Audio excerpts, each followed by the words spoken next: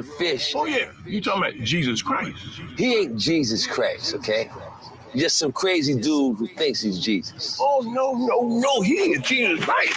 He's the Son of God, King of Kings, of the Most High. God's only begotten Son sent down here to save our mortal souls from eternal damnation. But you know what? This Negro ain't doing shit to me. My niggas go back and forth about who the best. I be sipping this dirty water from Budapest. I say fuck all the rules, yeah, I remove the refs. I wanna talk my shit, I need a student bless. You can call me a king of all things. Me and Mr. Rothstein trying to build it up for current and future offsprings. So the petty engagements beneath us. These niggas tripping off reefers, placing they bars on the same pedestal where our feet is. Fuck around, WE WRASSLIN. Predictions only. Summerslam NXT TAKEOVER 30. You know how we do. Song by Spade Raw featuring Man 95 Black Jesus on the Raw Tuna Project.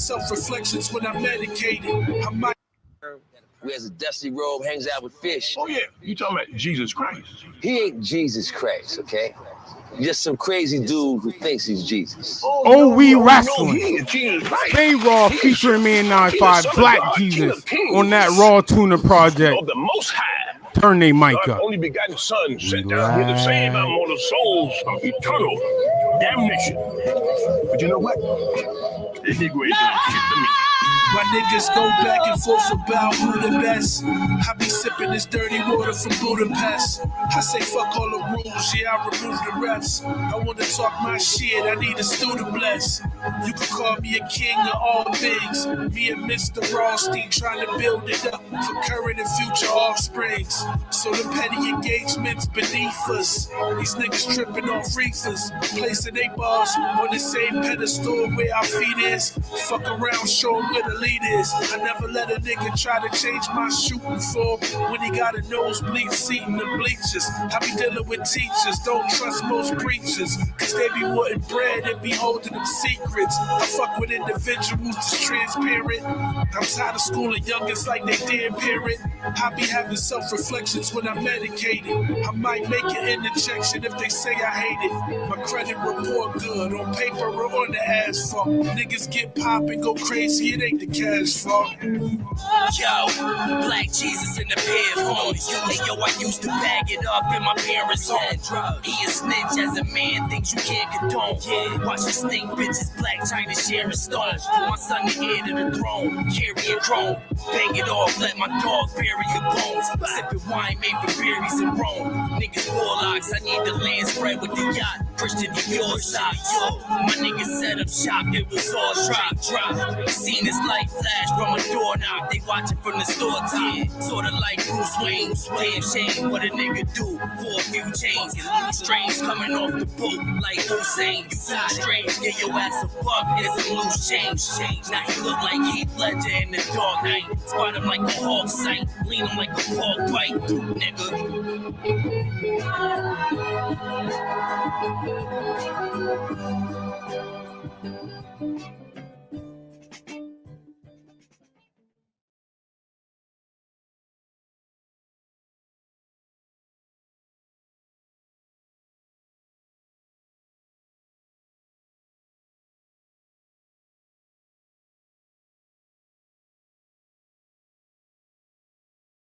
Thanks to this, I'm able to pay for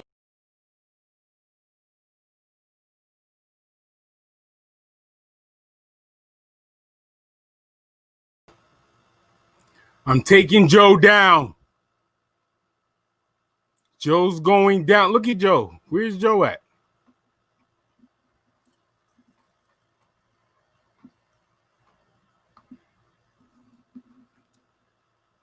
There you go.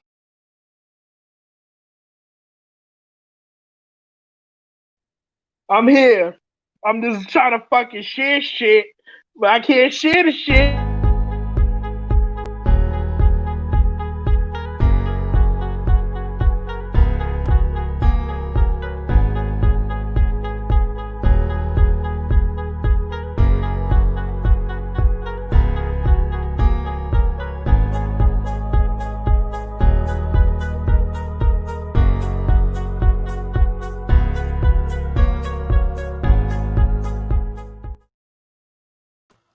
Relax.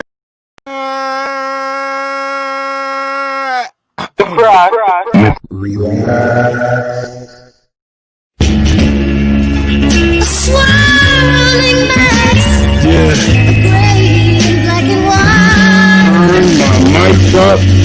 Turn our mother loving mic up. I want to see them with Sims or anybody that's coming in ring. Hunger Games up in my head. Gotta get the dough, babies need. You gotta go in fifth. The facts. Virgil. All right. Nah, you ain't doing me like that. You ain't doing me. For my black queen, Sasha. And Goldust. All right. Yo, you are foul, bro. You are. Jeff Hardy at number 5. Number 5. Goldust. All right, Goldust. All right, Ty. All right. Cool with that. Niggas give me props every day. What I'ma do with that? Eddie Guerrero going in wrestling God. Yeah, just gonna have to be there. That's just have to be there. That's just how it works.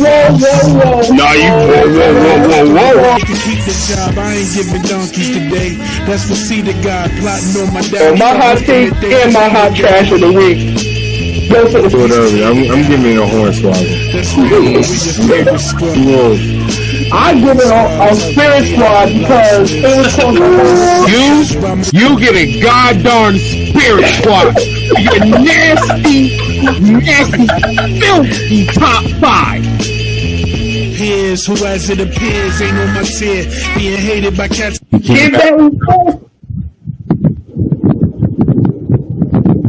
Oh no. Oh, this God damn it. It's your photo 40%. Yo, Montez, I think you gonna be on. Yeah, I was about to say this. Hold on, yo. You lucky I don't got. You lucky WWE got copyright, love. Boy, I will play the Street Profit. What channel is that? What channel does that come on? That's the next question. That's relax. Pull up a chair, and we ain't talking careers. Hey, it goes right over my face too perfectly. That is funny, buddy. He had a good one with Rhino. Talk. That day. What was home the weak version of Ray Phoenix? Who's your host party? Yeah, I'm good on that.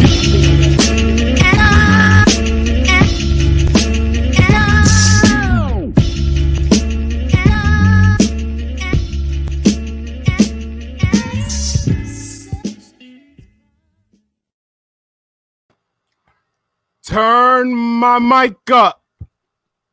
Turn our mother-loving mic up. Hello, America. Joe. Black Machismo Joe, how you doing?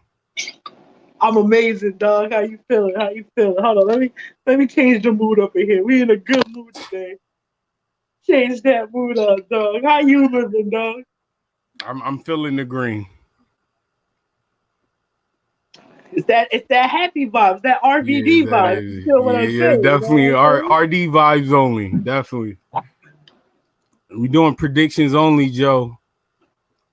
I mean, there's a lot to talk about on Monday. People getting kidnapped, people leaving, WWE being nasty. Sleepy fans. Thunderdome, sleepy fans. There's a lot to talk about, Frank. Speaking of Thunderdome, guess who's gonna be in the crowd? I will be in the crowd on Sunday in the Thunderdome. Look for the guy throwing up gang signs for 3 hours. Because I will be that guy with the different colors. Me and the Fiend will both have red when he comes out for his intro. You know, a lot of gang shit going on. So yeah, look out for me, though. We out here. They talk about paying fines, but I like to see a nigga try, cause I ain't paying shit. I don't know what he talking about. He paying fine. I don't work for Vince McMahon, so he think I'm paying a fine. You know, free. I got 2 words for him, and I ain't paying, nigga. Shout out to Vada Fly. It's that for that. Facts.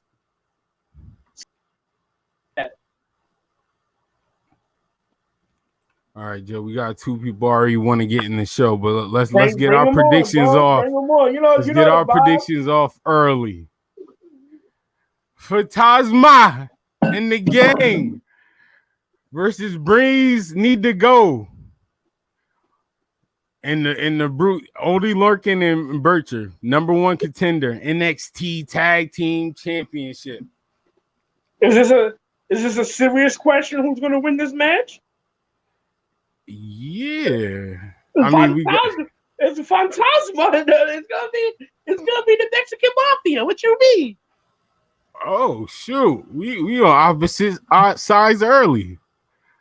We starting off early.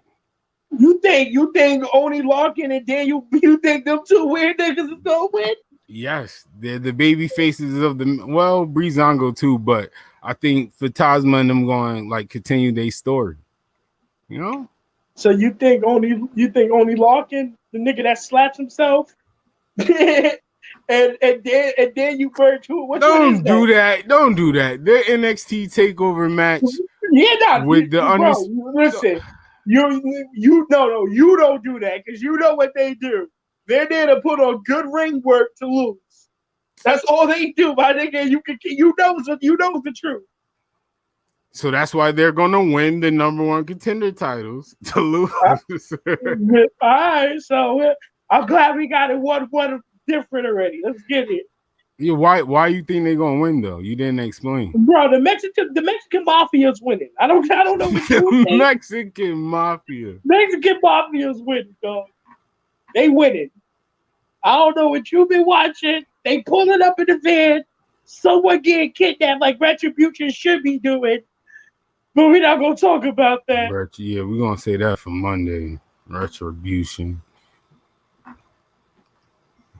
So yeah, you already know. It's only. Yeah, so Mexican Mafia 1-0. Look at that. Mexican Mafia 1-0. NXT women's title on the line. Io versus Dakota Kai. And I don't care what no one says, this match is going to be fire. It's going to be a good match. But a Latino Heat quality match. But once again, are we being serious? Who's going to win this match? Io. It's Io. There's no question. It's Io. Dakota Kai don't have it, bro. She don't have it. She's a nice ring work, but she don't have it. She has Tegan Knox. So? That story can't continue. So Tegan could win. Io's winning. It's over. Io's winning, dog. Wait, why? Why is Io winning? Why is it so obvious?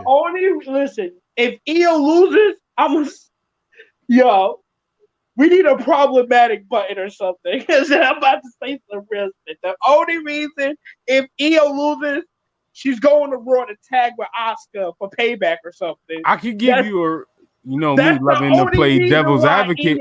I could get, to get the draft is coming. Bruh, Io is not losing to no Dakota Kai. Why build her up for this moment? So Io looks strong. That's what the purpose of building them up for, to make your champion look strong. I'm talking about Dakota Kai. Yeah. They've been building her up since we had fans. You listen, that's the whole point. Build her up to make your champion look strong. After all of that, I got Io winning. By disqualification, though. Io, dog. That's 2-0. I already know I'm 2-0 with that one, though. No, you're not, yo. Danny in the 1 and 2. Mic check 1 and 2. Yo, hold on. Somebody shaking their head. Hold on. Now it's bothering me. Hold on. Check it in. Montez in the building. What it did to do? What's good with y'all, boys? Zone. Yo, what's good with y'all, boys? Thunderdome certified for Sunday? What'd you say? Are you Thunderdome certified for Sunday? Nah, bro. I see you find it, and I was like, yo, I want to get on that shit and just be lit as fuck, bro. I don't give a fuck about the matches. I'm just on the shit like this. Fuck it, yo. We lit with the crown on the Thunderdome. It's Yo. lit. But yeah, it's a B. couple of us hooligans in here. You ain't missed nothing. We doing predictions, Gerard. We doing predictions. But yeah, I'm B. up 2-0 on Joe. That's what you missed. It's 2-0, bro. I might be disagreeing with both of y'all for that first prediction. I might be leaning with Breezango. Please don't pick Breezango, my nigga. And I'm gonna give you my. But hold it, I'm gonna give you my quick reasoning because I don't want to stay on this because y'all on the next one. I feel like Swerve is gonna play a factor, as if Escobar comes in and tries to help Phantasma to help them win. Swerve is gonna come in and take that all away, and it's gonna open the gate for Breezango to win. I'm gonna rebuttal your story because I can take what you said, and that's gonna help 1 and 2 win. Because of the story of them getting into it, which I was saying to Joe, that's why Mike Check 1-2-1-2 is about to win. Niggas ain't winning. They're not bums. They're not bums. Nah, they're not bums. It's not that they're bums. They've been fooled though for the past couple of weeks. For the past couple of weeks, they've been fooled. I agree. They've been fooled. That's why it's like, I don't know about the win. Listen, they're there to put on a good fire match, nice ring work, and then they're gonna lose. That's what they did, yo, bro. They there to eat the pin. They don't want Breezango to eat the pin. Only Larkin and the other guy is gonna eat the pin, bro. And the other guy. We doing this? So we both got EO. How you got EO winning? Pinfall, clean. 1, 2, 3. Disqualification on Dakota Kai. I think that big girl gonna come through. Oh, I forgot about that big bird. I didn't say that. He did. I said it, America. For the NXT North American title, Reed, Priest, Gargano, Grimes, and Grimy Dream. Psych. Now you got somebody's name wrong. His name is R. Kelly Jr. Joe, you so lucky. This is part of your show. You so lucky, Joe. You so lucky. Yeah. Yo, my bad. I dropped my phone, B. I dropped my phone. I would have dropped my phone after his comment too. That's what it kind of did, though. It kind of did. The temerity of this mother lover. But I ain't gonna lie. I agree with everybody's outcome for the first match. Second match, I'm still leaning with EO. I feel like they still have to build her up to be. They need a strong champion in the women's division to carry them, and they gotta still build up other competitors. So Dakota Kai is the next one up, but she can win the title, but I still think EO is the one right now. So I still got EO taking that, and with the next joint, I'll let y'all start that one off.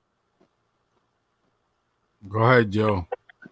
Velva go. Oh my God. Dustin, come on the show, bro. We gotta talk. Come on the show, bro. Cause you wildin'.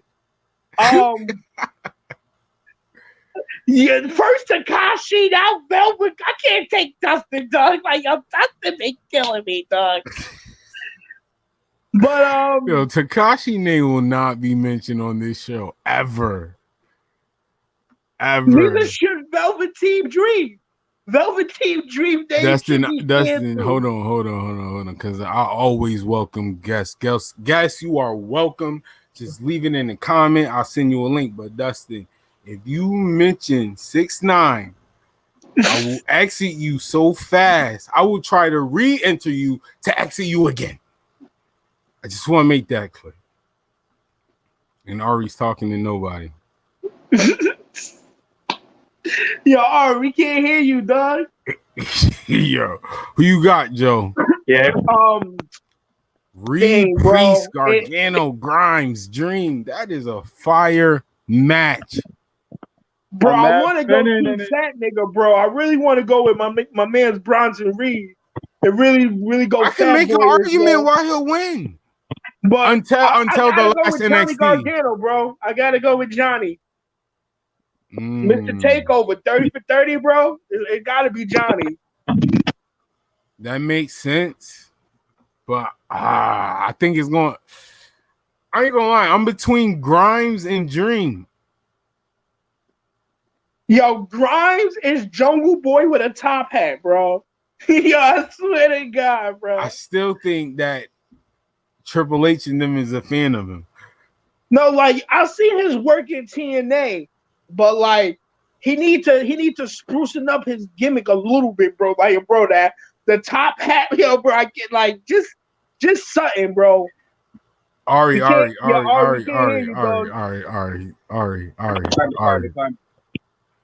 Oh, we wrestling, Ari. Seem like you wrestling with your phone. Now, can you hear me now? Ari, Yeah, your service got you in the submission. Yeah. Don't tap. It took my headphones out. But yeah, so I rock with Grimes, and like before TNA, like some of his like indie shit, his promos was really good. So he could definitely handle his own in that department. Like I said, I think him just really having to set up his gimmick, which is working well because he's actually adding the hat to his matches. Like if people fuck with the hat, like that kind of like ticks him off or some shit like that. If he does it sometimes when people fuck with the hat. But long story short, I see the upside with him. But I am still leaning towards Johnny because the accolades for him is just rising up, and it's like to have that first 2-time NXT North American Championship, that's kind of big. You know what I'm saying? They did it for the Revival when they were there. Who else they gave the double title thing to? They think they did it for Shayna Baszler. They made her a 2-time champ. Like when that accolade is dangling out there, and whoever's supposed to it, sometimes they pull the trigger. And looking at the names, these are a lot of guys who have a great upside, and Johnny is the guy who I could definitely see being the one that goes for it. It's a safer bet right now, too. It's a safer bet. It is because it's the anniversary, the 30. But I'm not gonna lie, just because you say that accolade thing, I'm going for Velveteen Dream. I got a defense. I got a defense behind that. R. Kelly Jr. cannot be the North American champion. I think Triple H really believes in Dream. Bro, even he was the first one. He was the first one to respond when everybody wanted an answer. He said he looked into it and there was no answers. Bro, they didn't find anything. The voice messages. That's what he said. That's what he said. That's what he said. No, that's some 1980s. Let's sweep it underneath the rug, and if we have to lawyer up, we're gonna lawyer up. That's what that is, bro. Let's keep it G. All right, my final pick is Damian Priest. I gotta keep it tall. Is Damian Priest. I'm not my parents' generation, bro. We're not gonna let R. Kelly get away for 13 years. Okay, turn your mic up. Turn your mic up. Nah, dog. Turn your mic up. We got your mic up. I give you that. I give you that. So I'm gonna give it to Damian Priest, and here's why. Because what is next for him? Nothing. Because he's a I think they believe in him too. I definitely think. All right. I can't front. I want to give it to Grimes. I really want to say it's Grimes. I really do believe in Grimes, but I think Damian Priest, because he's the one that they believe in and want to push to the top shelf, and he don't really have nothing next. The title is the only thing that can make something next for him. Yeah, I ain't gonna lie though. Him and Bronson Reed could have been a nice one-off for this takeover. To open the show, that could have been a nice one-off for him. If you're just talking about something like, even if he wasn't in this match, that would have been a nice setup for him. Because like he knows how to carry himself in feuds. Like even when him and Cameron Grimes had their little thing going on NXT TV, it was something that it wasn't like the biggest thing, but it was captivating enough. You knew the fight was going to be good. He's great in the ring, so you know it's gonna pay off in the ring. So it's like you definitely. I don't know if NXT title is set up for him yet, because his whole gimmick is not really like, it's not all the way over yet where I'll see it on the main stage. Like it could get like the whole arch thing, that's dope. But we don't want to just fall on the entrance. We did that with Bobby Roode, and they dug that to the ground on the Yeah, main they stage. killed it. You know what I'm saying? Yeah. You feel me? But So wait, hold on. Did they kill it, or did Vince not push him how he needed to be pushing on the no, main they roster? put too much focus on that other than That the was it. actual wrestling. Yeah. Then what I'm Bobby saying? Roode, the character. Like it They was probably more. thought they were helping him, but it wasn't really. Bro, they needed to make him heel. That was All his right, we're gonna whole. bring somebody else in. That was the whole issue when Bobby first debuted. They Dustin. needed to make him heel. They made him a face. Dustin. What's good, my BC brethren? Yo, what's good, bro? What's good, my guy? Oh, pardon me though, real quick, Dustin. How dare I? You on OE Wrestling. Ari, we need them top 5 tag teams. Top 5 tag teams. Numero uno. The Dudley Boys. That's my personal favorite. Right, talk. Number 2. Give me the Bucks. Over the time, they you already know. I don't gotta record what Super kick. Hold on, real quick. All right, hold on. Let me give you your respect. Look at that, Young Bucks. Super talk party. Talk greasy. Talk tough. Right, you already know that shirt fire, bro. That shirt really fire. Good look. Number 3. Number 3. Give me my number 3. I'm gonna keep it tall. This might sound crazy because it's so recent, but Revival. That's one of my favorite tag teams of the modern day. And I've seen it that long brain time. buster feeling, yup. For real, B. Number 4. Give me the Hardy Boys. I got to. Like it's fire. If I know me as a kid, like me and my cousin was flipping off everything and trying to be like the Hardy Boys. Right. Number 5. Chuck and Billy. That is crazy. Wow. That's interesting. That is interesting. All right. Okay. Well, Dustin. What happened? Bro. Dustin, top 5 tag teams. Dudley's, Harlem Heat, Outsiders, the Steiner Brothers, and the Hardys. You ain't doing me like that tonight. You ain't doing me like that tonight, bro. Yeah, he rushed that shit. He rushed it so fast.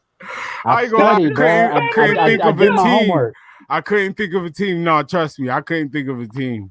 I would have said Goldust and Booker T. Oh, I should have kept the Goldust thing. Yeah, you're right.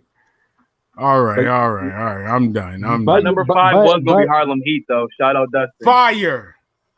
Fire pick. Respectable. That was actually. That's my favorite team from WCW. Harlem Damn, Heat was, bro. I feel left out. I didn't get to see Harlem Heat growing up. I got to see them in their like mid to late days, but they were still in their prime. So, bro, they were my first tag. That was the first time I ever seen a tag team was Harlem Heat, bro. I thought the motherfucker was really out there, bro. That shit had me like. And their gear was so fire. Somebody's an edgy Christian fan. That's what I'm saying. Yeah, but I mean, you think about all the guys we just said, like they're a great act, but they didn't really change nothing. You want to watch an edgy Christian match, or you want to watch a Young Bucks match? I don't never name my top 5, but I ain't gonna lie, I'm having a debatable with my 5th pick because Pentagon and Ray Phoenix. Yo, talk to me in a couple years. For real. I'll be saying that's what I'm saying. It might be honestly, like that, bro. Honestly, when I look at the history, do I have to wait a couple years? Like, I mean, maybe on like I see what you're saying. I'll wait. I see what you mean. But the in ring is just so quick. I see. That's why I say I agree. I'll wait a couple years. But their in ring is insane. Insane. How about they singles run, bro? I would much rather be singles. Yeah, Pentagon is trying to make his way up in my top 5. I ain't gonna lie to nobody. I've been a Pentagon fan for a minute. Yo, they take him seriously on AEW. Not because they take him serious on the singles run on AEW.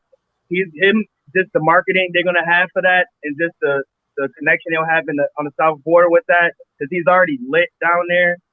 You know what I'm saying? Wait, one more thing. Yo, Tony, anybody, if I can ask for one single rivalry, because y'all already started it, so continue it. I need at some point Kenny Omega versus Pentagon Jr. again.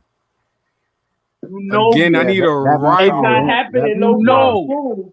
That's why I You said already it's fine. know. It's fine. But That- it's fine. You know why, Joe? You know why I'm happy? Because we about to get the old Kenny. We building up the old Kenny or a new version of like a New Japan Kenny. This that 2016. Yeah. I hope Like he he's changed his crazy. theme song, bro, because that theme song is trash. His current theme song is trash. The bro. bad part about it, he more than likely gonna keep it. That's the bad part about it. He can be an evil gamer. That's the bad. Yo, bro, his theme song is so garbage, bro. I swear, bro. Like every time he comes out, bro. Yo, Eric, you talking? I'll see you in the chat tomorrow, Eric. We gonna have a conversation tomorrow. Yeah. We gonna Dustin Cat already know. called That's you. why Dustin shaking his head. He's like, "Great, we about to have a yelling match for about Cat 45 called you minutes." Joe Zam. That is crazy. Y'all ain't looking like Hood Shazam and shit, bro. It's a vibe. I'm on my RVD shit today, Doug. So Dustin, North American title. Who you got? You already know Reed, I'm going with my GOAT, bro. Velveteen, bro. Innocent Oh until my, proven guilty, man. R. Kelly Jr. Oh my God, bro. Innocent until I'm proven guilty, bro. Innocent, Velveteen, bro. There's voice memos. Bruh, this is internet age, bro. I know you don't understand the internet age, Joe. You go make a voice memo? Eventually, you're gonna, bruh. All the memo said was how old were you? That's all the voice memo You said. out Right? here, He bro. didn't say nothing crazy in the voice memos. Bro, this man was talking about his wiener, dog. This man was Nah, out here, bro. No, he wasn't, bro. No, he wasn't, bro. bro. This, See, that's what I'm this talking man about, was bro. out Y'all here trying wildin'. to, bruh. Listen, I don't want to do this in Velveteen Dream, but listen. When you out Yeah, here, you do, bro. No, I don't. But when you out here punching for little boy butt, bro. bro. But that, bro, anybody, bro, you don't, okay. Bro. Come on, bro. You gotta take a stand. Come on, bro. You got it, bro. No, bro. Listen, you can't get, bro. Listen. So Enzo was wrong too, then. No, Enzo was innocent. Nah. She said it happened, bro. No. And he actually did fuck her. And he actually did fuck her. And he actually did fuck her. There was no proof, bro. He out here punching for little boy. Bro, there is no proof. Bro, he got messages, bro. There's messages. You know what, bro? Come on, bro. Bruh. My only thing with the Velveteen shit is you're a Ninja Turtle. My thing is just they keep saying the whole WWE investigation and shit, and it's just like I just don't trust WWE's investigation. That's just my whole thing. That's just my only thing. WWE doesn't want to be associated with anything, bro. That shows you what with Enzo. Yeah, I ain't gonna lie. That's why. Bro, I ain't gonna lie, is because if Enzo, WWE if they believe you did anything, they cut ties. They burn that bridge. Bro, listen. But they do see, bro, it's gonna pick up steam. Watch, bro, because it's finally making it to the news media, bro. Right, it's been that way for like 4 months. No, bro, it died down a little bit. It did die down a little bit because I ain't even gonna hold you to a point. It was like, damn, I forgot the nigga was going and what he was going for. That's why he back on TV. There's so much shit going on. That's why he's back on TV. And the voice messages you're talking about, they hacked into those folks, and there was a bunch of little white fucking 13-year-olds, and they're dropping the N-bombs, stupid fucking crazy, talking about getting them fired and shit. Yeah, but this is a completely different. But there's a completely different guy. I know what you're talking about, and that shit was wild. But there's somebody completely different. Bro, vulture. So there's no such thing as the vultures. I mean, yeah, there's vultures, but there's also things called child pedophiles, bro. Bro, that's crazy. But okay, if that you're exactly. That's what I'm saying. That's why I agree with Corey. They would not even put him on TV. Bro, listen. Exactly. I Corey don't believe that. But I really believe earlier, WWE would not. They would not even get their hands dirty like that. But Frass, you said it earlier though. They love Dream. They got so much. You know what I'm saying? Upside for him that they probably just like, yo, we feel you. We agree with you, so we gonna keep the ball rolling. Bro, You know what I'm saying? Snooker caught a body. Enzo, bruh, Yo, what? R.I.P. Snooker caught a Yo. body, bro. R.I.P. Yo, Joe be coming for the juggler. Snooker caught a body, bro. Enzo sold the most merch.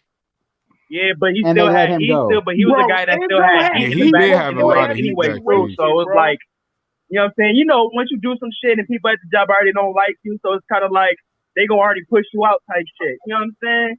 Like Dream ain't really in the space to even garner no heat with nobody yet. He ain't, you know what I'm saying? He don't really do shit. Bro, listen. When you're backstage, he has backstage heat, bro, because when your co-workers know, bro, it's different, bro. If you innocent, bro, you innocent. But how? So you're telling me that he went in the back and was like, "Hey, man, I'm talking to these kids. Y'all don't tell nobody." Like, how do you go to Dustin? That's like somebody OTR coming to us. No. Because Matt Riddle did that. Not with no pedophile shit, but that girl that was stalking him and saying that he was he had sexually assaulted her. He brought that up to WWE damn near as soon as he got there and said, "Yo, me and my wife been trying to handle this situation. This girl's bugged out. So it basically, if you see this shit come up, I'm just letting you know about it now." You know what I'm saying? And lo and behold, when all this speak out shit came out, this girl came out and started speaking on the shit. That's why Matt Riddle was cool about the situation. That's why he shot back at the situation. You know what I'm saying? So you kind of gotta, like, if you know you're really innocent for real, you would have been came up like, "Yo, this motherfucker is trying to do some shit to me." You know what I'm saying? They trying to fuck me over. So letting you know now. So when y'all hear some shit about it, don't look at me crazy. All I'm saying, bro, is this is just a way, bro. Now, if it comes out, you know what I'm saying, on some proof shit, like some photos or some type of evidence, like, okay, like, obviously, like, I'm gonna Seth Rollins shit. I'm gonna delete everything, any positive post I've ever made about Velveteen. But until then, bro, you're not. I'm not stopping my. I'm not. He hasn't done anything. He hasn't done anything for me to feel. That's what I'm saying. They would not put him back on television. Listen, I kind of think they would though, bro. Give me another example where they would take that risk. Bro, but then again, we don't know too many people this popular of this modern day. Being on the episode of the Chris Hansen show, bro. Let's keep it G. See, that's what I'm saying. It's all jokes, bro. Like, it's all jokes. I just don't know too many wrestlers of this modern era who've been in situations. It's all jokes. Like, this is not no joke. You know what I'm saying? Bro, listen. Little boys, bro. Like, yo, bro, he was out here with little boys, dog, doing. You out here messing your little boys, doing some, some woo-ha shit, dog. I don't know, dog. But see, you want to know how scary that is, though, bro? If I could just throw that shit on you, you know what I'm saying? Like, I could just throw that shit on you. You will never catch me talking to those boys. It don't matter. All right. I'm just saying that shit's scary, right? That shit's scary. Nah, I agree with Dustin. The thing is, it's just, especially given right now with this whole Megan Thee Stallion shit, I just think sometimes where it's just that divide comes in is like when somebody does speak out, it's always we got mad questions for them and such like that.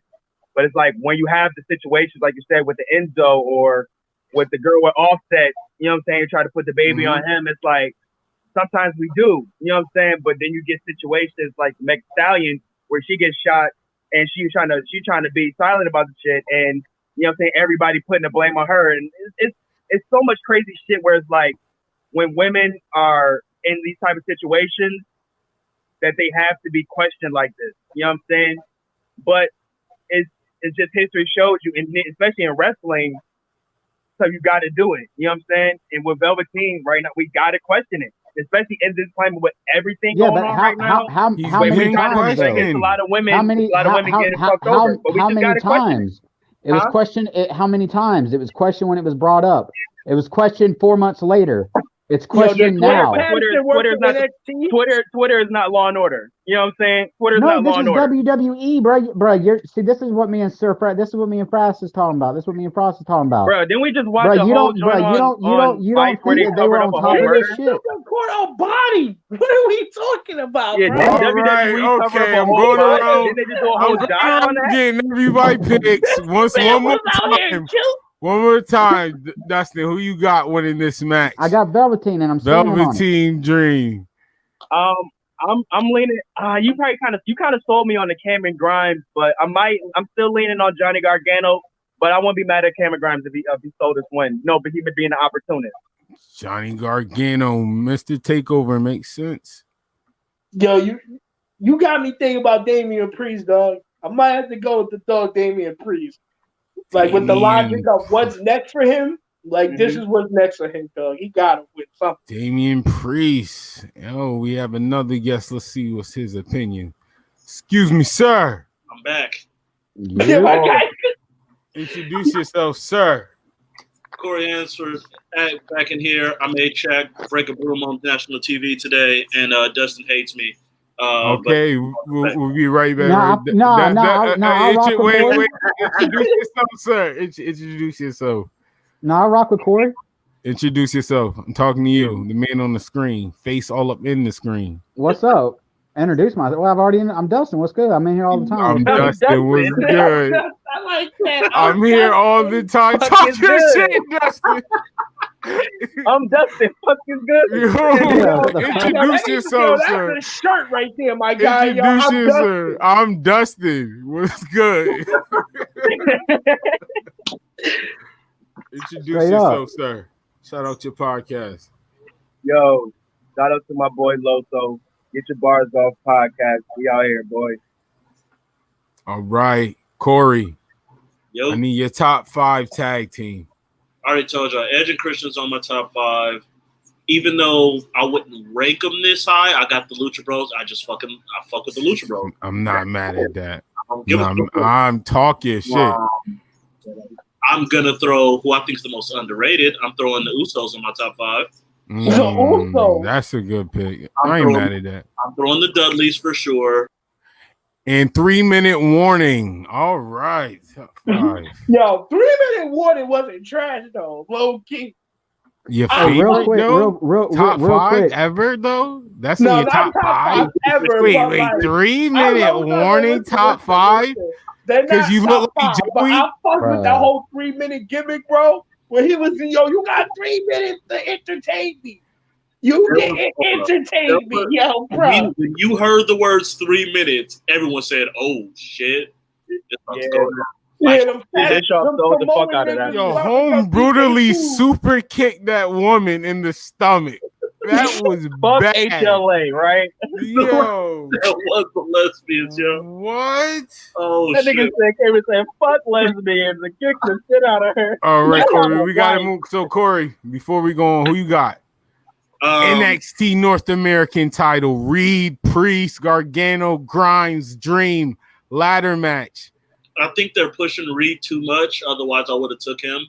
Yep, he's been winning everything. I think the other guy, Gargano and Velveteen, don't got anything to gain from this. Like, I don't think it does much. So I'm gonna go Grimes. I think it'll be between Grimes and Priest, but I'll go Grimes because he's been way more entertaining than Priest has. See, that's what I said. I felt like they're gonna push a new star, but Ari almost had me. I do got Priest, but Ari's almost had me with that 2-time NXT North American title thing, and Gargano being Mr. Takeover, he might win. He might win. Oh my gosh! But hold on. Oh shit! I thought I was going to be highly upset. I'm still highly upset, but I'm slightly okay with this. I'm intrigued now. It's Adam Cole versus the Software Spy. Yo, bro, I'm about to keep it all the way G, dog. I'm about to keep it all the way G. Adam Cole about to get punched to sleep, dog. Pat McAfee, dog. All right, so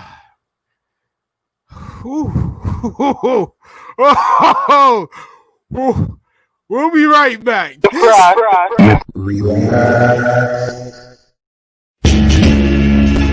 Swirling mass. Yeah. Black and white. Turn my mic up. Turn our mother loving mic up. No. 20 feet over 10 to anybody. Just come in the ring. Hunger Games up in my head. Gotta get the dough, babies need. Ain't gotta go in bed. Virgil. All right.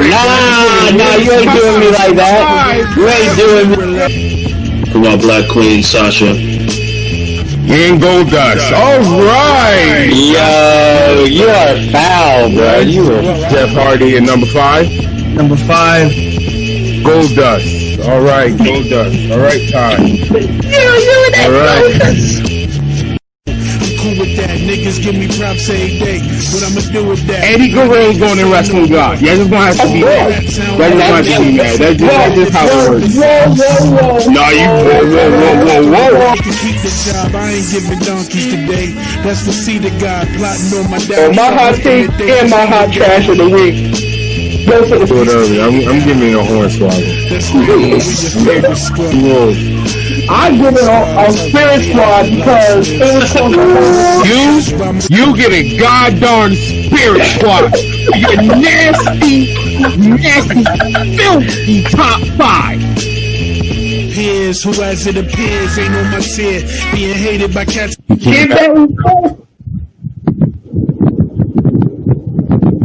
Oh no. Oh, this is...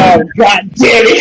Your phone on 40%. Yo, Montez, I think you put me on. Yeah, I was about to say this. Hold on, yo. You lucky I don't got. You lucky WWE got copyright, love.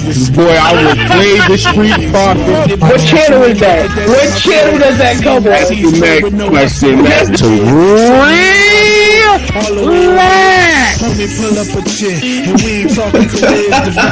Hey, it goes right over my face too perfectly. That is funny, buddy. He had a good one with Rhino.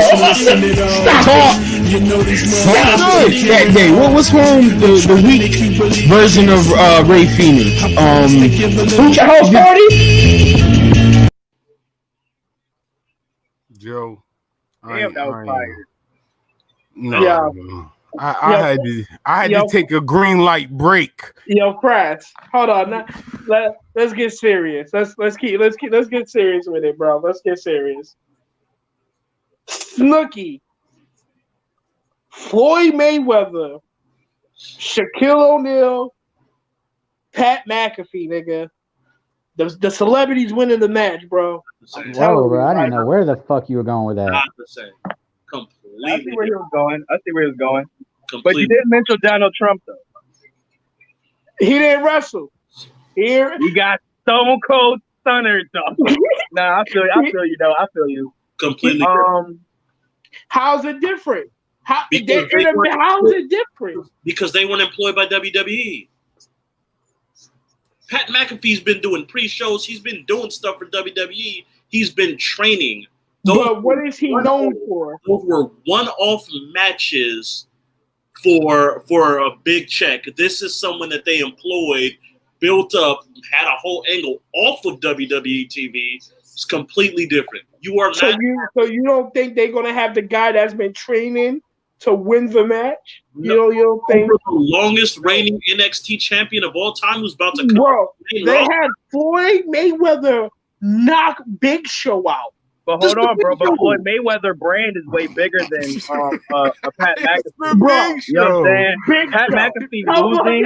Bro. Big Show, dog. It's the Big Show at Pat McAfee losing on this stage is not hurting his brand nor building his brand. Well, might build his brand just doing this. You know what I'm saying? Because this is keep it tall. The best thing he's doing right now is the podcast. So any podcaster right now wants to build their brand higher to get more revenue to their podcast and more eyes to their podcast.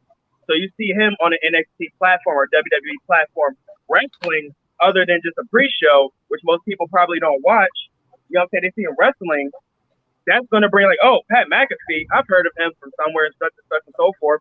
He might plug his podcast here and there. that's gonna bring more eyes and such to his joint.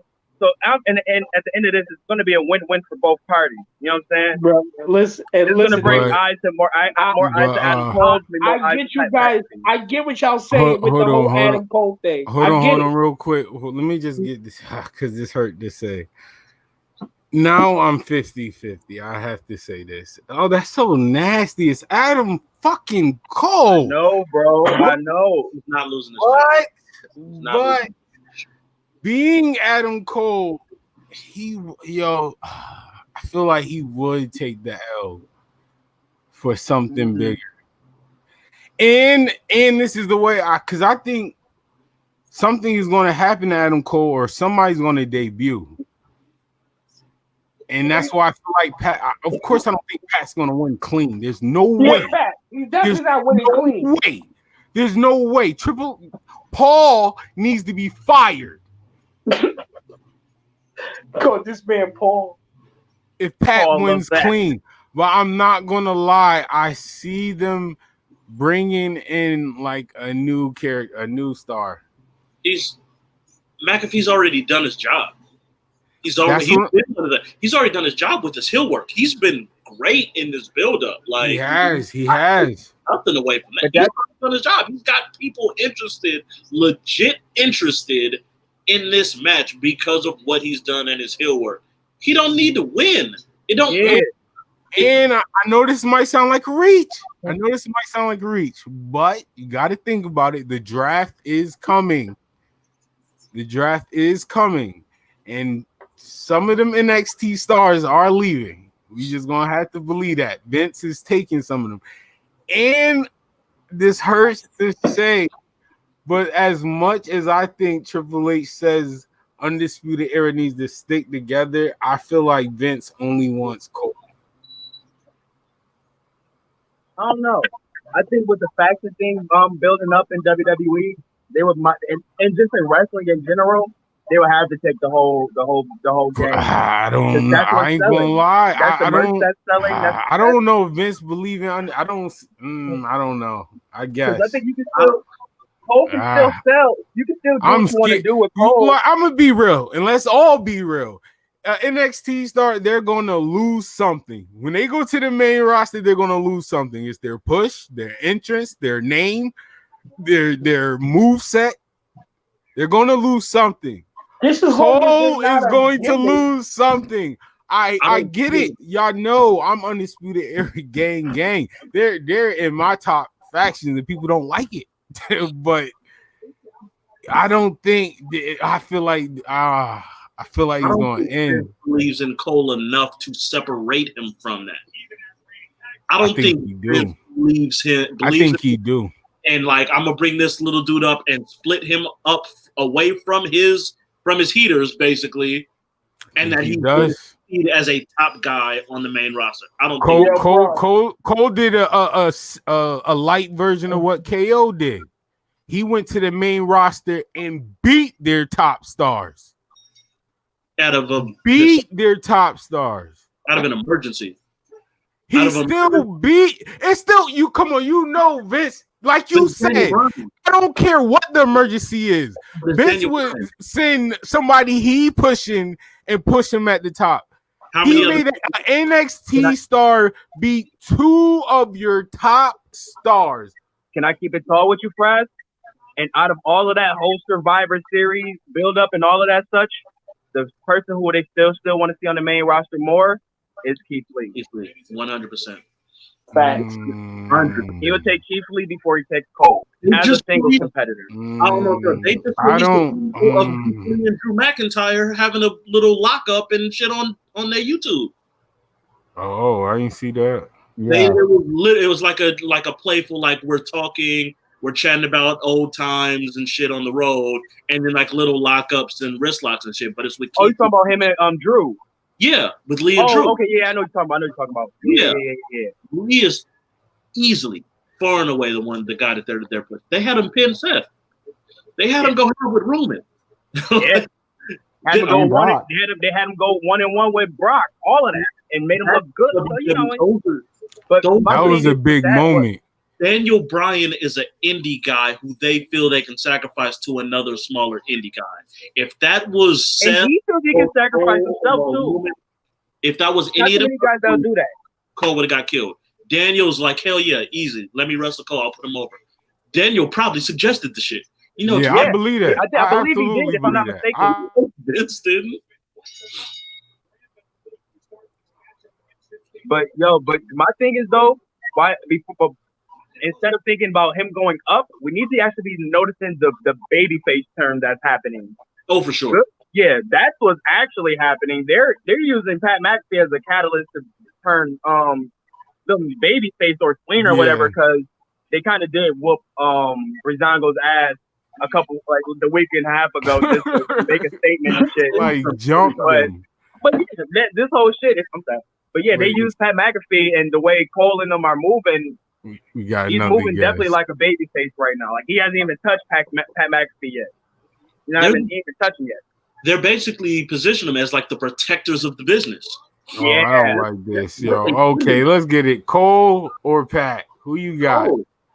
Cole. Dustin. Damn, y'all said a lot. I think I'm gonna go with Pat, man. I think I'm gonna go with Pat. Pat, Ari. I'm gonna stay with Cole. Stay with Cole. So they go get that rage out. Pat. Joe. Pat gonna show Randy Orton how to do the punt. Oh, you did. That should have been his finisher. That should be his finisher. He's going to sleep. But I agree with y'all. It's going to be some shiesty shit. You feel me? Like it's going to be. Oh, it's yeah, not facts. gonna be, He's not winning clean, bro. Yeah, but the thing is, the way I look at it is, if Cole does lose to Pat, it's not that you're not going to look really down on Cole. You feel me? Like it's not going to be like a career-ending thing. But if Pat goes over, even on like some like dirty shit, they can then bring him back later as like the guy. You know what I mean? Like, okay, say he goes against like a Damian Priest later on, or Velveteen, or Keith. You know what I'm saying? Or you feed him to Killer Cross. Yeah, or that's what I'm saying. Now he has a win against Cole that they could use to build it. You know what I mean? Make another withdrawal from the ATM. That's what I think they're gonna do. All right, yeah, I'm gonna go with Pat. I think they're gonna build up Cole new rivalry. Can I ask one question before we go off of it? All right. Over or under 2.5 stars for this match. Can Cole get 3 stars out of Pat McAfee? Yeah, I think he could get. It's Adam Cole. Yeah, it's Pat McAfee. It's I mean, it's Adam Cole. It's Adam Cole plus some. I'm just it's going to be a whole bunch of wrestlers that make Pat look like a star. He's going to hit the Adam punt, going to Cole look good. Himself is getting 2.5 stars, bro, by himself, Dolo. So yes, I think they can get 3 stars. Not over 3 though, 2, bro. I'm solid 2. Solid 2. Solid 2. We got to revisit this if it goes out like top 2 matches of TakeOver. We got to revisit most it. Definitely. But man, on paper, this is like looking at the Nas, you know what I'm saying, Febo and ASAP Ferg record on paper and being like, what the fuck is that gonna look like? What the fuck is this? Like I don't know about this one right here, buddy. Yeah, but like, remember Ronda's debut though. Like nobody really believed in Ronda, but when she put on when she just performed halfway good, that was really one of the best matches of that WrestleMania.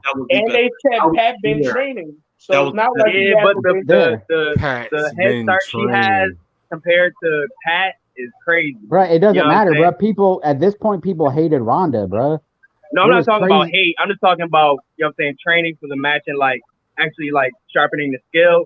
I think she already has a head start, you know what I'm saying? Like just I don't know because I don't know how far along Pat is with his. Yeah, I don't know either, but I'm saying just from knowing from a dude being a kicker and from somebody being in combat sports, I feel like she has a head start. Also look who Ronda was working with: Kurt Angle, Stephanie McMahon, Triple H. Now, I'm not shitting on them, but you're putting Pat in the same position Ronda was in, but with someone like Adam Cole. All right, But let's leave Pat. We got to guess. Training with though. I was also a tag match. You got to and guess.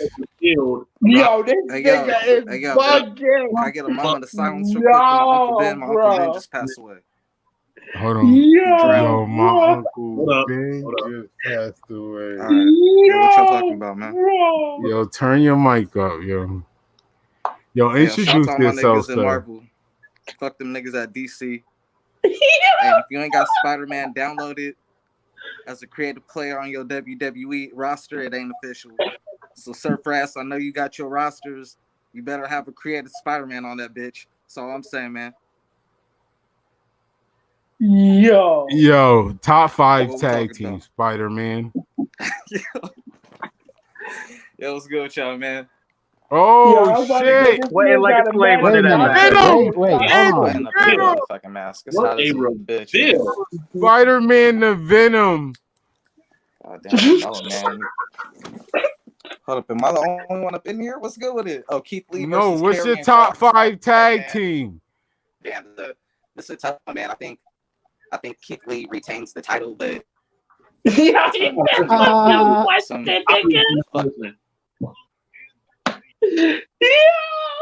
bro, Andre just makes every show his show, bro. Andre makes every show his own show when he pulls up. If you ever seen the intro of this show, that's the guy that the relax button was over. Yo, Burberry Dre strikes again. I don't care about your question, dog. I'm gonna answer how I feel like answering. Look at his forehead is frozen. Yeah. Look at Spider-Man work. What is he doing? He flexing. He's showing the crib. All right, Peter Parker. All right. Fix that. Main event, NXT title, Keith Lee versus Cross. Who is walking out NXT champion? This pains me to say, bro. It pains me to say. Hold on. Before you go there, is you right? You good, Spider-Man? Watch, I don't think I can hear you. No. I thought you took the mask off. Yo.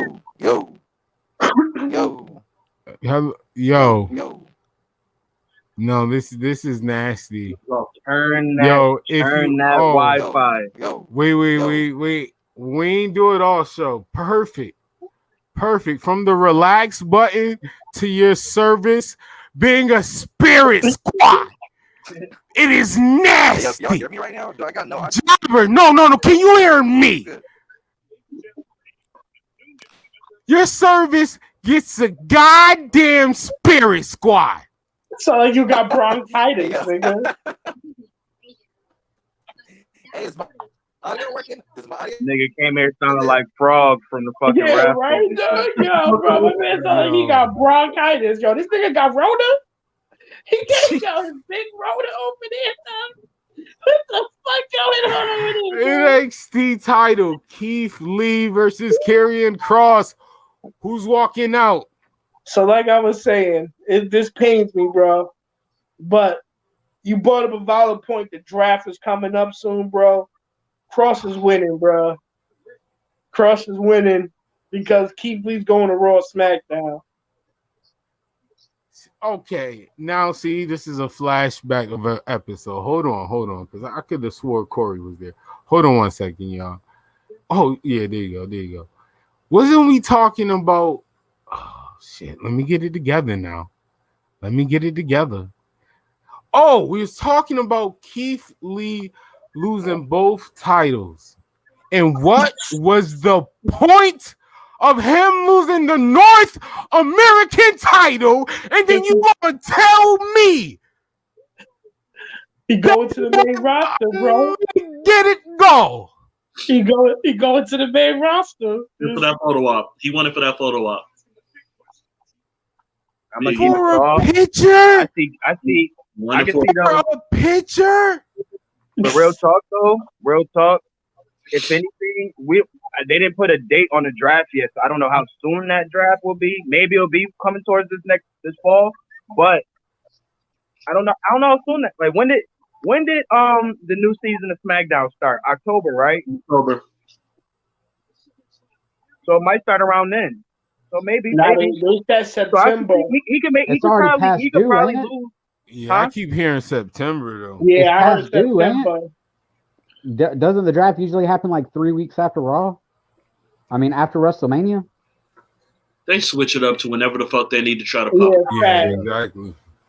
But all right, so we giving our prediction, right? Yeah, Right.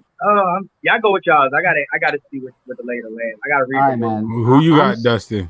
I'm sticking to the belief of what Triple H said, which was NXT is its own brand. I'm sticking with Keith Lee. I think Keith Lee's going to stay. I think Keith Lee's going to stay with NXT until he gets as big as possible, and then maybe he'll go to SmackDown or Raw. But I don't think Triple H is going to. Triple H has already stated that NXT is its own brand. I don't think they're going to do that crazy call-ups this year. It's not up to Triple H though, bro. It's up to that. No, but they've already said that. I mean, they've already. Yeah. And I go off of that because I just forgot about the whole storyline. Like he got to avenge his man. You know what I'm saying? You know what I'm saying? Cross took his man's out and everything. Like you can't get like Karrion Kross is smoking everything. And obviously Keith Lee is gonna make it a challenge now, but I just don't know. Like if what was the point of squashing everybody to lose at the big fight? You know what I'm saying? Like, I don't get Vacating that. the North American title for what? I don't get that. I think they were just following fads of the industry, of the double belt, and they just following fads, honestly. It's been a couple of weeks, and I still feel the same way. That was weak. What do you mean? The WWE's following fads, bro. Everybody's doing the double belt is thing, a person. I ain't gonna lie. I'm going with Keith Lee because of that. Keith Lee is winning. Yeah, Keith Lee got to keep that title strong. Keith bro. Lee is It's winning. too much for him to win that joint. You can't vacate that title and lose that. What? But and they everybody definitely talking made about this Karrion Brock, look like a formidable opponent. everybody talking about this Brock Lesnar thing. He should have defended both titles. Building Cross. What's the whole point of building Cross? How they What you mean Cross can take a L? What do you mean? It's Keith Lee. Well, now you're right. It is WWE. We did see Bill Goldberg jackhammer the But Fiend. this is NXT. Cross can come back into this. Like this ain't the end. This ain't going to bury. This ain't going to bury Cross the next month. You know what I'm saying? They're probably running back. This is not going to bury Cross at all if he loses. I don't think they're going to give him his first loss yet, dog. I think it's going to be they're going to build somebody up to take. But okay, let me ask you this: if they were going to give him his first loss, who would it be against in NXT? His first loss, Karrion Kross. Oh, yeah. What you call it? It would be Tommaso Ciampa when he come back. It would have to be Tommaso. Oh yeah. Matter of fact, if Tommaso Ciampa is not in that faction, I see him being a catalyst, possibly being a catalyst to this win. Because the way they built him up is like, yo, he's an unstoppable force. You know what I'm saying? So it's like it has to be something. I mean, Keith Lee is gonna make it a challenge. Nah, I can't think they're gonna do that for Keith Lee. Nah, not Keith Lee. I don't think so. But I can see that Ciampa feud being something after. Yo, give me Boomerang. I take Boomerang over any movie after. Boomerang was lit. But anyways, nah, son. Karrion Kross is built so strong. It's just like, what would they do after him? Like, does he win everything else after? Like, is he still one of the most dangerous guys after this? Like, Ciampa has to be the guy to take him out. So yeah, I'm going with Keith Lee. Going Keith Lee winning this. You gotta avenge my boy. I feel like I keep wanting to call him Chris Stapp. But what is his name? Donovan Dijakovic. I was about to call him Chris Stapp. I swore on my life, bro. But, yeah, he gotta avenge my man's, yo. That's his bro. You can't lose, and you can't. Joe, who you got? One more time, Joe. Who you got? I got Karrion Kross, dog. Karrion Kross. Got the Kross, dog. Who you got, Ari? I got Keith Lee, man. Keep Black excellence alive. Lee. Dustin with Lee. Corey. I've been going back and forth. I think they're gonna do the same thing they did with Baszler and Ember Moon. I think Keith Lee's going to steal a win. They'll fight again in like a month or so, and then Cross will take the title then. Yo, that's why I asked about the date, Corey. That's exactly why I asked about the date. Because they might have to go for, they might have to do 2 of these joints. They might have to do 2 of these. It's gonna be a rematch somewhere. I like to believe that they wouldn't have Keith Lee be this kind of transitional champion. I'd like to think that, but they did it to Drew. If they did it to Drew McIntyre, so if they could do it to Drew, they could do it to Keith. Yeah, that was injury too, though, bro. Remember that? That was injury, and they kept him off the shelf. I think that just happened to happen, but I don't think that changed. I'm pretty sure they've said that didn't change what the outcome of the match was. I think it just happened. I didn't know that. Hey, Yeah, man. I'm definitely gonna have my eyes glued to this match, man. This is definitely gonna show what the future NXT is gonna look like. Not just like storyline wise. Talk about like people moving up, shifting, and a lot of shit, man. All right, so what is y'all overall feeling of NXT 30? What are y'all expectations? It's gonna be a match of the night. What's match of the night? Ladder match, bro. Ladder match. Yeah, I'm going with the ladder. That is a lot of talent. That is a whole lot of talent. Yeah.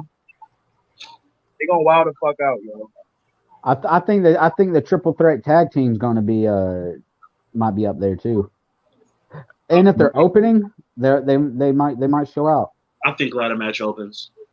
I think they do just like they did in New Orleans. I think the ladder match has got to open. So now I feel like Johnny's gonna win. You saying that? Nah, ain't no switching, dog. Your vote is plugged in. I still got Priest, but I'm just saying that's a good argument. Johnny wins. Johnny takeover. The only argument I could see is if they want to do Johnny Takeover at Takeover 30, this big historic one. I could see maybe them wanting to do that, but I'm still going Grimes. I want to be. He needs a title right now to kind of help his whole little him and his shorty gimmick thing right now, like the little family thing. Like it's not getting stagnant, but it's like they need something else to take it to another level if you really want that thing to really move. A good program. It is.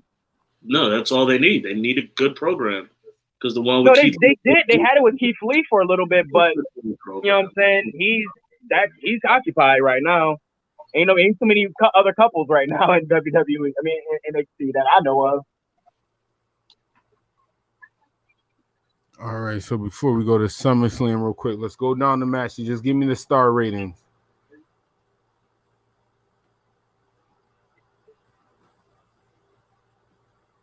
The NXT #1 contender match.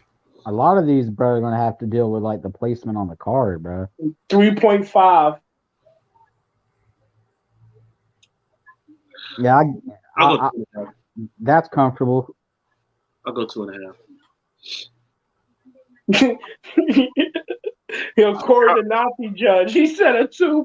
Yeah, my man said I'll give it a 2.5. They good, but it ain't like this ain't no match that's like got people in. Like I didn't even know this match was happening.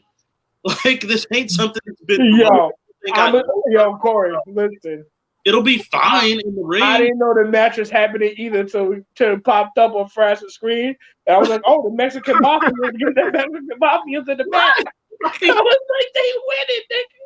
It'll be fine. All of them are good wrestlers, but like fine is 2.5, right in the middle. That's what you expect on this rating, Ari? I can see this being a solid 3. There's gonna be some good spots in the match and such like that, some hard hitting, but that's about it. Dusty, let's run through this real quick. 3.5. I'm comfortable with Joe. 3.5. I ain't gonna lie, I'm giving it a 2.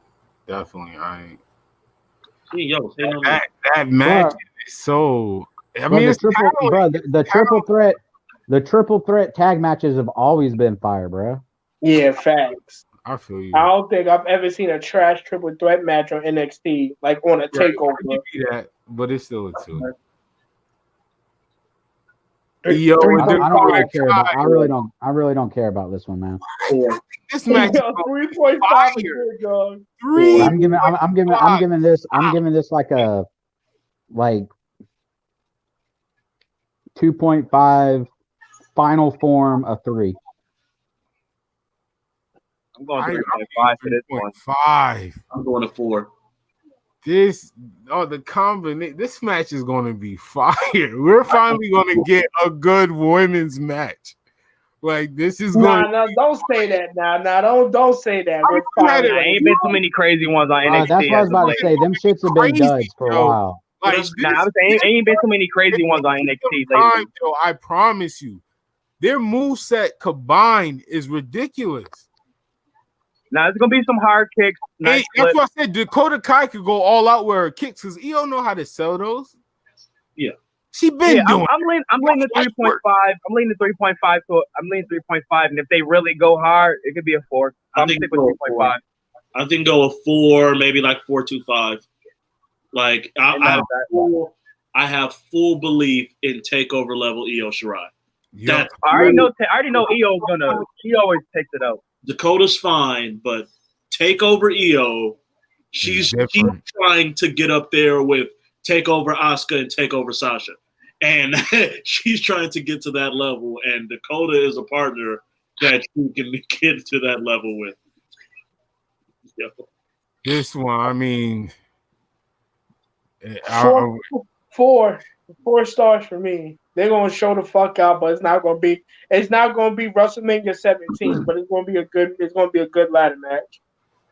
At first, I thought that, but first of all, it's so hard. First of all, Reed is at a point, backstage wise, he want to prove something. Y'all starting to give me my push. Let's keep this push going. Triple H is starting to believe in him. Now, Damian Priest and Grimes is kind of on the same situation. They know they could be next up. And then, first of all, Velveteen Dream, all R. stuff. Kelly Jr. Velveteen Dream and Gargano, what else can you say about them? That's 4 stars right there. They ain't no star. In ring. I'm going 4.5 solid. I think Reed gonna show out. I think he's gonna do something crazy. He's definitely gonna have the spot where somebody's on his back and he's gonna jump through the ladder. I think he's gonna do something different. I'm telling you, I think they're gonna switch it up. It's gonna be like the Rikishi off the top of the cage. Brock gonna get on top of that ladder. Why? You know, Bronson Reed and Damian Priest gonna have their big guys spot of the match and shit like that. It's given, but I want to see a cave in from the ladder, bruh. I gotta see Grimes do a cave in from off the top of the ladder. That shit gonna look nasty, bro. That shit gonna look. Now I'm going with 4.5. For real. It's so much talent in this ring. Damian Priest is gonna show out the moves he can do. People forget this motherfucker gets bouncy. He can get bouncy in that ring, bro. Grimes is very slept on in the ring, bro. He gets fucking crazy. And you already talked about, Johnny Gargano and Velveteen. Bronson, I really want to see what he comes up with in this match, honestly. So he's gonna be like the Killian Dane of this match. How he was in the other ladder match. It's gonna be kind of his spot. I'll admit I'm biased. I got high expectations because I was at TakeOver New Orleans, and that was the first TakeOver match I saw in person. Was that first ladder match, and to live up to that, you got high expectations. I don't think it'll be in the Thunderdome. Probably not. Oh, not. No, that's in the other part of Florida still. I can't do it tomorrow for sure because the Lakers play at 6. So I got work and shit to do tomorrow. I might try to do it for SummerSlam, but I can't. I won't be able to do it tomorrow for sure. But I think this will go 4.25, 4.5. It's not as much as talented as this group is.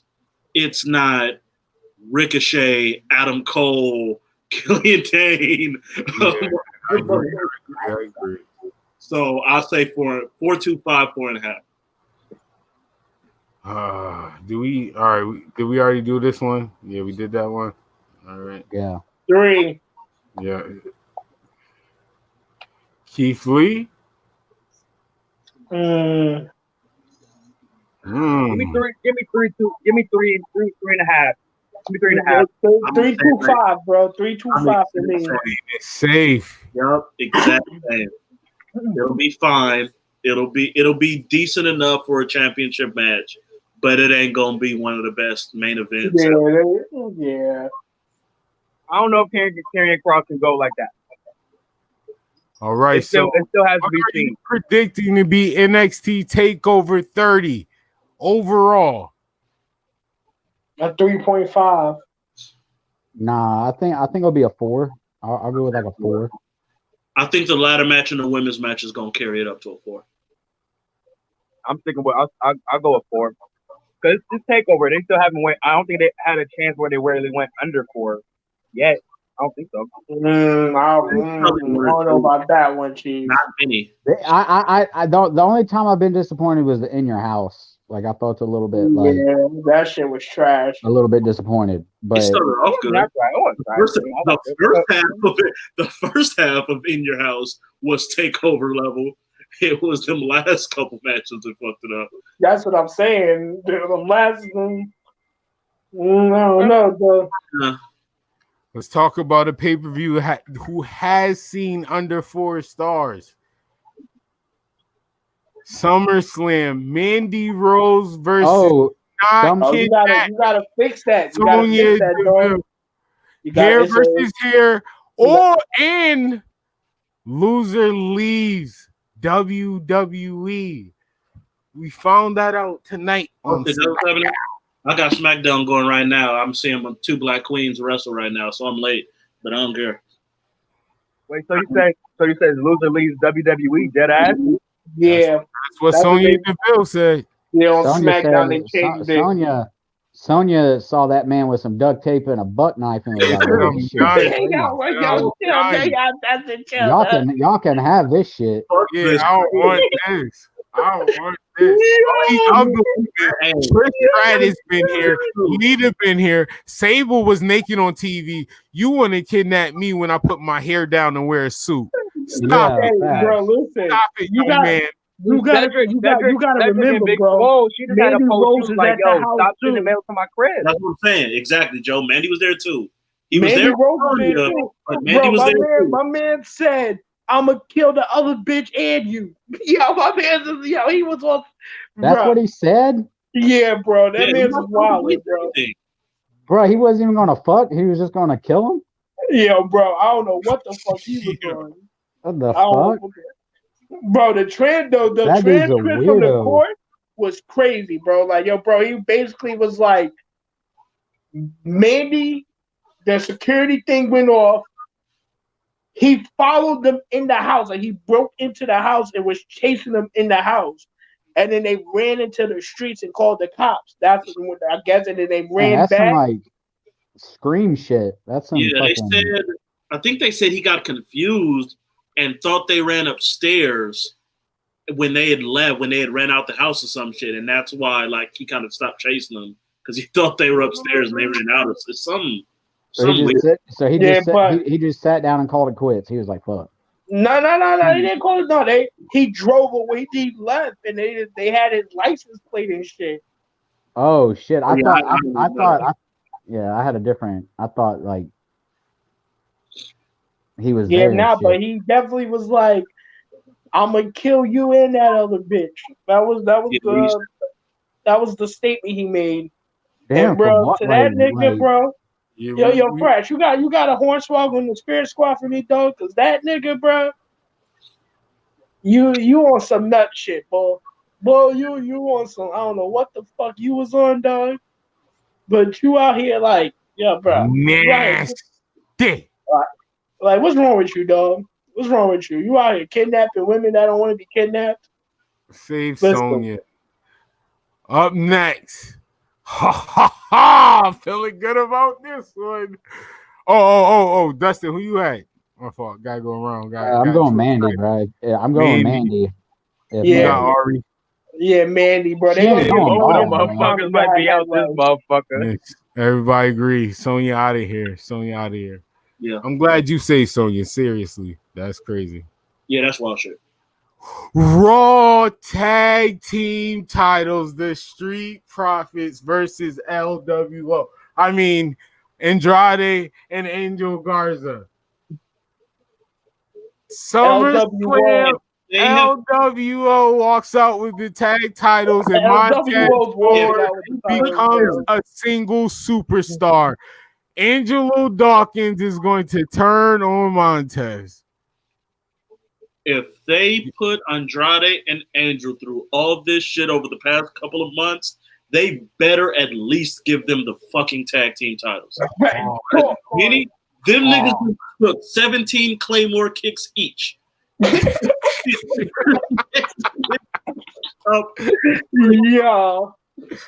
If the only thing is, like, you would think if the guys who poisoned the other people wouldn't then come out and win, you would think that would be the case.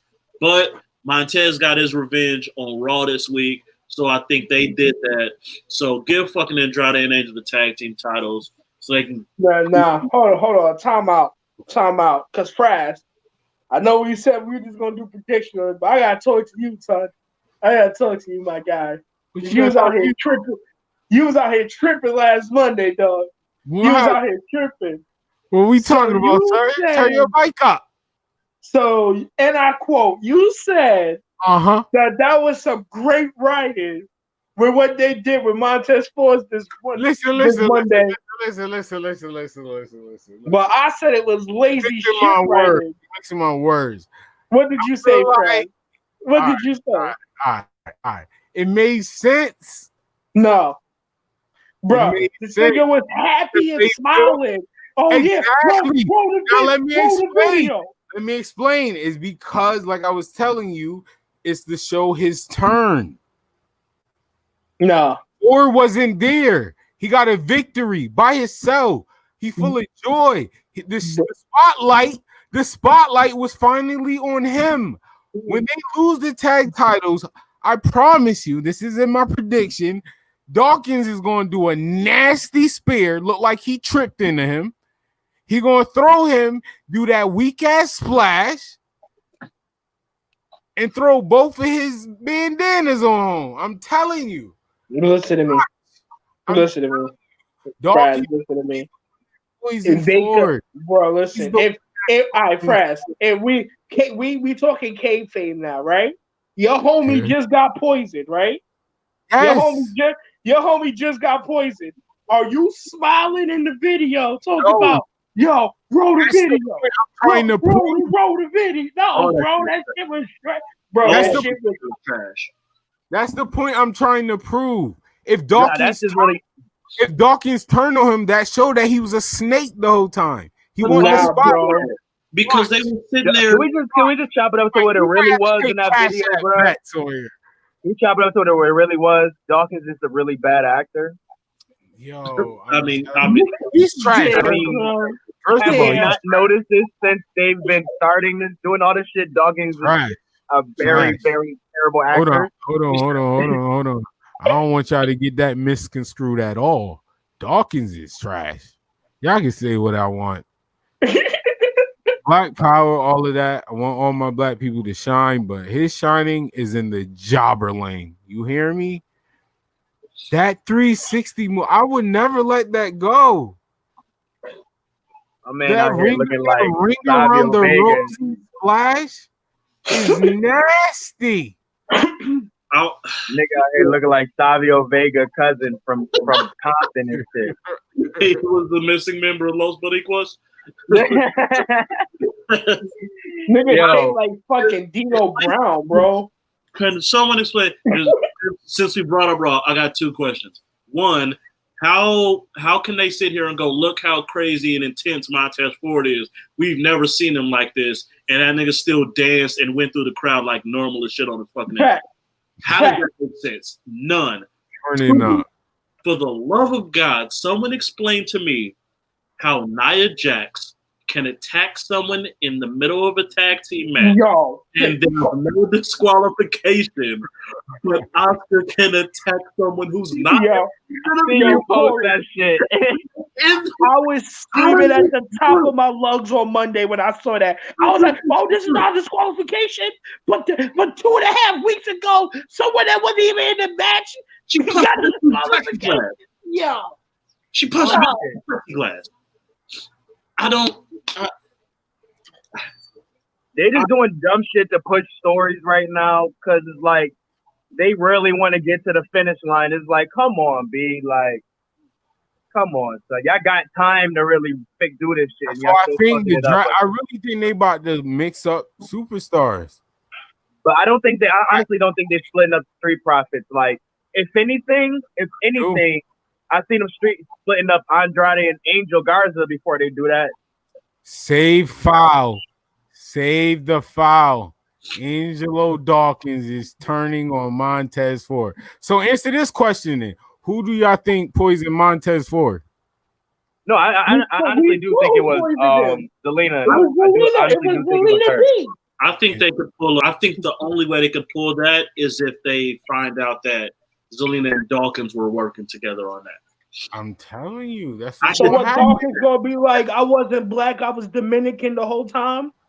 Right. Like, you are funny.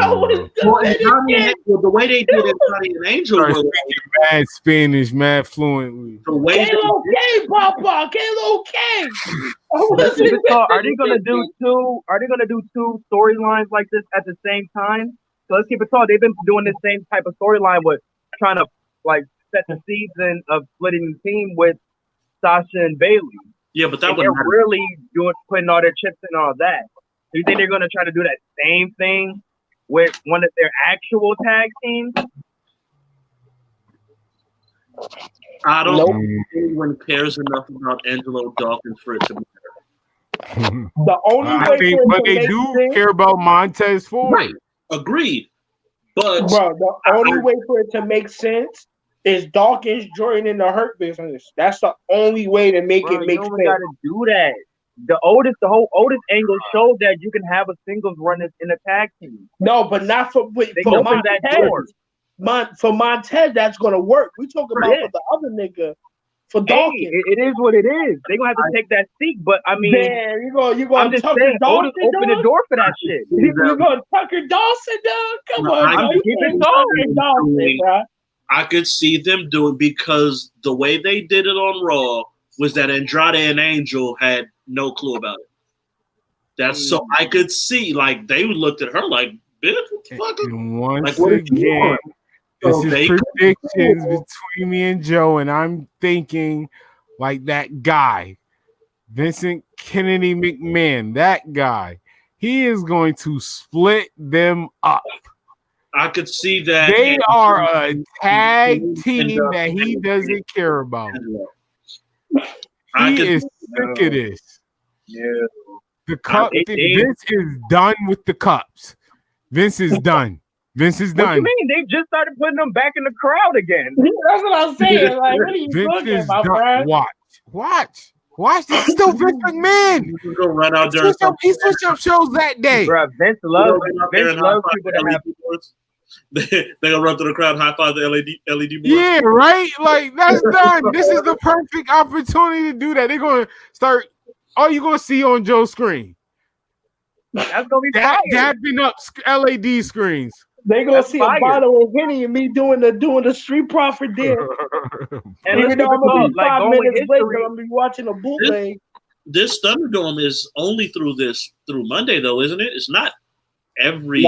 I'm going for it. I think they keeping it. If it works, if they like how it works for SummerSlam, I see them keeping it for. I know for now, officially, it's definitely TakeOver, SummerSlam, and Raw. Yeah, like this whole weekend is. But give it that WrestleMania type feel. Right, it's crazy how SummerSlam going to feel bigger than WrestleMania this year.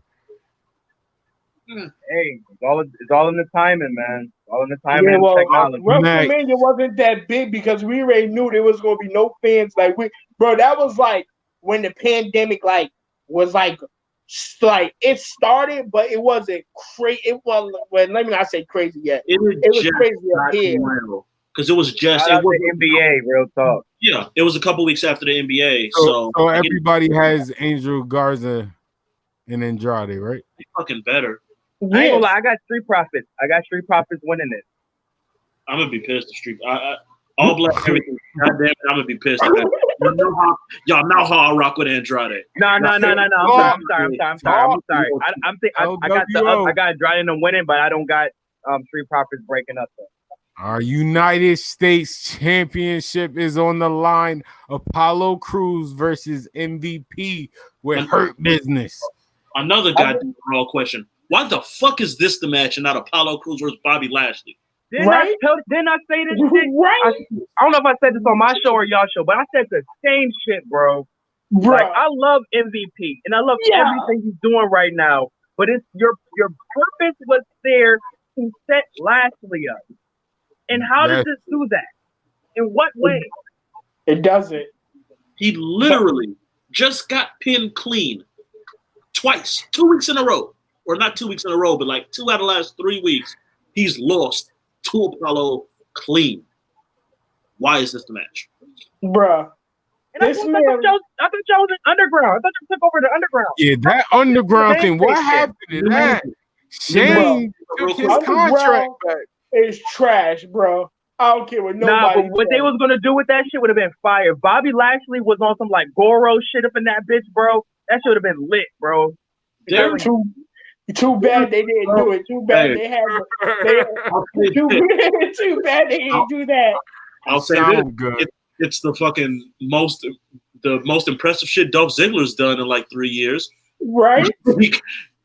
It made me interested in Arturo Ruas. Like Arturo Ruas looked like a whole like he'll kill a nigga out there. All right, hold on. Pause. We gotta talk about one more moment from Raw this week that had me mesmerized and outstanding that they even did that shit on TV. Can we talk about old boy pulling the turkey wing after through the turkey wing on the screen? He magically called the yo, bro. They need to chill out with this turkey wing. He did it before. He did that in one of them other shits. Like, I'm sick of this shit. He like he's not Bray Wyatt. He don't got mystical powers, dog. This nigga's a Viking. Stop doing some extra shit, dog. He did all of that. Savage white people. Oh my god, yo, that Braun Strowman. We gonna get there. Oh my god, So everyone Apollo Crews? Yeah, I got nigga man with the 1, 2, 3. I got MVP. He's brother man to you now. He's brother man to I got MVP. If MVP if we're talking about a turn, hold up. If we're talking about a turn, then if Cedric comes out and calls Apollo, that could be the only way. Man, listen to the theme of the pay-per-view. They trying to stick with the whole pandemic thing. They trying to stick to their themes. It came out of nowhere. So this is going to be mad random turns, interference, all of that. The whole night. Only reason why I don't think so. Only reason why I don't think he's going to turn is because they tried to do that and he ended up using that. Yeah, they faked that. Is an advantage to take the title off Shelton. They faked it so, out. And that's the only reason why I don't think they're going to do that. And then Shelton took the title right back because they would have pulled the trigger that night. Facts. We'll see. So why can't be Ricochet? I don't know what the fuck they doing Ricochet. Exactly. So why he can't turn heel? Give him something different. Yeah, I'm gonna keep you on. No one want to see a heel Ricochet. Brad, just remember, you made me do this. Ricochet not black enough, dog. Let's keep it all the way, dog. Ricochet not black enough to be in her business, dog. I'll say this: if there's a way to start building back up Ricochet, is to have MVP talking him up and making him more. I will say that I don't think it's gonna happen, but if there's a way to start making Ricochet more important, MVP could pull that shit off. Because even let's say he trying to be Hurt Business, but he end up still turning babyface because the way MVP is done. Because you can have MVP treat him like a punk. Like, get tough. Like, Actually, imagine that it light might work. stuff. I'm telling you, MVP is a good talker. If MVP is a Ricochet, good like talker. Ricochet going heel and just being the cockiest, like I'm the best athlete here. Watch this. Oh, So y'all really about to make MVP make Ricochet the realest nigga in the world? Dog. He about to go to Look how Pac changed his whole style once he went heel. That shit actually worked for Ricochet. Yeah, but Ricochet don't have the rock. Ricochet can't talk like Oh, Pac. no. I'm not talking about the talk. I'm talking about like taking away the flips and because that can do that's just as much heel work as the talking too. You got to change your whole shit to take away what the fans love from you too, especially when you're a high flyer. Well, hold on. To counter that, do you? Because look at Pac. Pac really did. Yeah, he does. But only time he brings out his big moves is like that is in big matches and it's his last resort. That's the only time he does it. Anytime of that, it's the Rings of Saturn. I think he could do it in pieces, like little bits.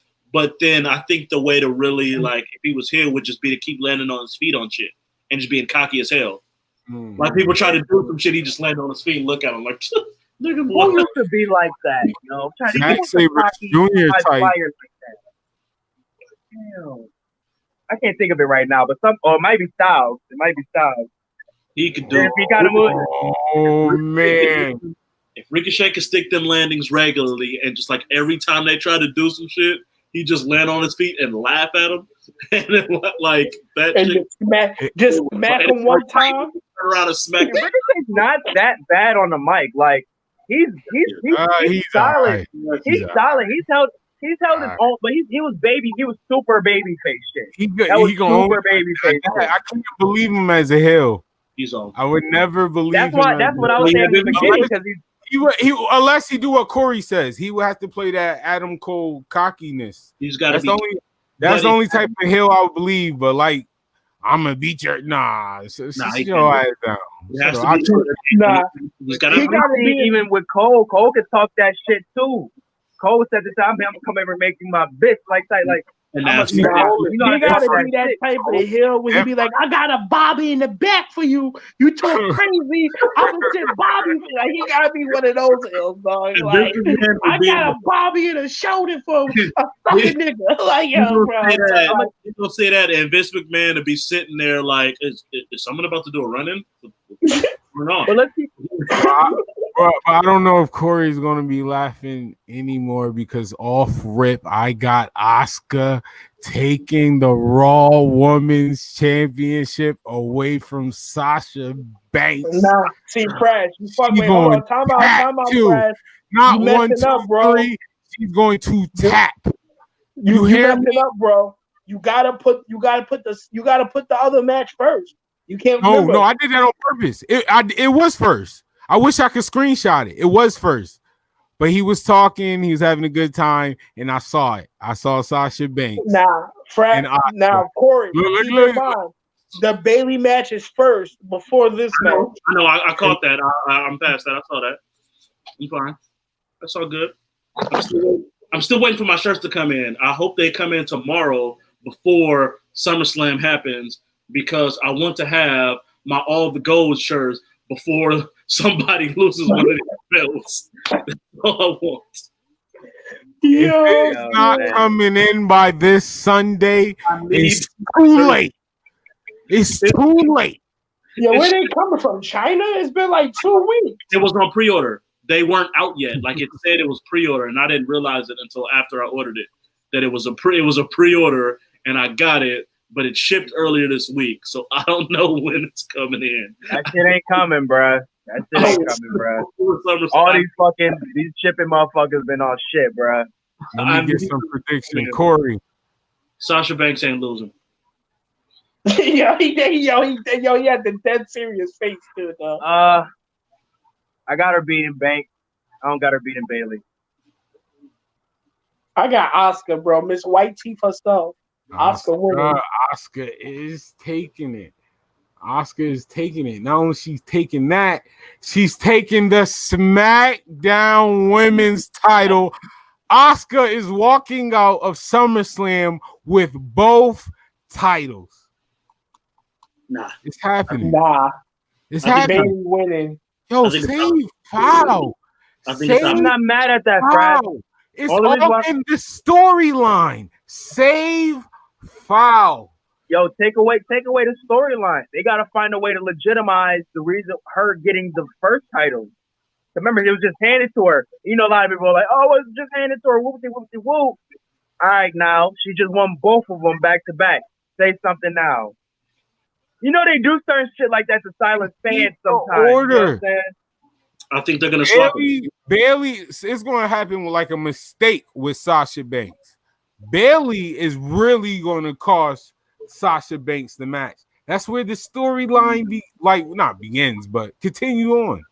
It's gonna be a mistake on one end. Exactly. Yeah. And in the order it's gonna implode. It's gonna implode at the next pay-per-view when they gotta defend the tag title. Remember the next pay-per-view next weekend. Sasha Banks could do her part the whole match. She was on Bailey's side. She didn't make a mistake, but Bailey lost. Sasha Banks Bailey feel like, you know how Bailey character is now. So she's like, yo, why you didn't help me out? Why you ain't save me? This and that. So now that's what I think is going to happen, but I don't think Sasha's going to lose. And I think that's what's going to be like. Bailey's going to be so pissed that now she's on the other side. I can see that. Been the one who didn't have the belt for the longest. And I think it's going to flip. Bailey's not going to have the belt. That's what's going to send her over the edge. And then that's what's going to lead to the feud. I want to agree with that, but I think with that type of move, they want Bailey to have the title and have Sasha win it when she fully turned babyface in this story. So now you make me feel like maybe Bailey will win, and somehow she caused Sasha the match. But I think the storyline has to end with Sasha because it started with Sasha in the beginning of it. She stole her title. I'm still going with they both losing the titles. And then the storyline could still trend on because they're gonna have the women tag team titles. But so you can easily continue the story. One of them needs to keep the belt because if this is gonna go on like we hope it goes on, it better be one title on the line at next year's Mania when this shit finally blows up. There better be one title. You got time for Mania though. Well, no, I think Sasha and Bailey, if anything. I don't think they would have to really do that one-on-one at Survivor Series. The only way that's happening is if they're both champions. Bruh, they need to do it before the draft, realistically, because one of them is going to Raw and one of them is going to SmackDown. They're both not going to be on the same. You think they still going to do the all champion versus champion type shit at Survivor Series? Okay. Yep. They just bring back Night of Champions? Huh? There is a Night of Champions. There is a Night of Champions. I thought they were bringing back Night of Champions. It's on their schedule. It was never champion versus champion. It was just titles on the line. Survivor Series has been champion versus champion. That is true. I'm just thinking, like, because then that's their biggest program. Why would you not do that one-on-one on the? But like you said, the draft. Like this weekend is really about to show some shit for this next quarter of WWE, man. It came out of nowhere. I'm telling you, Asuka is walking out with both titles. It's gonna be so much shocking shit on purpose. I'm not mad at that. I'm not mad at that because I know they got. I really believe they're trying to shake things up before they really like go hard and like split them up.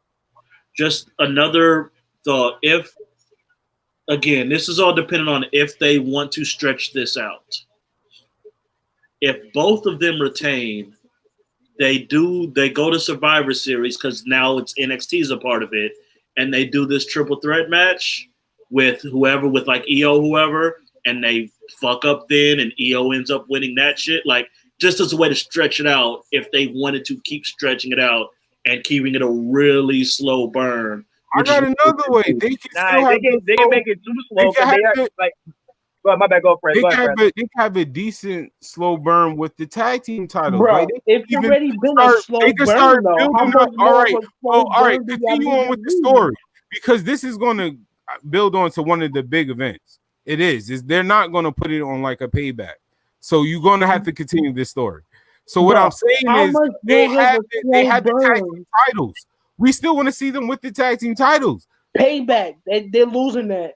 No, they're not. No, they're not. No, they're not. No, they're not. Matter of fact, just because that Sasha Banks thing and they're starting to get that New Day, we have can control what we do.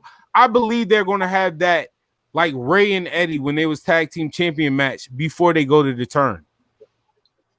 I think they're going to like. I think they're going to fight twice. Then they would have. If that's the case, and they're going to fight as still the champs. Like when would that happen?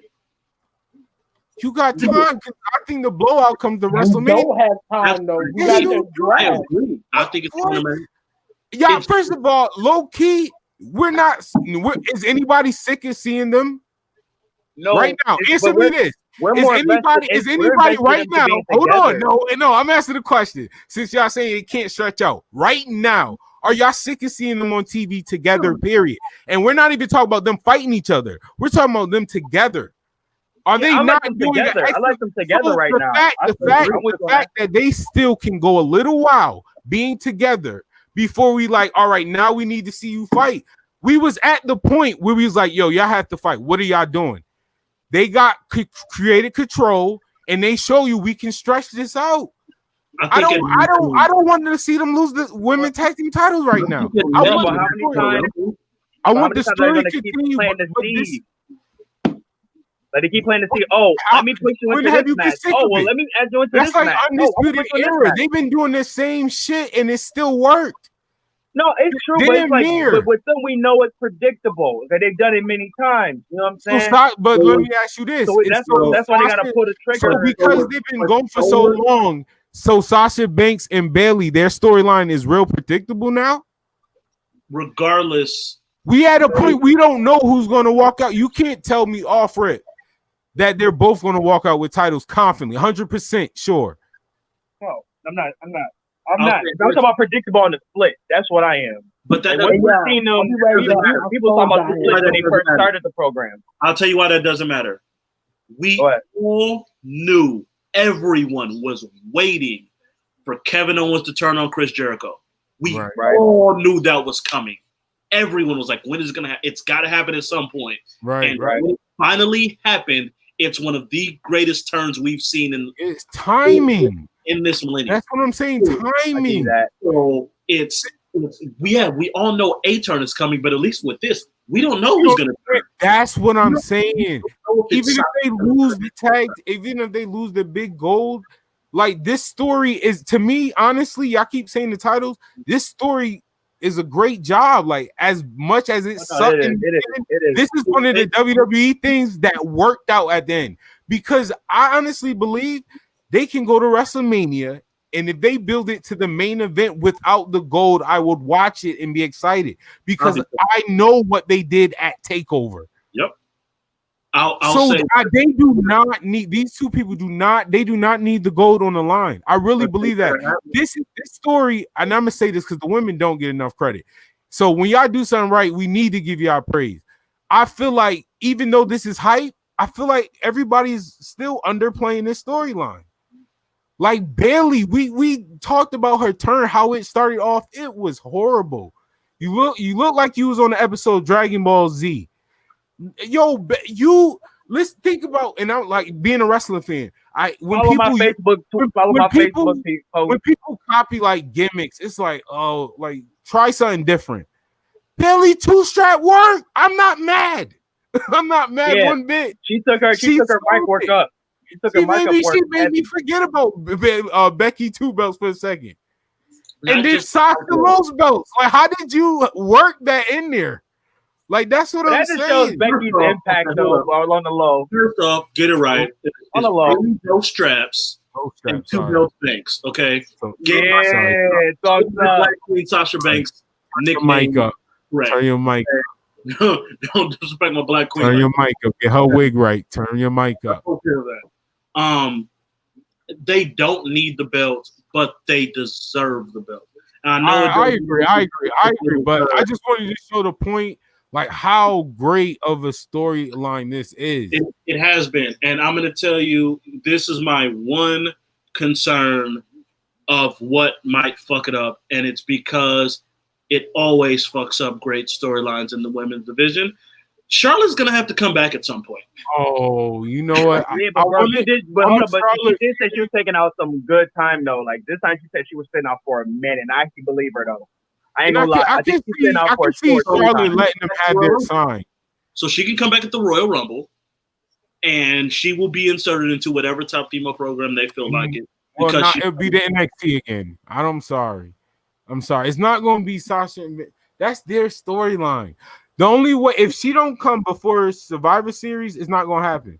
I don't think it's going to get messed up. If anything, and if that was to happen, I probably would see them pulling the trigger on Sasha and Bailey at a Rumble. You know what I'm saying? And then probably have maybe rehash, do the Bailey, Charlotte, or do the whatever, if they're gonna do that. But I'm really feeling the WrestleMania joint. That's just so long, bro. It's like so long. They had the women tag team titles. Remember, we thought it was a stretch just for them to make it to SummerSlam. We were like, I don't even know if they can stretch to SummerSlam, and they've done that. They were forced to because Charlotte and Becky are both gone.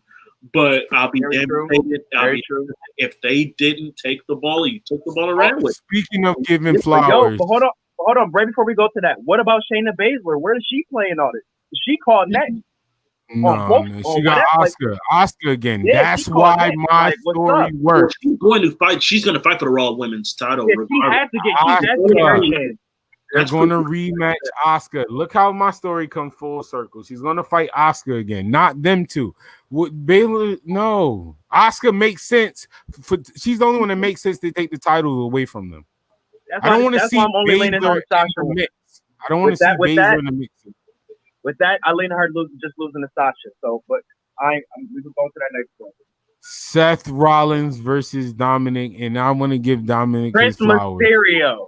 Yeah, Prince Mysterio. I want to give him his flowers. He deserves it. Every segment, everyone. The way he sold to Brock Lesnar, Rey Mysterio saying that's my boy. That's my boy. He doesn't. He's doing his job. He doesn't look the part yet, but he delivered. Like he does not look like a WWE star. Nah, he still look like an extra of the Mean Street Posse. Yeah, he does. Everything they've given him, he's delivered. From the Brock stuff, the match where he came in and they hit them 619s, and he's been great. Paying his dues. He took a candlestick, boy. That was nasty. You can't fake it. You can't fake that. We get Willie on here. See, we get Willie on here. I think this has a chance to be the match of the night. So you believe Seth? Well, I think he good. I agree. I was gonna say Seth could carry him, but Seth is gonna be carrying. But I feel like not too much. Can I keep it all with y'all? There's gonna be a lot of factors that would have to make that. The announcing, Seth controlling the match, Dominic following his lead. You know what I'm saying? Let's keep it tall. The violence has to be there because they really been stuff. Like they're gonna have to wild out with the kendo stick shot. You and it's no DQ. It's no DQ. Ray will be there. You know what I'm saying? Murphy's gonna be there. So hopefully we might get a return of Aleister Black or Humberto, maybe. So it's gonna have a lot of factors into it. Everything that they've been building up with all the storyline is all gonna have to pay off right here. You know what I'm saying? Joe gonna have to call damn near the match of his life. No, I don't. I'm gonna let him continue, but I don't want to see Alberto. Keep Alberto off my screen. I want to hear Dele guys. So, bring my man theme song back, bro. Real talk. That new joint trash. Dele guys. That's a little bop, bro. I'm double Creole.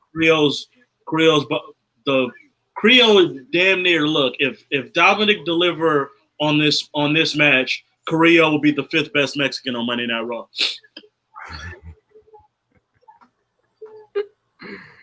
Yo, saying he I'm is dead. really behind Andrade, Garza, and Ray. And if Dominic puts out, if Dominic steps up in this match, Carrillo is number 5 Hispanic on this. I'm gonna keep it all. Yeah, they should have kept my boy in NXT for a little bit, let him show out. Like Humberto in that ladder match would have been fucking crazy. Oh hell yeah, that would have been fucking nuts. But who's hey, it is what it is. They love the smile and the dimple. Got Dominic? Is the Prince winning? Seth is winning. Yeah, Seth is winning, but it's gonna be like those wins. It's like, yeah, man, he definitely belongs type shit. Theory. Oh gosh, another one. Hold on. Excuse me. Nasty man. Excuse me. Keep Austin Theory off of my television.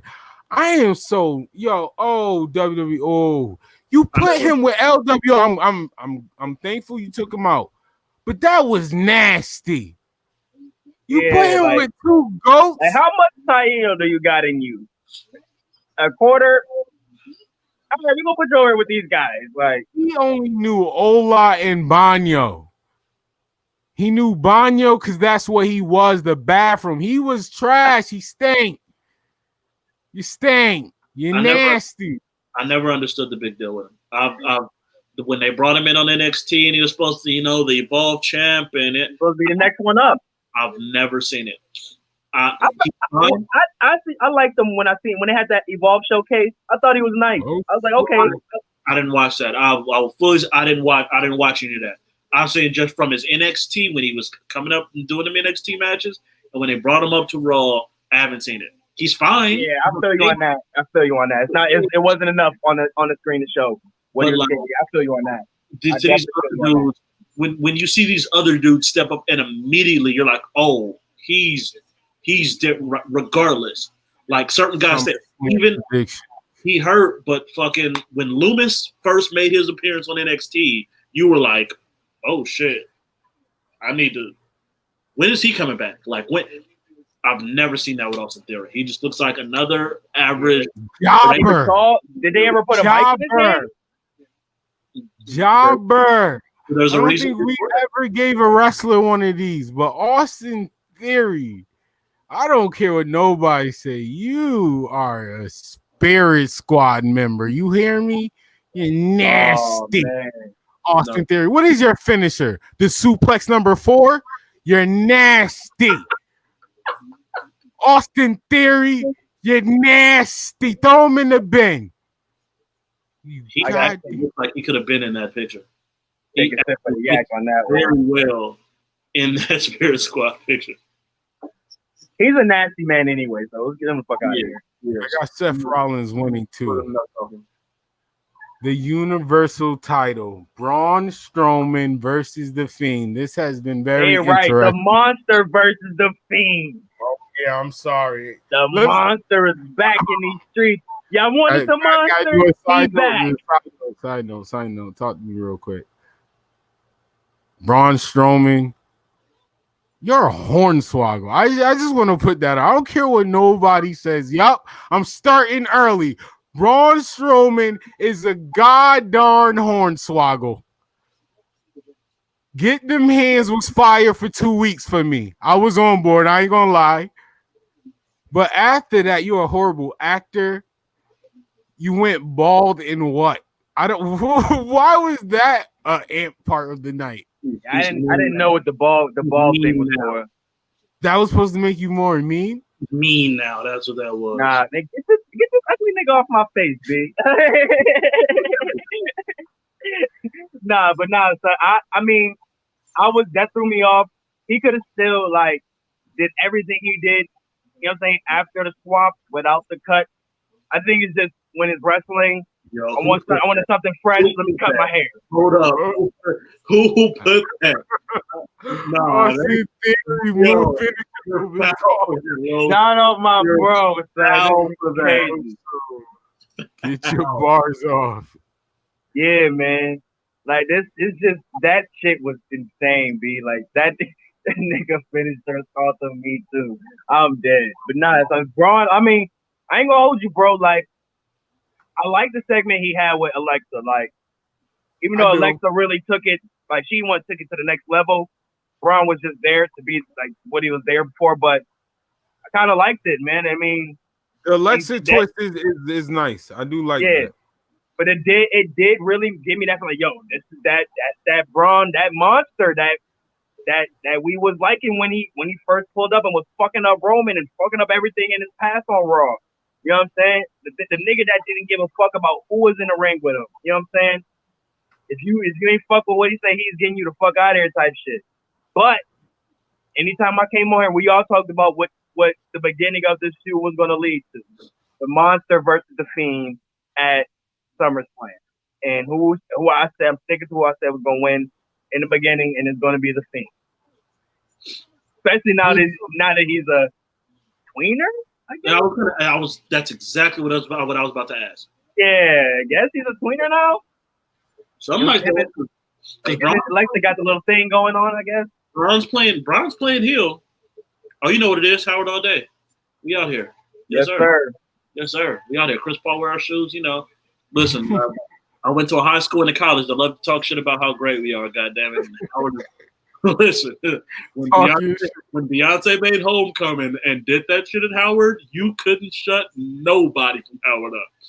I went to Howard way early, like 09, bro. Like a lot before a lot of the big shit, and I was enthralled with just the environment there, bro. Like I seen Shorty, the people there had so much fucking swag, bro. The people there were so fucking chill, cool, food, good. Ladies, beautiful. Howard, I need to check. They can't get a check from nobody, huh? Yeah, good luck with that one. Them cheap motherfuckers. HBCUs don't get funding? What do you mean? I need a sponsor. Listen, back HBCU sponsor Black Podcast. Right? Back. Oh, we wrestling. Talk that junk. Listen, when my cash app is the best time of the year was when winter was ending. Started to get a little sunny. Them sundresses start coming out in the yard. Yeah, all right, the Universal title, Braun Strowman versus The Fiend. The Fiend is winning. The Fiend is winning, and the catalyst to that is going to be Alexa Bliss. You know what I'm saying? She's going to find a way to, after what Braun did to her, she's going to get revenge. You know what I'm saying? And that's going to lead to her. I don't think it's going to lead to her siding with The Fiend, to be honest with you. I thought so at the beginning, but I think it's going to be just her own, like, close to her own chapter with Braun. You know what I'm saying? And I think that's just going to be it. I don't think she's going to team with The Fiend. Fiend needs to win. Yeah, he does. He needs to win. It's been since WrestleMania. He had a good run. I can't even say that. He did not have a good run. It's been pretty good. And it has not won. Move on. This is WWE fault. He should have never won the title. They kind of got the one in the corner. It really was the best thing on SmackDown, yo. So who should have taken Roman's spot? Because Roman, it was 2 weeks or a week before Mania where that happened. So who was going to take Roman's spot? So now, oh my God, let me explain why the Fiend sent him in the title picture. Because you put him in the title picture, they figuring out dumb ways to make him win without burying his stars, which you can't do. Shout out to I want to give credit to Daniel Bryan. I feel like this is his fault. Because even though people were switching, and I ain't gonna lie. Sometimes I like to give WWE credit. I don't think they started this trend. I think when that whole Daniel Bryan thing started, people were saying, like the fans, I think that was one time they was listening to the fans and then they carried it on to like helping people turn and act different. I don't think that this was their plan. Even that their hand was forced. Because they knew what I'm saying to you. It was a good theory, though. I ain't gonna lie. If I'm a writer, I'm like, that shit kind of hard. Yeah, exactly. This is the best thing I think the fans created, and WWE really took and like ran with it, which is smart. No, like not taking no from them, like having. And then think about it. It really did start working, working. Like now, are we talking about Braun? I'm talking trash about Braun, but he got me intrigued. Even though it's Alexa, she is making the story. You got to give credit to Alexa. Like she got even me in, all even in the the way. swamp match, that part was like, yo, what? Oh, okay. Because I think because that doll, how they had even the little signs, the Easter egg, they had Alexa dressed like one of his doll, that girl. I was like, yeah, this is it's one of the only WWE rarely goes back to old little stories like that. That's why it was so when they did it with Kofi and Randy Orton last year, like it was like, oh shit, you're actually acknowledging some shit that happened way back then. That was like they never do that. So when they did that, and that wasn't even really a story, that was like they kind of looked at each other a couple times. WWE, I gave you a little bit too much credit. Hold on, we gotta talk about something. So I saw SmackDown. In that ending segment of SmackDown. I'm finishing up. I'm about to finish it up. Don't ruin it for me yet. Oh. I just seen Braun go to the Funhouse and beat the shit out of Braun. Do I blame Kevin Dunn? Because it's really the camera angle. It would have worked. It wouldn't have worked like y'all thought it would. But it would have been okay. But, bro, oh, my gosh. Well, you shouldn't have had the person walk down the stairs because we saw like, oh, it's not that far. And then you saw fucking Jamie Noble jump down with no problem. Now, how you expect me to believe that Brady took a fall for his life when I seen Jamie Noble hop down like it's nothing? Because Jamie Noble is just as strong. The camera angles killed it. Trailer tough.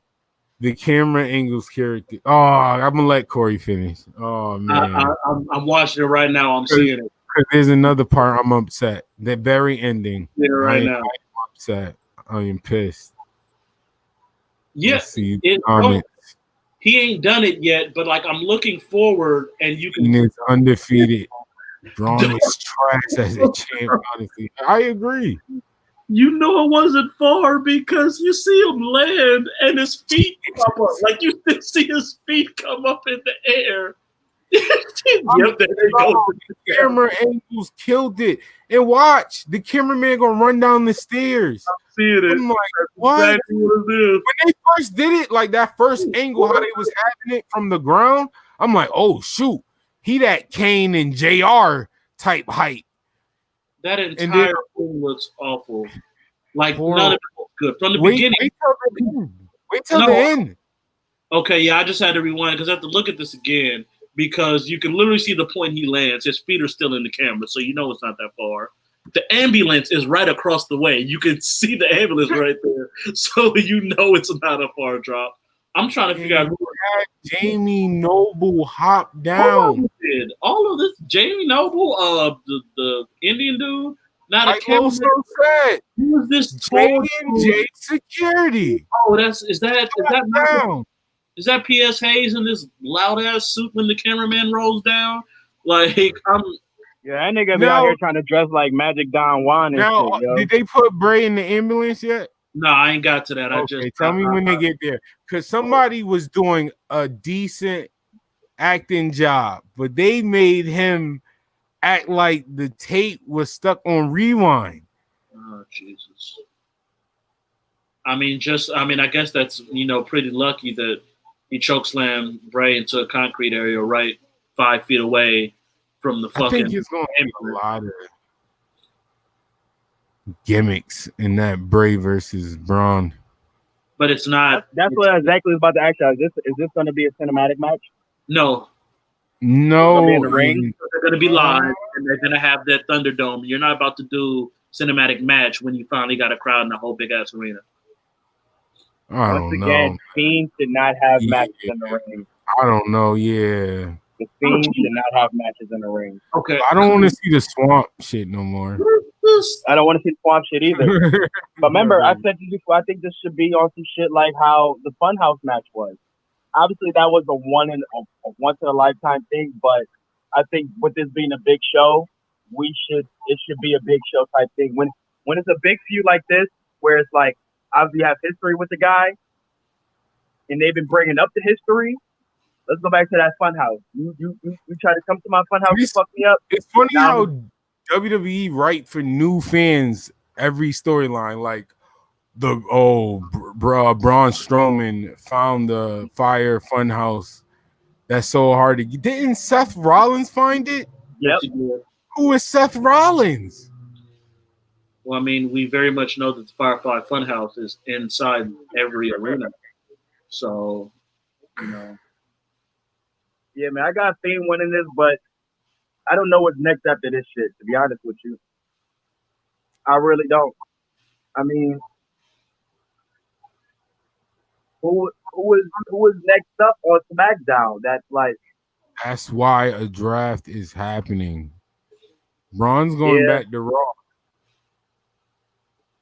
Yeah, because there's some nigga like Baron.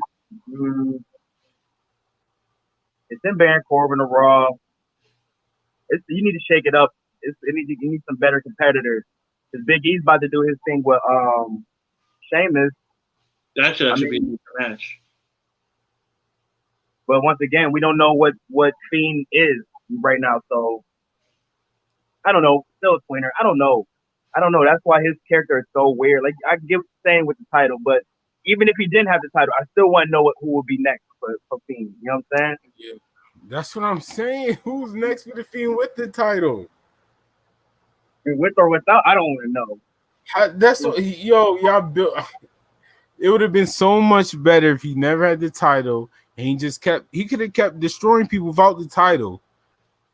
I appreciate the fact that he does keep changing people when he interacts with them. Yeah, I do. I like that they're keeping that up. Bray Wyatt deserves his flowers. You are this generation Mick Foley, and you're doing a great job. I have no problem saying that. Your storytelling ability is crazy right now. Oh, hello, extras. That no one. And I know I give this dude shit a lot of times, but I'm interested in seeing what a Fiend Jeff Hardy feud would look like. Unless they do Willow. I mean, it'd be nice if Jeff Hardy didn't just win the Intercontinental title, but it would have been nice. Well, the way on they gonna give Jeff an opportunity for every. I'm telling you, the draft is definitely coming. AJ's going to Raw. Oh, AJ's staying on SmackDown for a minute. Yeah. You don't think he's going to Raw? Paul they ain't just there no more. Hell, there you go. Here's the answer to your question. AJ. There's your answer. I mean, unless they want to make the IC title back. I mean, I don't know, because I feel like they still trying to build the US title up. Okay. But that was trash.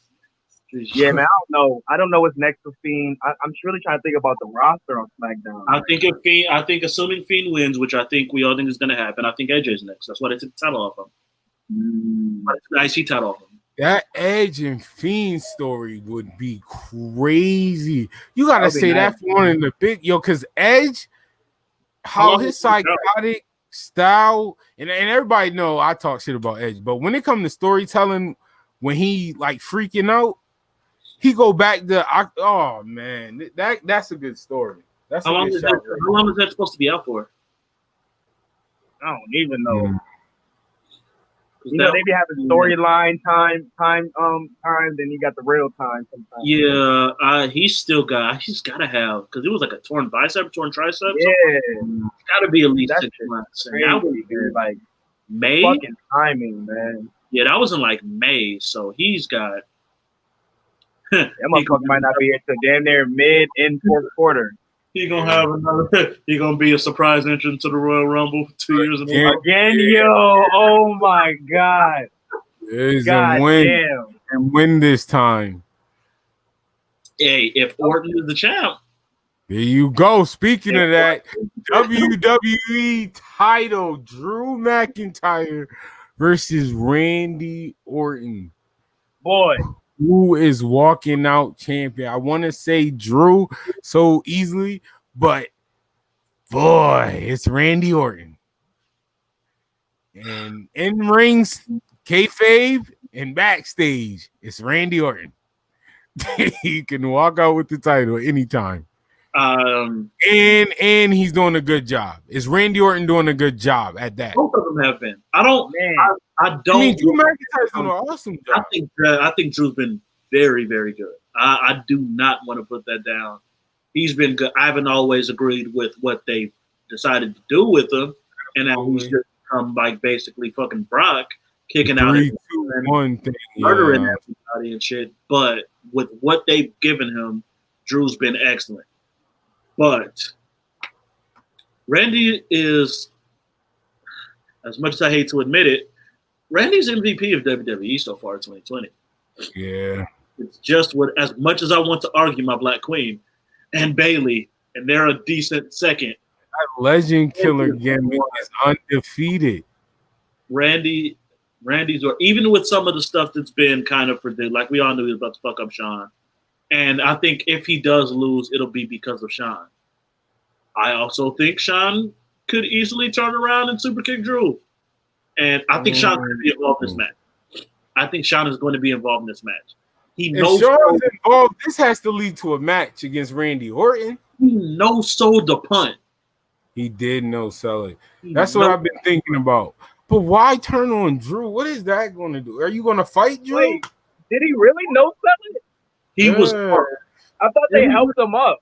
No, but he was still like moving, and he was in the corner and shit. Like honestly, Ric Flair probably did such a good job. I don't know. You're talking about HBK though. Like no one else has been conscious. Ric Flair. I don't know. He might have been like, I ain't about to sell like everybody, all these other motherfuckers. Give him the Hulk Hogan treatment. No one moves. When he punts people, it's not just like they are out cold. They don't move, and they're gone for weeks. I know. Sean, random question. How, like, I don't know if you might be able to remember. How long was HBK out when Kane did that chair spot on him when he stepped on the joint from the second rope? Remember he did that shit to Sean on his neck. I'm trying to remember. I remember that shit, and it's like that was kind of like that. Kind of in that same area of like how they treat the punt and shit like that certain move that's taking niggas out. And I was like, I remember Sean being out for a little bit, but I don't remember being out that long. You know, I feel what you're saying now though. But damn, I ain't really see it like that. Damn. I don't know the history between Rankway. When I seen him coming up for the show and talking about the shit, I was like, what real connection does HBK have with Randy? Like, I think they established a little kayfabe connection with Drew, which we don't know how deep that shit really is. Could be. I don't know. With the Chosen One shit? Well, no, with just like between Drew and Sean, like with how they were talking and all that shit. No, is Sean going to wrestle? Why are you? I don't want to see you kick nobody. I mean, it wouldn't be the first time. I can see what you're saying, him being avenging the legends, but as Daniel Bryan, Drew's supposed to be that guy, though. Drew should be the guy that's supposed to avenge the legends. You feel me? I'm not saying it's definitely leading to a match with Sean. I'm just saying they've gotten Sean involved to cost people titles before and never had a match to follow it. That is true. Daniel Bryan gave him a knee on Raw, and that was it. And Daniel Bryan was way bigger and more important than fucking Drew is right now. So I'm not putting that past them to do that just to get themselves out of it because they still kind of want to protect Drew. But Los and Jay, the H and Orton is the link between them. But when H was around and doing what Orton was, I don't think he was part of Evolution when Triple H was still fucking around with HBK. Orton was still injured. I don't want to see that shit. I do not. I'm sorry. I'm saying like their connection is really not there. That's what I'm trying to say. If they no real connection between them. If they couldn't deliver, the only thing it is legend killer shit. If they couldn't deliver in their prime, why do I want to see that shit now and expect it to be great? Nah. Like I'm good on that. The only way the catalyst he will be if he's coming there and avenge the legends. But Drew McIntyre is the one that's been coming here for the aid of Shawn Michaels, for the aid of Ric Flair. So he's gonna come here and fight for them. I feel he's definitely gonna take the win. And we can't take nothing away. Randy has he's top hill in in wrestling right now. Right now, he's doing the best work. He's best in the game. He's best work. Yeah, I really want to pick Drew to win, but a part of me is saying like with Randy with the title, I have a list of opponents for him. But you can give him the same opponent without the title. Drew, the list is not long like that. I ain't gonna lie. Even though Drew's an amazing talent, I need the draft has to happen. But if you talking about the current roster, I'm not. Yeah, but really... is that because there's not a lot of like top tier heels right now?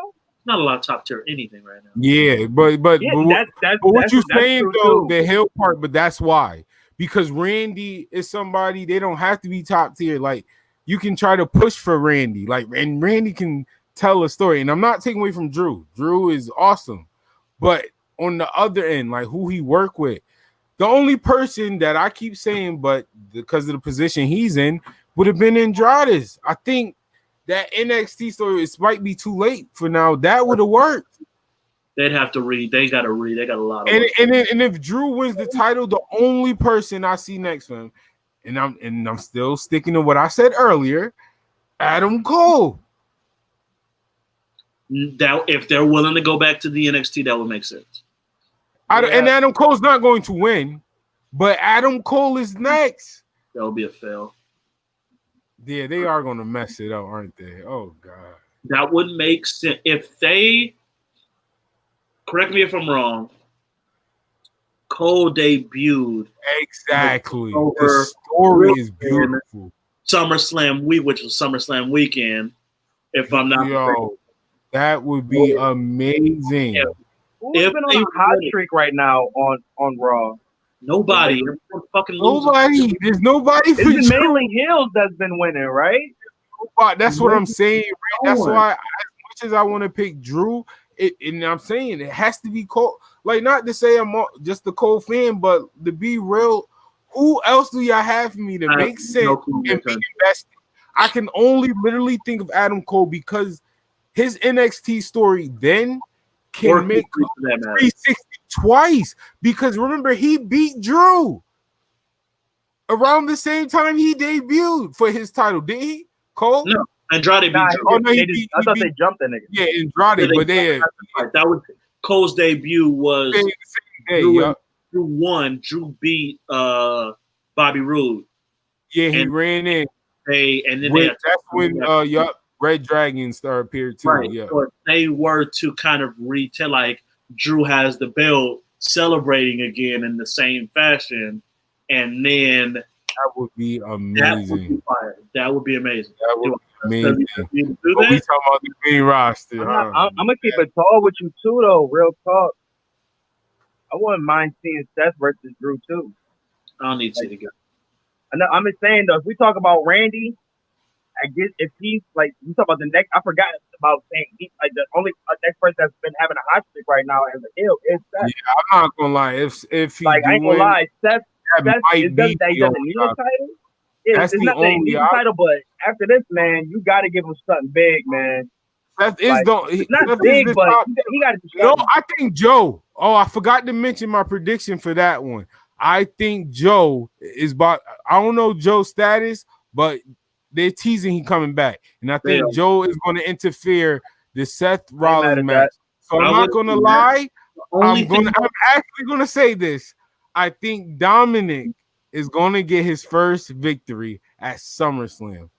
The only thing I don't like about that is it's the exact same way Joe came back the last time off of fucking commentary. Was Seth trying to overstep his boundaries, and Joe mobbed up and was like, "You're not coming over here and punking nobody."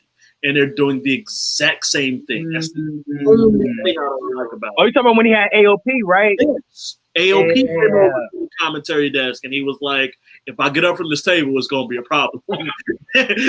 Like Joe was with that action.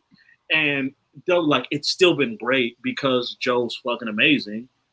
But it's the exact same fucking thing. And I don't want Joe to come back off the exact same fucking thing. That's the only thing I don't like about it. I feel you on that. Gerard, shut up. Gerard, how about you go tell your goddamn Nuggets to learn how to play basketball Them boys got whooped. Ooh. I had a chance to talk shit to him. Otis cashing. Oh my gosh. Yo, no. On who? On who? On who?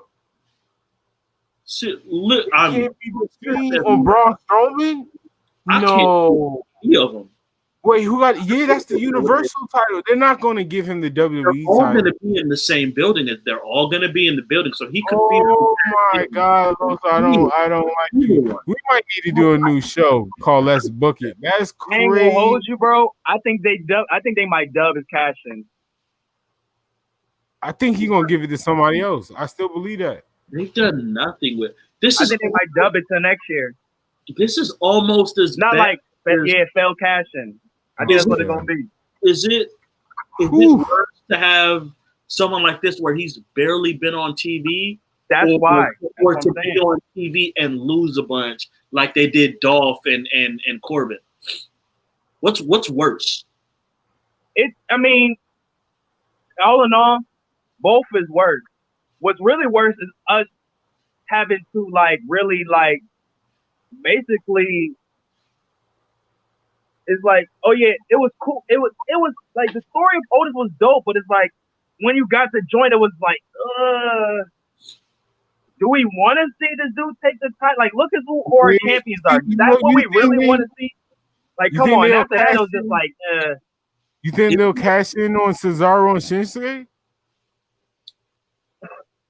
Tag team cash in? Yo, that'd be not. Dope. I ain't gonna lie, that'd be dope. For the world title, yo. I really believe that. I really believe that. They're not even going to. They're not going to do it. Value the briefcase like that. You will completely. That's not just the devalue of number one. That will 100% forever make Otis a mid-carder ever. Like you never climb above. Really but you can't no top star. There are very few special things left in wrestling, and especially WWE. And Money in the Bank is still one of those things. Money in the Bank, it matters. They can do it. They can do it. That would give the feeling of when somebody wins, you don't know what's going to happen. Right. But it's on a title. So what do you think? So you think he should lose? You think somebody should fight him for the Money in the Bank joint? Rather have that. Bring the fucking. I don't care who. Let the fucking. I think that would be a first, right? Somebody takes it off of him that way, right? Let Miz and Edge beat Kennedy off of him. I'll be here for that because they've been going back and forth the last few weeks anyway with the Mandy shit. Miz and Morrison. Let Miz and Morrison goad him in to putting that briefcase on the line, and Miz takes the briefcase off of because I'd rather it on Miz. Yeah, been deserving of another. And then we can get them to finally do their solo run at least. I'd be fine with that, but you can't. I just want to see John Morrison solo. You will destroy the briefcase if you go. I'm just gonna do the Intercontinental title and even worse if it's the tag team titles because no one gives a fuck about the tag team. Vince don't give a fuck about tag team titles. Yeah, so why the fuck would you waste the briefcase on the tag team title that no one gives a fuck about when fucking the New Day and Usos were putting on the best goddamn rivalry of the year and couldn't make it past like the second match on the card. We're not. No. It doesn't matter. Vince tag team matches mean nothing. The man had a chance to have the best tag. Their tag team division at a point was just as good as AEW's tag team division, talent-wise. And they just didn't give a fuck. I ain't gonna lie. AEW tag team division is different. And let's keep it thought. That was NXT really holding them up for real when the tag team division. It's different because they allow it to be, because they're letting the Bucks go out there with the Lucha Bros and now FTR and Omega and Hangman and Butcher and the Blade is out here putting out fire matches. Let's talk about it. Yeah, that's crazy. Letting them be great. They're letting them. If you telling me the Uso, well, they ain't healthy, but even the fight, the New Day versus the Cesaro and Shinsuke match was a good fucking match. It was a really good match. No one gave a fuck about it because you threw two random niggas together against the team that's been treading water for 5 years, outside of a Kofi run. Yeah, obviously, two fucking great singles wrestlers can have a good fucking match. Duh. Right. Just like we did with NXT TakeOver, we about to do with SummerSlam. This is gonna be nasty, great in these, huh? Yeah, man. But like I said, man, I'm closing out my joint. Like I said, I'm leaving with Drew, my man Drew Mack with the cheese. I think Randy wins. I go Randy. I'm gonna go with Randy only because who's next for Drew? Like, well, I mean, but honestly, because you might tell me who's next for Randy. You can start building up the Edge story though. Like they're saying this future story, so you can throw people in front of Randy. So his whole return is really circled around Randy. Depends on how far away Edge is, but you can do KO. You can bring KO back and have that. I'd say. Fuck. Yeah, they need to switch some shit up. God damn. It's really tough on both sides. That's why I asked, who's really on the rise right now? Who's shaking shit up right now? Like, and it's only like keep it talk. It's really the Hurt Business and Seth. That's it. I wouldn't be mad if they move Big E over and see Big E Orton. I wouldn't be mad at that. But why can't we see like good face versus face matches too? I wouldn't be mad at that either. I'm over That's anything. true. For the sake, I agree. Talk low, so KO needs another run with this strap. That. Yep. Absolutely. I don't give a fuck. It's the U.S. title either. Give my man a fucking title, B. Nah, give my me man a fucking title back. That is lit. Y'all know what y'all talking about. Well, I mean, they was teasing it with Rick talking to him and shit. So I thought we were going to get a Hill KO that night, but I mean, they didn't do shit with it. But when KO was the U.S. champion, he had like the face of America, though he's KO. You still in my top 5. I forgave you. You're my top 5. I think it's KO. KO really has to find something that would take this babyface gimmick to the next level. The Stunner popped it off, but you got to get something else. New Day treatment. Let him write. Like, this man is amazing. Like, let him write. He could clean up his. I think he's one of the ones they like the way he talks and even like the shit he says. I think I'm pretty sure he's got a little more leeway with his promos than most people do. Like him, MVP. This is just me speculating. Do you think it's kind of some backstage shit? Because you kind of just see how he talks in his promos or kind of watch his Twitter sometimes. Like he's slightly open about kind of like where his placement is on the totem pole right now in WWE. Mm-hmm. And compared to where he was about 2 years ago to now, something had to happen. Like what the fuck? Like, is it the certain people he was working with got fired or moved around? Like, he was supposed to be WrestleMania versus Daniel Bryan. He was going to. I'm pretty confident he was going to win the belt there, and Kofi happened. Like, remember, it was supposed to be Ali at the pay-per-view before, and then KO at Mania. That's what it was supposed to be. And I'm pretty sure KO would have won that because Daniel would have gladly put him on. All right, let's rate these matches. Hair versus hair. Loser leaves WWE. 1 star, and I'm being generous. Yeah, I'm giving it a 1 star, and it's probably because Sonya Deville probably gonna have some nice kick here and there. All right, I'm giving it a solid 1 star. Actually, 1.5 because it's Mandy Rose and Sonya Deville. Raw Tag Team Championships: The Street Profits versus Andrade and Angel Garza. Because I fuck with the LWO, I'll go 2 stars. I'm not sleeping on this match. I'm going 3. I'm going 3. Give me 3.25. Wow, why are you giving it 2 stars? Is it because of Dawkins? Yes. That is crazy because I feel the same way. I think the story is stupid. Like, the heat for it ain't there. Like, that shit matters. It's good. Again, it'll be fine in the ring. It's going to be okay just because Andrade and Angel and Montez are in there to make it fine. But I don't give a fuck. Like, it's just that. I feel you, Tony. All right, I'm giving it a 3 because it's Andrade and Angel Garza and Montez Ford. I'm not gonna lie, Street Profits been having some good matches. That's why I give it a 3.25. Like I'm confident in them having a good match on the main stage. I think it'll be fine. I just think it'll be fine. 2.5 maybe. I'll go up to 2.5. The Dawkins slander is real. Yeah, you took the words right out of my mouth. The Dawkins slander is crazy. I'm listening to myself like, damn. Like, I'm sorry, I saw you when you were coming out on NXT with a fucking backpack. The United States title, Apollo Crews versus MVP. 1.5. This might be a 2. 2.5. Because I mean, it's gonna be. I like MVP. Like he's never had. Like he's not a slouch in the ring. He's gonna give you some hard hitting moves. He's not no scrub. He's very well trained.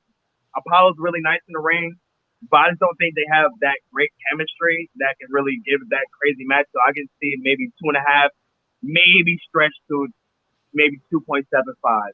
I get you. I don't think they have chemistry, and even though MVP is still solid in the ring, he can't move the way he used to. Yeah. So Apollo's doing all this stuff, and then like MVP slowly runs over to give him a boot in the corner. And it's just not like it ain't the same. He's fun. Everybody thinks Cedric going to hurt business. 1.5, 1.75. I don't see it's going. Actually, I might bring it down to 2.5 because I think the interference is going to get on my nerves. I know it's going to be interferences. Well, technically they're banned from ringside. Well, Hurt Business is banned from ringside. That's why Cedric is coming. Yeah, Cedric. Yeah. Oh, okay. I think 2.75. Side note, this might sound crazy, but I want R-Truth to turn heel and join Hurt Business. I want that old school R-Truth. The goofy, like, because he's been goofy so long, I think he could be serious. But that shit is working for him so well. This nigga got the game show. Like, his personality is winning for him so much. Is why change? That's why I didn't say it's going to happen. Yeah. I know it's not going to happen. Yeah, I don't think he'll be more important. It would never. Honestly, he's at a point I don't think it will ever happen. He don't care. Like, he's too caught up. He's too caught up. Doing dumb shit. Like the man was out there in Fox Studios and going out doing all that shit. Like he don't need to change nothing. Bailey versus Asuka. 3.75.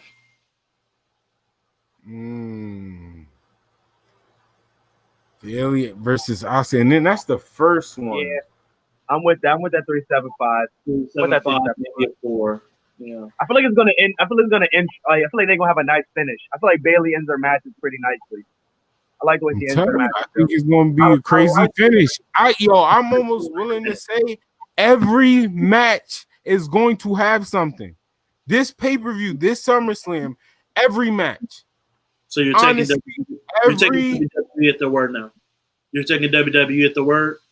The company that said they were giving us. Out of nowhere. I believe it. This is the one time. I believe it. This is the one time. I'm not saying it's gonna pay off, but it's gonna be interference. It's gonna be something crazy. Every single match, somebody's gonna be involved. Every single match. I got 3.75 for this one. It'll be good. It won't be as good as Sasha and Asuka, but it'll be really good. It'll be one of the best matches on there. You know, Sasha and Asuka. 4.5. I'm going 4.25. Bring back. I'm expecting a bot somewhere. Killings talk. I'm expecting a bot somewhere. Talk. Who's this Los guy? He know what he's talking about. Don't give him that much credit. He ain't that good. Oh wait, I don't think he agreed with me. Hold on, he might not know what he's talking about. Yes, I think Asuka walking out with both of them. Let me say this: 4.5. As long as they don't fuck up the ending like they did the last one. It's gonna be about every match. Every match. Save files. This will be on YouTube. Like, share, subscribe. After Sunday, come back and tell them I was right. Every single match. Every single one. They got the screens. They about to pull all the cards. You gotta leave the virtual fans happy. You gotta send the virtual fans home happy. That's why I said Drew might win now. That's why I think Drew might win. Seth Rollins versus Dominic. I want to give this a 4. I want to. I'm not. I'm not. I'm going 3.5. I think it'll be in between the 3 and 5. I think Dominic understands it. I think it'll be between the 3, 5, and a 4. Yup. Now, yeah, it's gonna be a fun match. This is the one I'm on the fences with. This could either be a 2.5 or a 4. 2 1/4. I'm not. Yeah, given the matches given their history, I'm going about 2.5. Shout out to you, Ari, and Get Your Bars Off podcast. Hollow voice. I'm not excited. 2 1/4. I don't. Facts, dude. Well, one thing, like I said, their history is not good. It's not good. I'm excited for this. The WWE title, Drew McIntyre versus Randy Orton. This is my match of the night. Match, yo, all that Randy Orton, the people that be like, yo, Randy Orton need to pick up, like his character doing good. This match is going to, his in-ring work is going to stick out. Drew is a great, like, if you want to be put over, to me, I think Drew is one of the greatest wrestlers to work with. Like, with his stature, he still can sell for you. Like, very well. Very well. Be that strong and over, like, he don't make it seem like, oh, this is fake. Like, get up. He does a very good. I think this might be match of the night. This might be the first time the main event in a while, not the first time, but in a while for WWE. I think people are going to be satisfied with the main event. Yo, I'm gonna keep it tall. I want to say, even though I still think somebody's gonna get involved, which is gonna fuck up this match. So I'm not gonna lie, because of somebody involvement, I gotta give it a 3.5. I want to give it a 4, but I'm sorry. I think it's gonna be 2 to 3 people to get involved with this match. At the end, the beginning is gonna be great. I'm going 3.75. I just think they both got the capabilities to pull out a really solid main event match to close the show out. That's what I'm saying. They could pull out a 4. Great storytelling, all of that. Exactly, but I really believe near the end, it's going to be Shaw. It's somebody. Everybody's guessing. It's not going to be a clean match, and that's going to take away the 4 from me.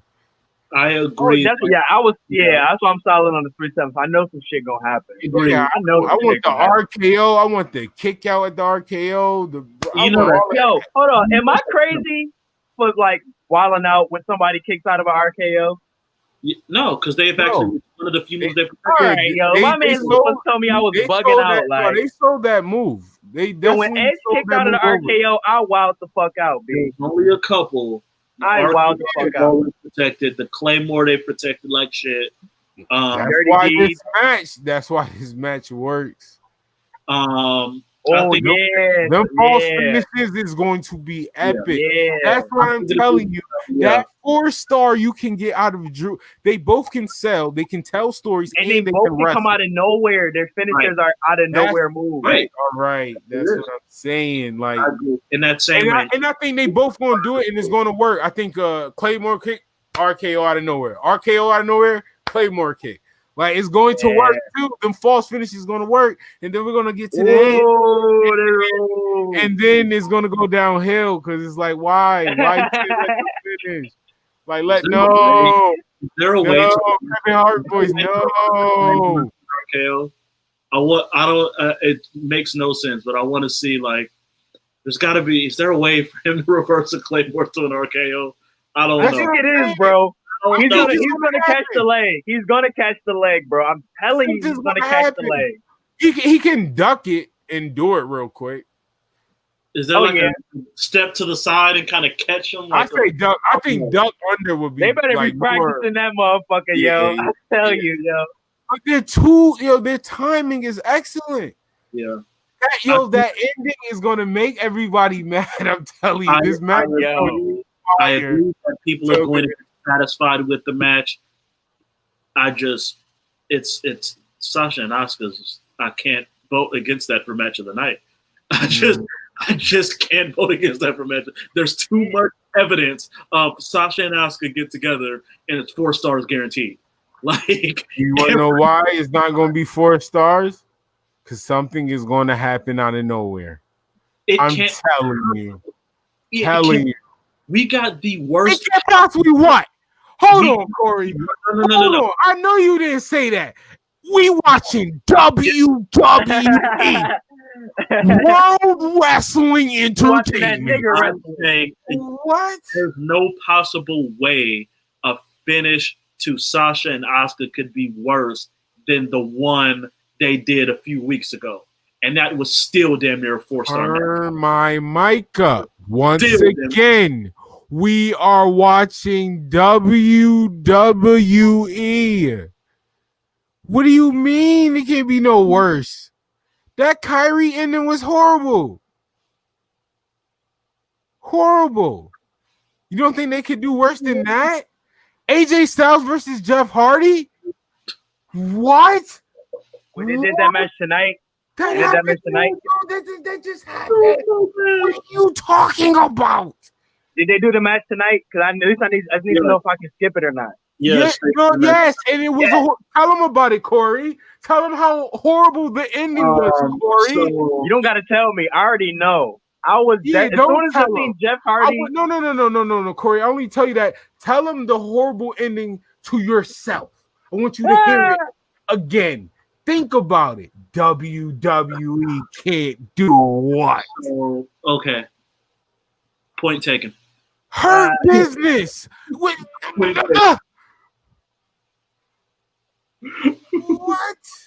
I mean, yeah, the man in the Hurt Business that beat 3 people in like a combined minute 45 is somehow not fighting. Like you just said, this is supposed to be for Bobby Lashley.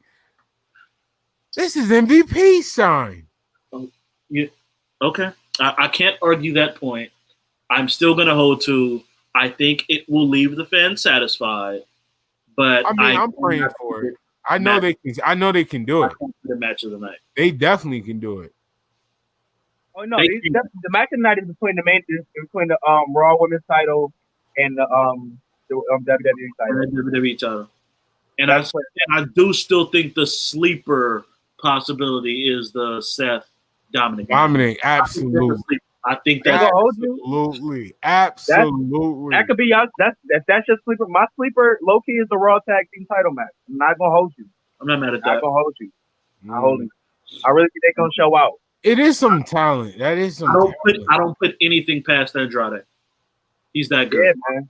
He's that. Garza, LWO is crazy. Rock with Garza too, but I'm not gonna lie. Yo, wait. Whoa. Okay. Yes, Cesaro and Shinsuke needs to keep the tag team title. Yeah, Andrade and Garza needs to keep the tag team titles. Ooh, Survivor Series. I need Shinsuke Nakamura and Cesaro versus Andrade and Garza. I'm predicting 5-star. I know it's WWE, but I don't care. That will be. I don't care. Vince not gonna appreciate that, but Vince, that's opener. That's opener status, and not like a non-disrespectful way.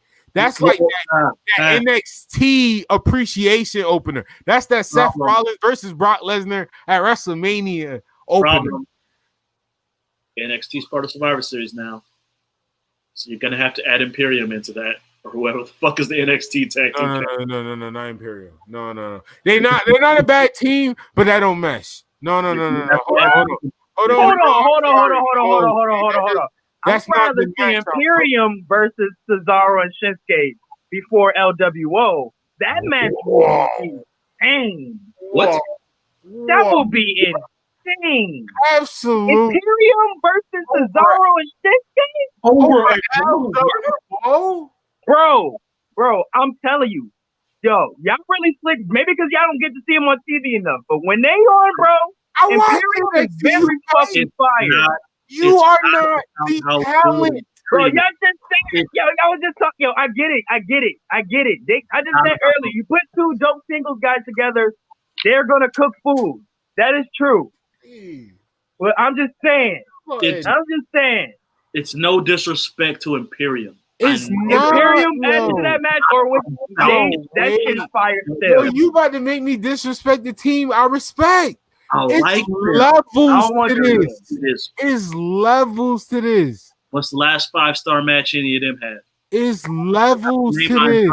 Because I can name my Andrade 5-star match. It's levels to this. The greatest NXT main event of all time. I'm sorry, Martel Barnett didn't have any singles. Wait, no, he cooked food in Cruiserweight Classic. Fuck you mean? That's the only single shit I know from him. I'm sorry. They don't get enough credit, but that team they are very fucking dope. No, they are. I don't want them to lose the NXT titles right now. I don't either. Right now. They need to shine. Not right now. But I'm sorry for Survivor Series, because Survivor Series, because of that NXT adding, has became one of my official favorite pay-per-views. So I don't, not for this one. I don't want Imperial. I want another a fire combination. Yeah, I want the Bruiserweights. I want the Bruiserweights over Imperial. They ain't coming over right now. Because other countries.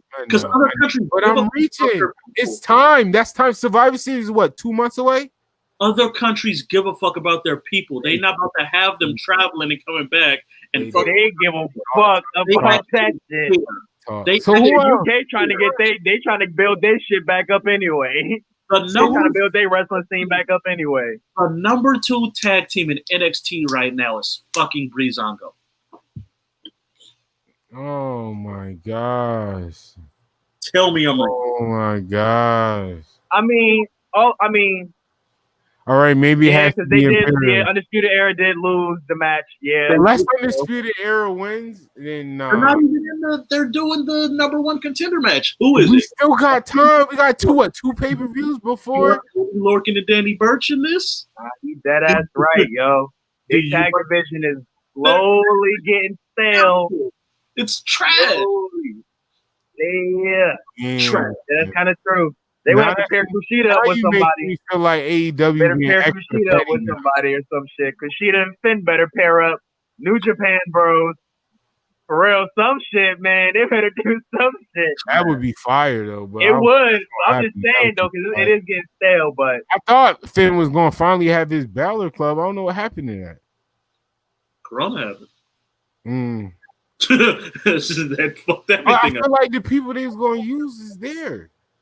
I feel like Jordan Devlin was going to be would have been a perfect pick, but yeah.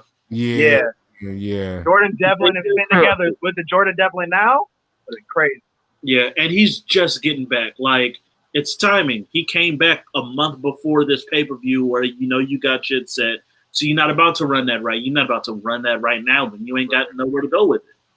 So y'all can't think of no other team. Is there a team that can come back? Because listen, we got time. We got time. What's old boy? The team that the black dude managed.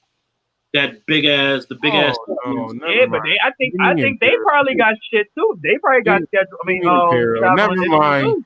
You're right, Ari. There's no other team. That's crazy. It's bad.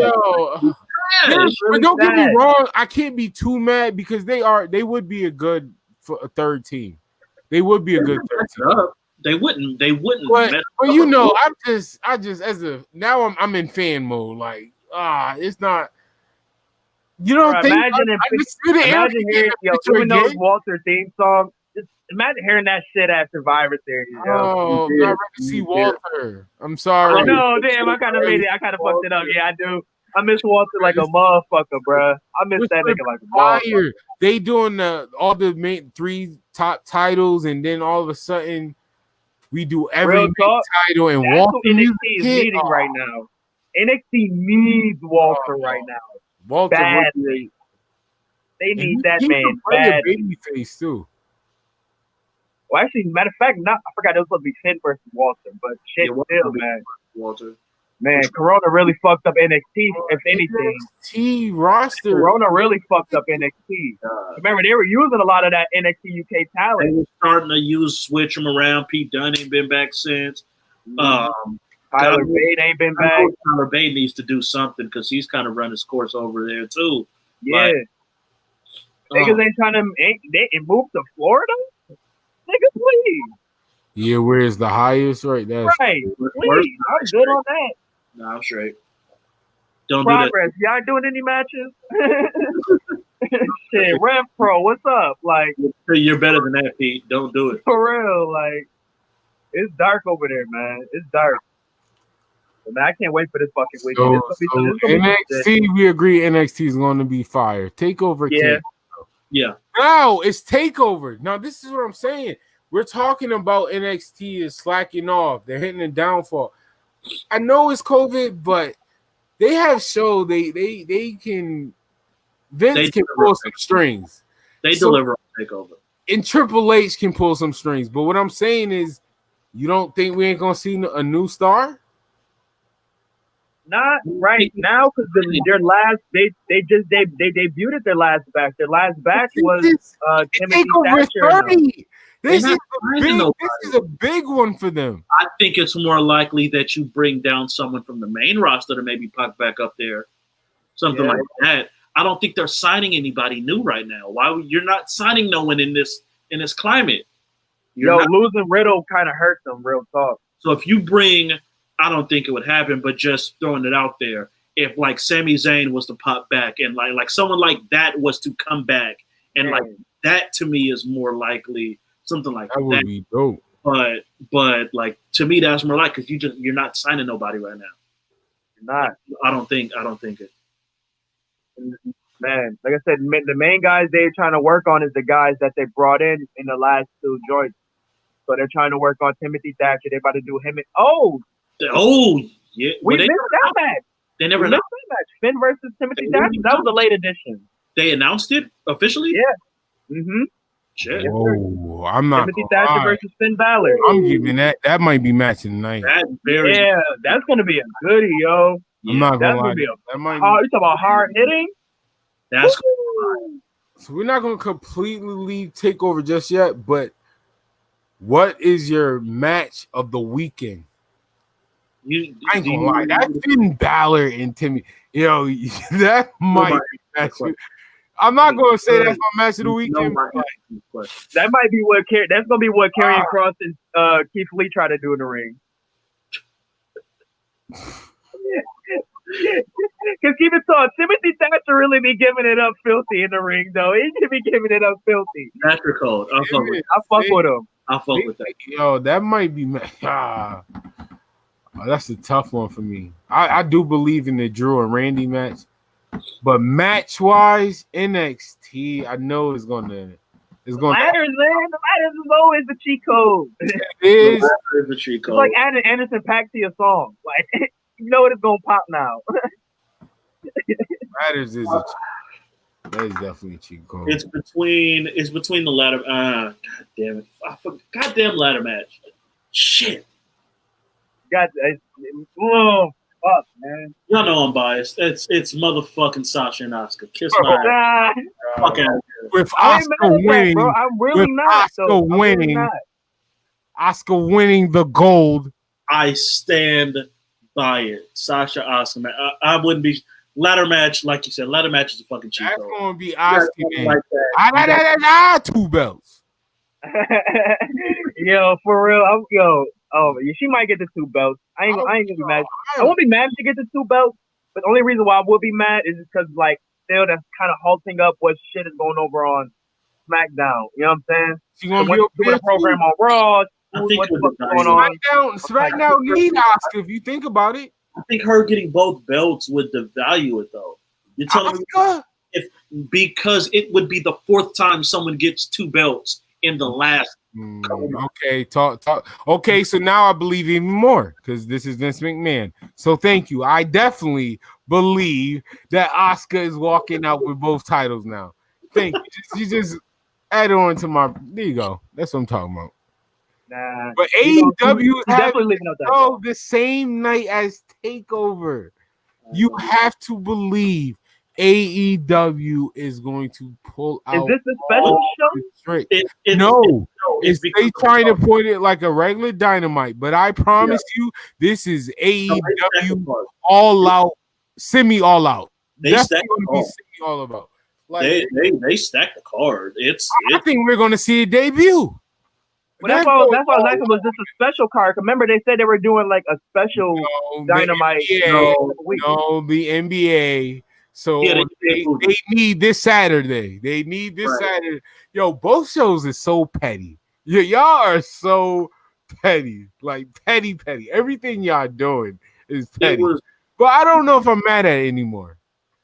Well, I mean, let's keep it call. I mean, if the playoffs, as a wrestling fan, I still kind of like the back and forth thing. I do too. I'm a type of person. I like to focus on one thing, but I do this is a blessing in disguise, really. This is really a blessing in disguise. It is, that WCW, like this is just the new age of that. And I'm I mean, if they were on any other station, they would have their spot, but they're on TNT. You know what I'm saying? And keep it all the way tall. NBA players, they could play their shit on ESPN that Wednesday, but they played on TNT. We know what's going on here. All right. Yeah, I was saying because I was thinking about that a couple of days ago, and I was like, "Is petty." I'm not watching my AEW right now. I'm not just gonna say AEW. NXT, both shows is petty. It is a coincidence. Like it's a coincidence. Like the playoffs are coming. It just happens to be that when the week the playoffs start, it's SummerSlam weekend. And that shit gets moved. TNT's not going to not run Dynamite because it does get good ratings for that time. So they're going to have a time for it. That's the day they were available. So that's just how it worked out. Play the Saturday game on ESPN. Right. Taking advantage of it by stacking the card. They are going for this takeover. So what is it? I just looked this shit up. Lucha Bros, Butcher and the Blade versus Jurassic Express, Dustin Rhodes, QT Marshall. FTR versus Party. Wait, yo. Petty. Turn my mic up, yo. Hold on. Turn my mic up. QT Marshall. Wait, what's their name? What was their name again? It was the Nightmare Bros or something like that? Something like that. FTR versus Private Party. That's going to be a goodie. Cody versus Brody Lee, which they built to last week.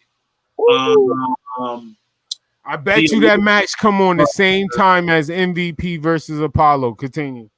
The Elite versus the Dark Order, regular Dark Order people, not any of the important ones.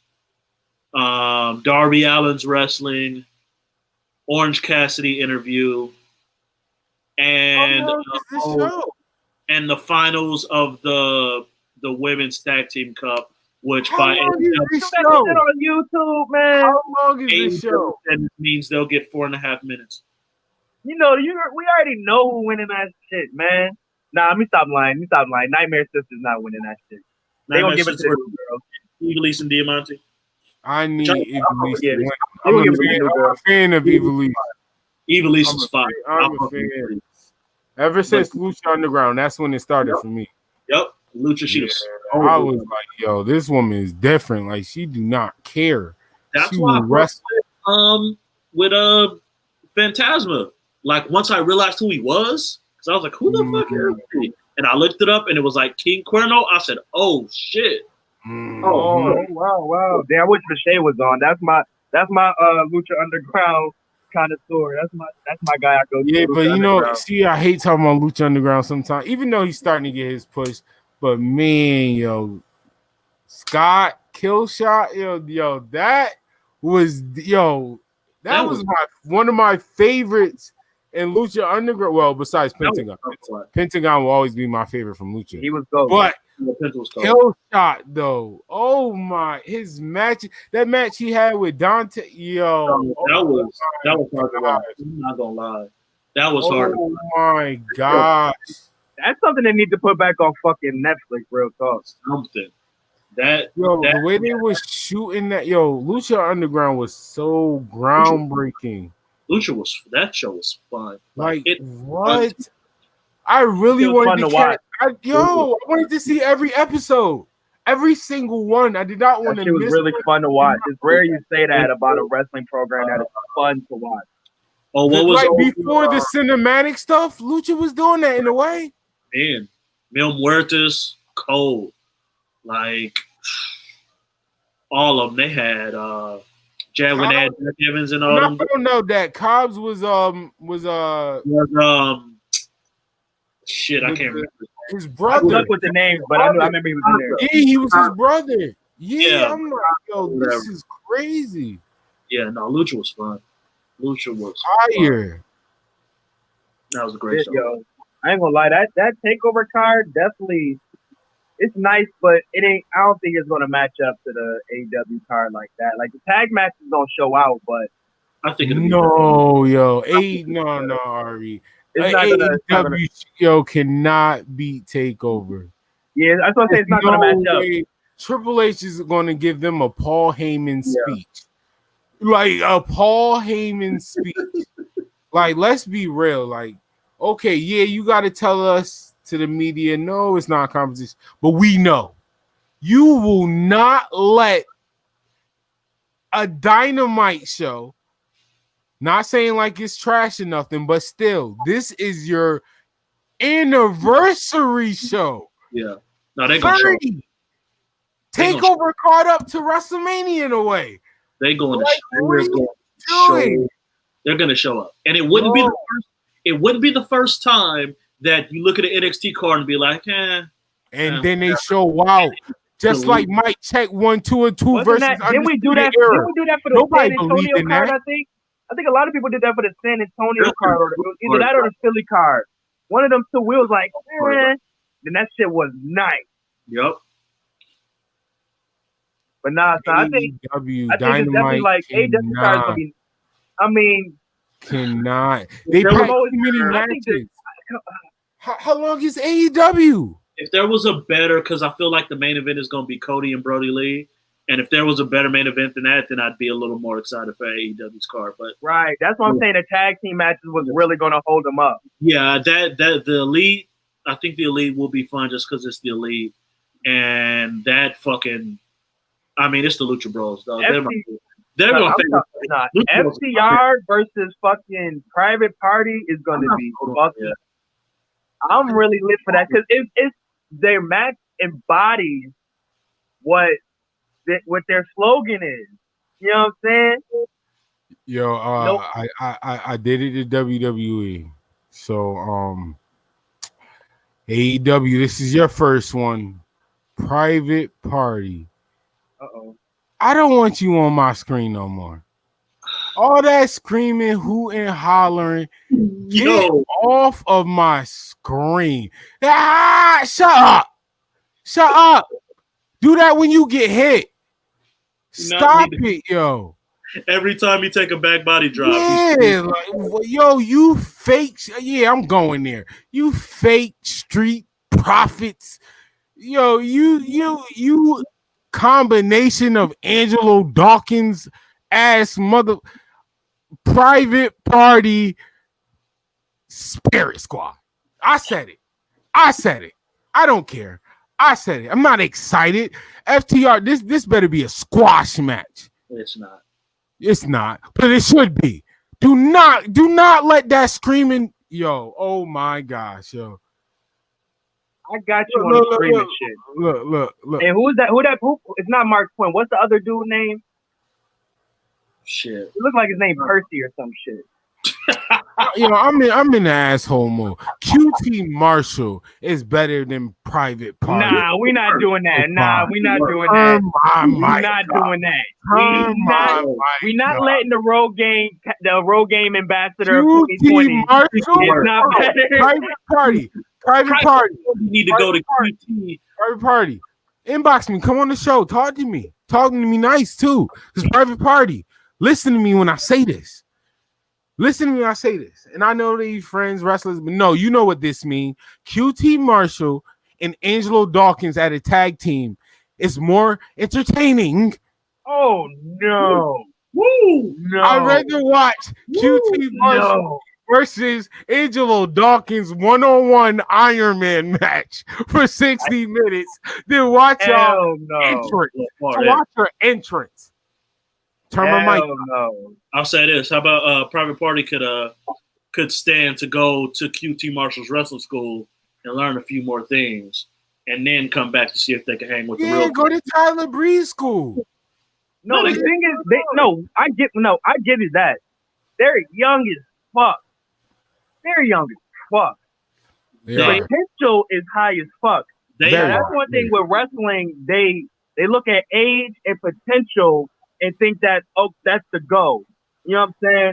I'm just talking my trash. They're good. They are a team that could very much have used a WWE schedule and go out on the road and wrestle every fucking day against some good team. That's what they need. They needed to be on to and go out, and y'all gonna be wrestling the Usos on the road 4 or 5 days a week. But like that's what they need. But jobbers doesn't have that. Private Party needs that. Private Party needs to work a lot. Like they need to get more matches.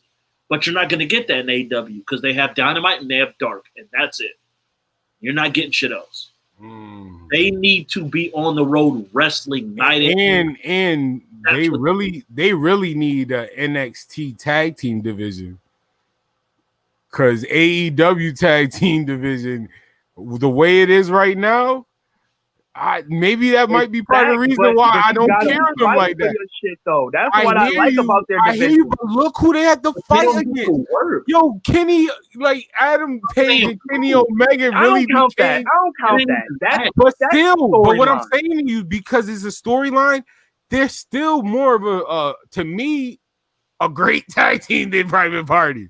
I'm being real with you. Like I'm really invested them in tag team matches than Private Party. Is that maybe because you see them more on TV and you like obviously? And just go back to what I say, they're great. But that still go back to what Corey said. So they're not going to be trash. That might be it too, because they don't get enough time. That's why I said I think Private Party was out for a little bit. This is the first people I'm saying maybe you should go to WWE. They need. I don't think so.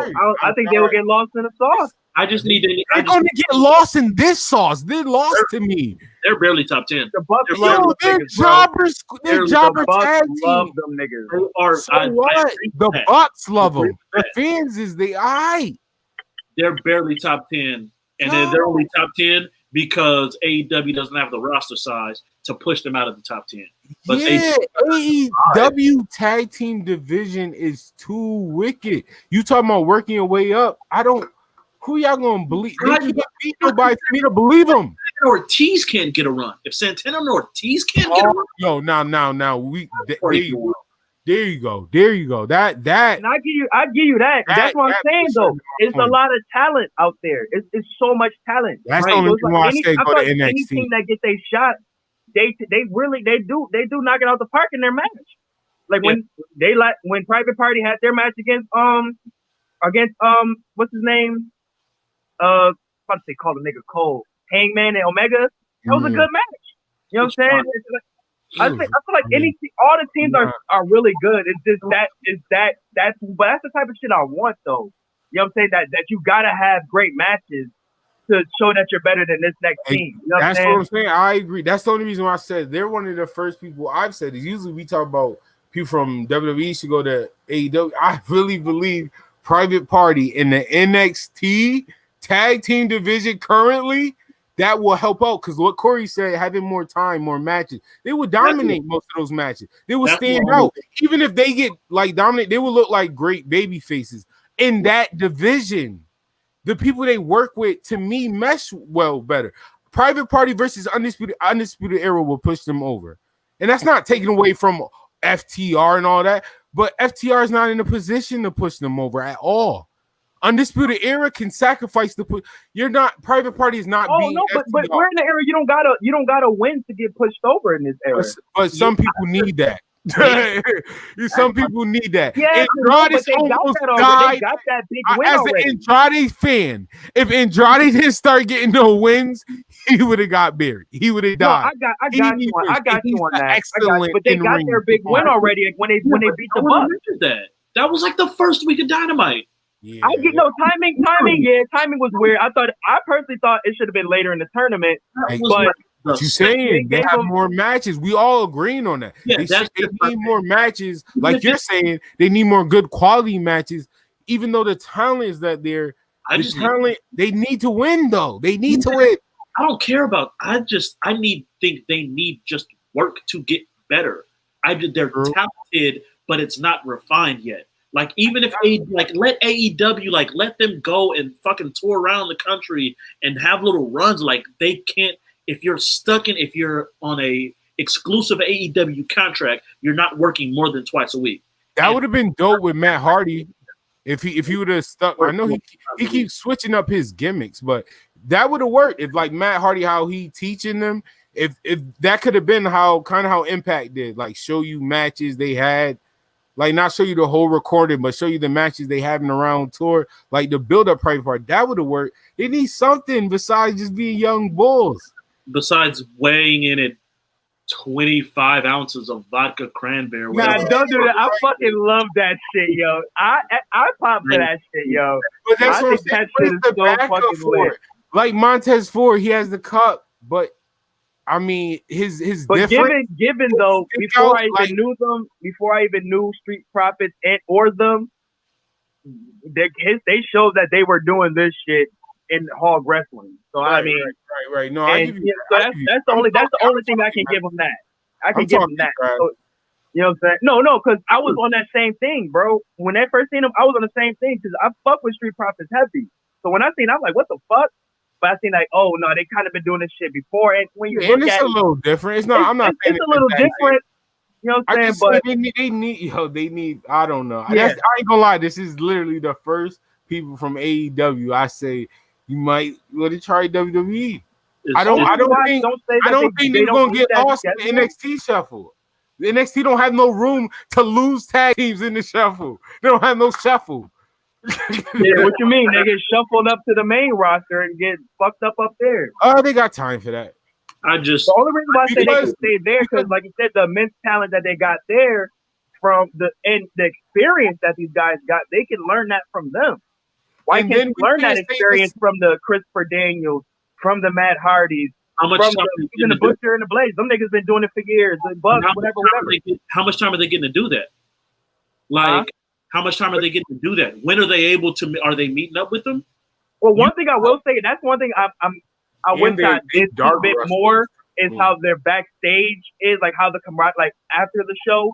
The only thing they see is BTE, but I want to know like what it is like actually behind stage. Like, do they work together? Do they have a training facility? No. Like, do they go to separate training facilities? I've seen the separate training. I seen you got like Cody had his own. QT the private party was training at like an old gym and some shit like that. They would. So I don't know where they exactly train. System, even just being at the performance center and working with the coaches and shit like that. Then being able to work with fucking Norman Smiley and Shawn Michaels and Matt, like that's the shit that they need. You're not gonna get that at AEW, especially right now. I know they do have some trainers, but they definitely don't have the mass amount that the performance center has. So I know we were joking about QT Marshall earlier, but he is their official wrestling trainer. So I know they're not just gonna have one. I wouldn't be surprised if Bucks is one of them for the tag teams also. That would hashtag that. Yeah, I just want them in that system just to get that experience. Like I don't think WWE. The only reason I'm scared about that also because the future of that system too, because we heard about them like dropping the live event thing, Corona, how they're gonna move about live events after that. Yeah. So that's a lot of the future. That's always been in my back of my mind with the future of WWE, with them taking out live events, because like you said, them going on the road and battling, like facing off against those guys, that would be helpful. But the draft is going to show the route partnering with other guys. The route WWE goes. The draft will show how the route WWE goes. After this draft, this will let me know, is NXT really his own brand? Yeah, for real. That's real talk. This draft will let me know if NXT is his own brand. Is it its own brand, or is it like ECW when they brought that shit back? And then and then they had the draft and just plucked the three. But that's what I'm saying. This draft will let me know. I agree. It's either or.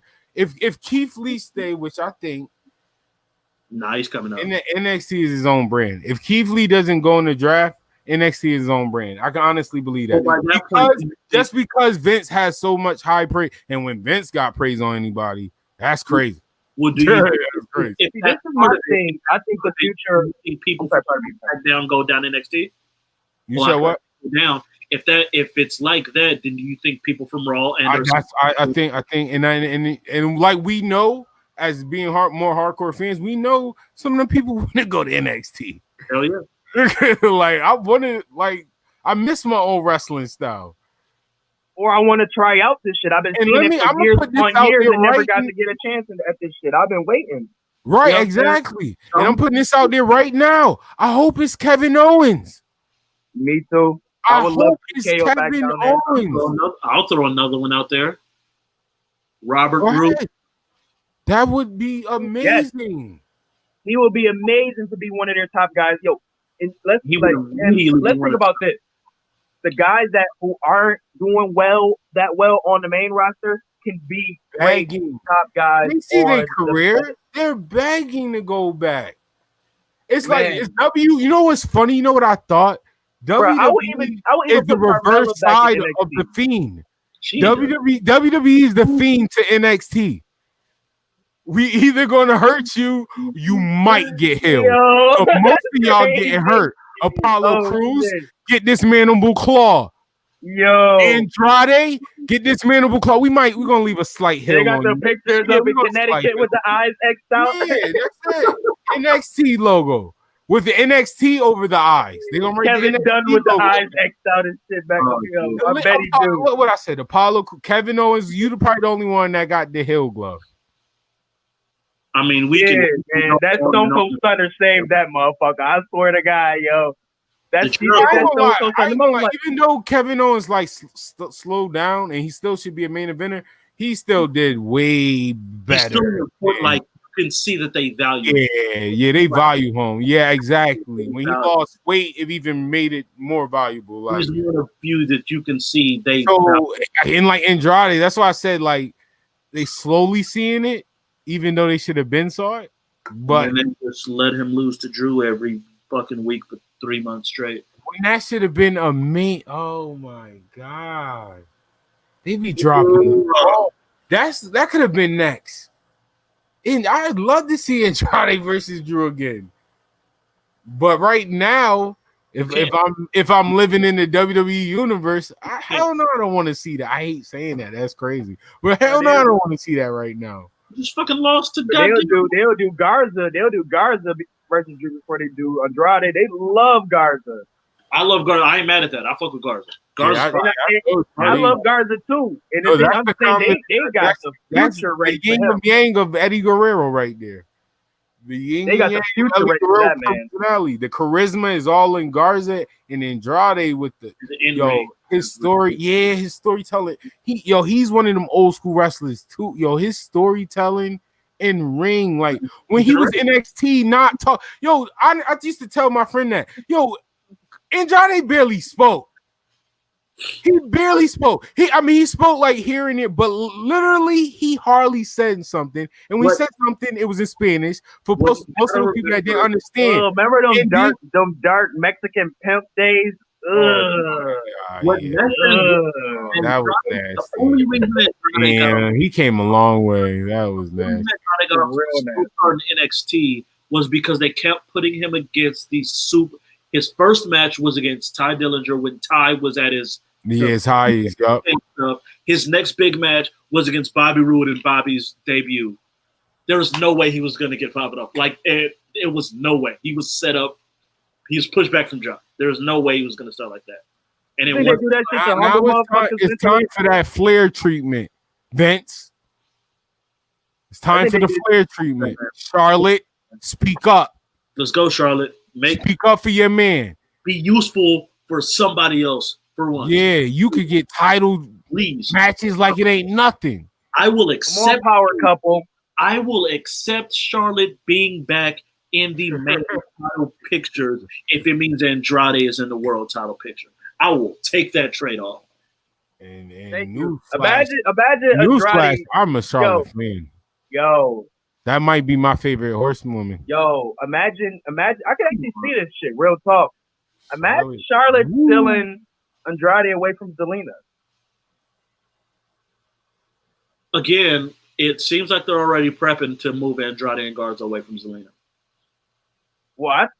Zelina need Gar. I think Garza needs Zelina for a little while. Garza's good. I think it works. Garza's good. Well, maybe I'm helping out Zelina. Maybe I'm helping out drop Zelina. the rose on you. Maybe I'm helping out Zelina because it's like, where's Zelina? Who you manage that fits? Like this fits her right now. Oh no, Andrade it's Andrade or bust. That's Andrade needs her more. Yeah, Andrade needs her more than Garza. Garza would be fine by himself. Andrade don't. They let Andrade work. He's another one. Let him work. Ain't WWE ain't it been like TV 14 now? I'm waiting for the Garza Charlie Caruso Val Venus style video. I'm waiting. Oh my God. I ain't gonna lie. I really hate that they showed him proposing on NXT. That really kind of fucked up so much shit. Anytime he does, I was like, oh, he can really take this shit to the next level. But I know he got wifey at home. I hate that WWE assumes that people just are gonna forget about shit. But I do think most I told you that. Like that's what I was saying. They write for newer fans. Where I think most people forgot about. I feel like they write for newer fans instead of like, yo, we watch it. Won the title, like a month later, lost it. Main roster, what's popping, Charlie? Like, wait, what? Like, hold on, bro. What you been like? Nigga, this even tied to nothing? That damn. I'm trying to get up and hurt. Even to the point now when Charlie goes up to interview them, she's like, Angel, Andrade, this you? You know? Like every person she has a different. Every time she's like, Angel, Zelina. Like every time. That shit be killing me. I love it though. That shit is dope. You know what I'm saying? Like, but there's been no payoff, and that's it's not. I mean, and I want to say this. I hope the payoff. Nobody better not put a hand now. on Charlie. I'm sorry. I hate to say it, and I hate splitting up teams. But Vince, if you like splitting up teams, if you're gonna split up Angel and Andrade, all I'm asking is you give them like 15 minutes. Yeah, I know that's a reach. I know that's a reach. I know that's a reach. No, I want to pay for give them time. Hey, I ain't mad at you, bro. Like I said, especially for me, because I really believe that Andrade and Garza are literally the yin and yang to make Eddie Guerrero. I'll tell you this right now. See them fight for 15 minutes clean. You have a better chance of getting an 8-minute mixed tag between Garza and Charlie versus Andrade and Zelina than you do of getting 15. Real talk though, instead of 15 though, want to bet WWE give us three solid like 10-minute, maybe 8-minute matches. Let them do how when Andrade was fighting Ray every other week. Just give them that. We got 2 goodies out of that. 2 damn near match of the year qualities. Hell yeah. Oh my God. And that was another knock to his storytelling. The mask shit. He was selling that shit. He was showing his charisma. Loved it. The whole mocking Eddie. That match was when he started mocking Eddie, I was like, oh shit. They're about to pull the plug. Andrade is about to go. I was like, what? Oh, I hate it. I don't even know how to feel. You know, I hated it. And like fan wise, I'm talking about like that's why I was so conflicted. Like me being in fan mode, I was like, yo, he's doing this shimmy. In the little smirk of the shimmy, I was like, it's not like it's anybody else. This is somebody I want to see like face Eddie Guerrero. So to see you mock him in a disrespect, and then y'all just drop the ball. Like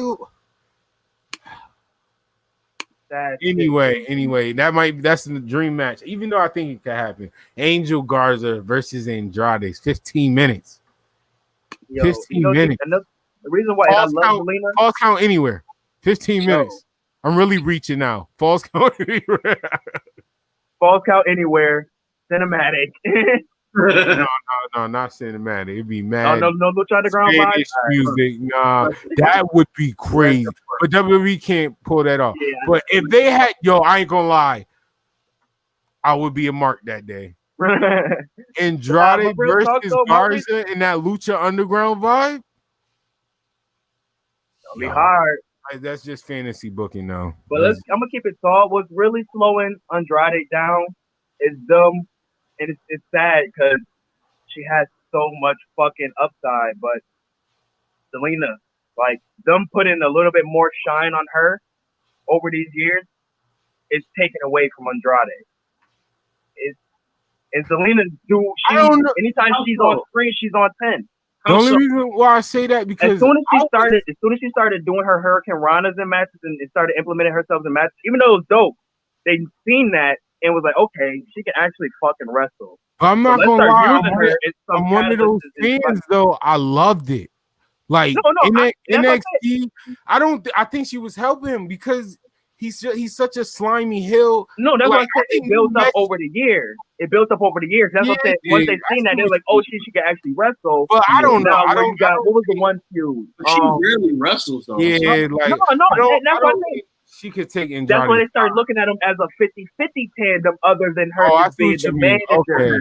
I'll go with that. And it took away from Andrade getting more shine in the ring, where now it's like, okay, we're gonna do tag matches, or you know what I'm saying? It's like, okay, now we're not just focusing on her just doing this for Andrade. Now she's actually being a part of storylines and all, which is no problem, but it's taking away from him. That's all.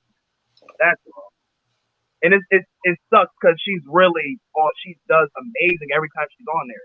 She does amazing. I don't know. Maybe she got to. I can't see Andrade without her right now. He needs a manager. He does need a manager. She's the perfect manager for him. And she is right. So I don't want them to split up because I do see what you're saying though. I do. They're going to try to make him talk, and then it's going to go all downhill. Right, and that's why I just say it may sound funny, but I really hope when he's with and I don't know, because we even heard that Shinsuke's accent is way better than it is on TV. But he has a different there are some people that get away with it because they got charisma like that. Oscar gets away with it. No. I was only reason I said that because it's just that I don't know how he talks with Charlotte. Maybe it is so maybe I don't know, but I just couldn't fathom somebody being that deep in a relationship with somebody who has that much of broken English. I just really couldn't fathom that. But you know what I'm saying? Come on, we're adults. You know what I'm saying? You're a grown woman with a great career. I don't think simple as that. I don't think Charlotte is I don't care if you can't speak 8 words, you gonna keep hitting the way you do. He gonna stick around. Yo, Andrade, man, and shout out to Andrade. If he piping it like that, then shout out, bro. Shout out, bro. If he piping it like that, that's that rev. But nah, I think if anything, though, what I'm saying is I hope that in some way they're at home getting lessons, trying to sharpen his shit up, because it's really gonna be needed. It's really needed. Even though it sucks to say, it's really needed though. I'm sure he is. And again, y'all know, like I said, I say it every time. He's a main eventer to me. And it will be a travesty if main eventer not get his chance to make a main event run. It will be one of the biggest. Everyone focuses on all these other people, and rightfully so. Shinsuke and all these other guys, and rightfully so. Andrade's right up there with him to me. As far as I'm gonna keep it even more tall with you. Shinsuke on the lowest, he's on the end of he's on the down slope of his peak. He's older. Know what I'm saying? Andrade, I don't even think he's hit it yet. I don't even think he's hit his peak yet. But when he was in CML, fuck it up. I'm a little wavy right now. But when he was in Mexico, he was having great matches, but he was still young. You know what I'm saying? Him and that versus Shinsuke, that was 2015, I believe, maybe 2014. I might be fucking it up, but that was Shinsuke still in his prime. So for upcoming, you know what I'm saying, El Sombra back then, now he's in WWE. Like I don't think he's hit his prime yet. Like he still has so much more to show. And I think the Ray match was like, all right, this guy is to be taken very seriously. Very seriously. I think Shinsuke was okay. Like, Shinsuke's fine coasting. Shinsuke's coasting and Shinsuke's fine with it.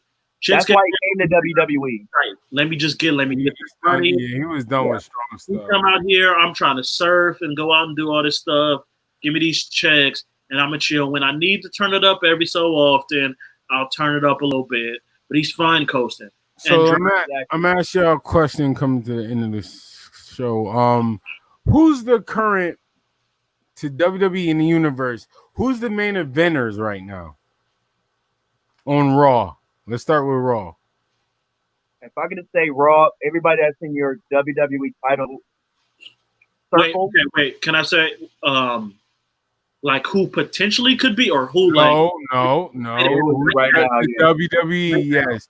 Well, yeah, we'll get to the potential because there's a lot of people. Like I said, for the WWE title circle, I think it's kind of small, but you got your champion right now. You got Randy right there. Shit. I'm trying to think about the whole roster right now. Fuck, they got so many people. Damn. Who the fuck else is up there? I'll put Bobby there.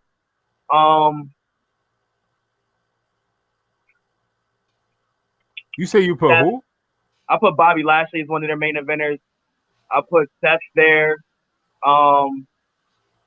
Currently, you think Bobby Lashley is their main eventer? Yeah, they just had him in the main event match. I think they could make pay-per-view before. I think I do think once Brock is out the picture, I think it was able like, okay, let's start using them. But now once it's Hurt Business thing, it like we were just talking about, it's kind of stunning them now right now. But still, I still think at the snap they could put him in a main event title picture at any time. But Randy, Drew, Bobby, Seth,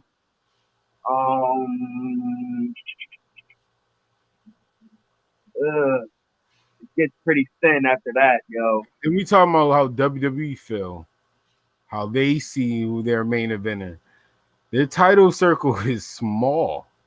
That's why I said it's very small. On both shows, when your main eventer should be, by this time, I don't care nobody says Cesaro should be a main eventer. And that's going very outside of just his ring work. Like, I feel like he put in so much work to have a personality. I feel like it happened. The Rusev thing happened so much, which I think Rusev is smart to leave now if he decide to come back. But I think the shutting down when they reach their peak is what make us like bear off that he's a main eventer. Because I can see if people saying like, I don't even like, if it was up to me, I kind of don't see him as a main eventer. Yeah, now you don't. I don't blame you. I don't blame you like losing. There's some people with Shinsuke, and we know what he can do.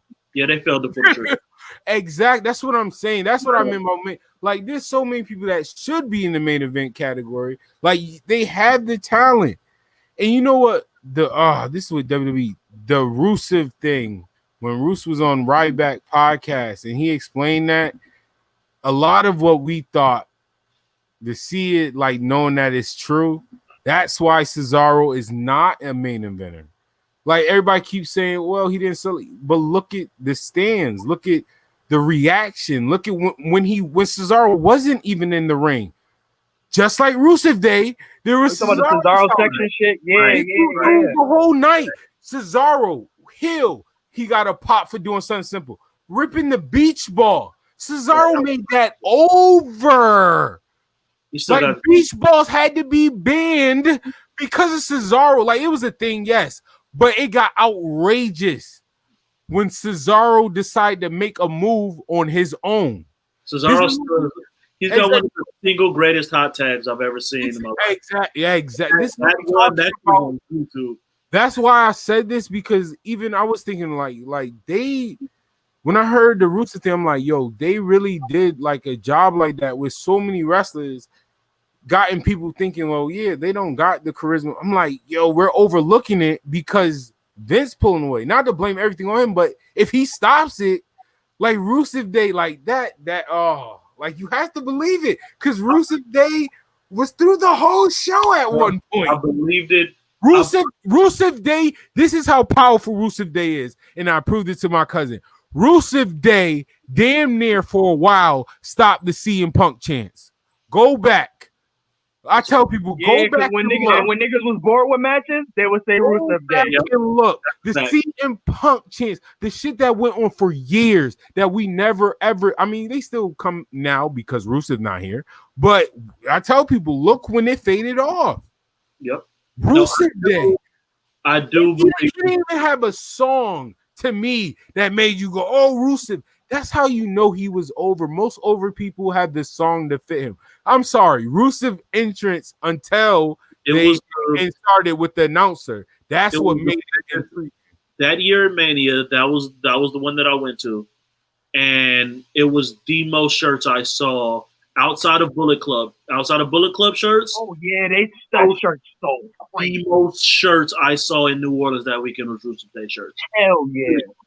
Period. Hell fucking yeah. That white on the green orange. I think yeah. I believe this shit with Cesaro happening. Sure. I think the one thing that I do believe played a factor in it, unfair as it may be, was timing. Because it caught fire just before Mania when they had plans in place.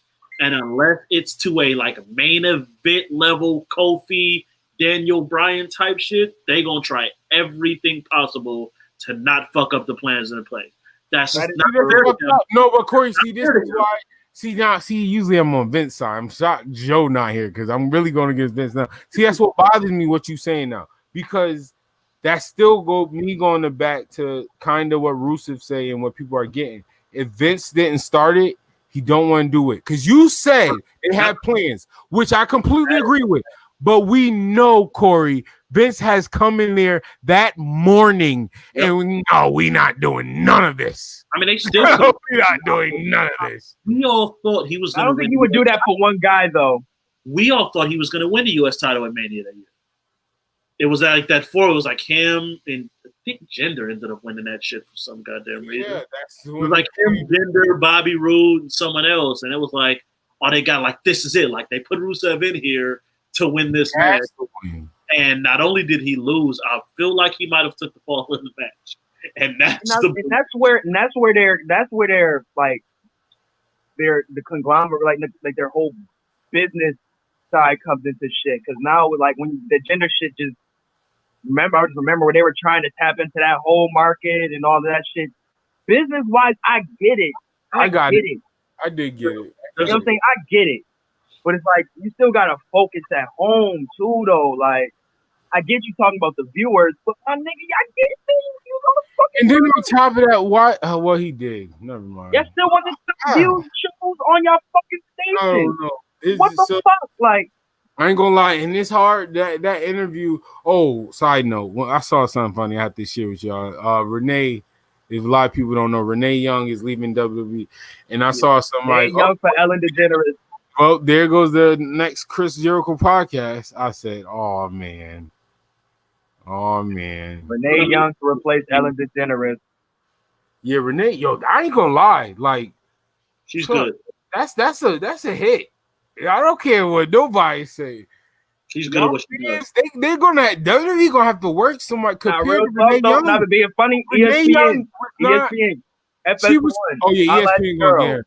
Yeah, no. I don't know. I got the news. They've been looking for her. Yeah, Charlie Caruso already got one foot in, one foot out. They talking about it, and she could easily go to AEW. Put that. I kind of think she want to kind of get out the business, though. I think she do, but man, she might have fun again with AEW because just much as it was a loss to me, I don't care what nobody say. That was a loss that WWE took, losing her. That is a major game for AEW. And the reason why I'm going to say why, AEW got all this nostalgia interviewers, but they're not hitting. Renee and AEW, because Renee showed, she got a personality that's likable, period. Yeah. On screen, she could do a dope in-ring interview, too, to kind of let Tony come for a little bit. Oh, my gosh, MJF and Renee. That would be amazing. Holy shit, that would be amazing. MJ Like, who are you think you're talking about? Used her. I wouldn't live with I her. love Renee. Don't. I love Renee. That wasn't her shit that she cared about in WWE. Give her a fucking post Dynamite show. You make talking smack and you bring it to take Aubrey Edwards off and just do Tony Schiavone. And Corey, you know what I thought about it? I thought it was petty on WWE part because we know they love doing petty stuff. Didn't they bring Talking Smack back now? Isn't it tomorrow morning? No, it's tomorrow morning. That's what on SmackDown. Hosting by The Miz and somebody else, and who's the guest is going to be Big E, I think The Miz and Morrison, and Jeff Hardy. Give I'm her. cool with The Miz on there. Put that shit on. They love they fucking use even that. You give her 30 minutes to an hour on their YouTube page after every Dynamite. That is where you use her. I tell people this: go back to Smart. Like, we're happy The Miz is on it because why? What he did with Daniel Bryan, and The Miz is good. Period. But he's a good host. He's a really good host. Even go back to that.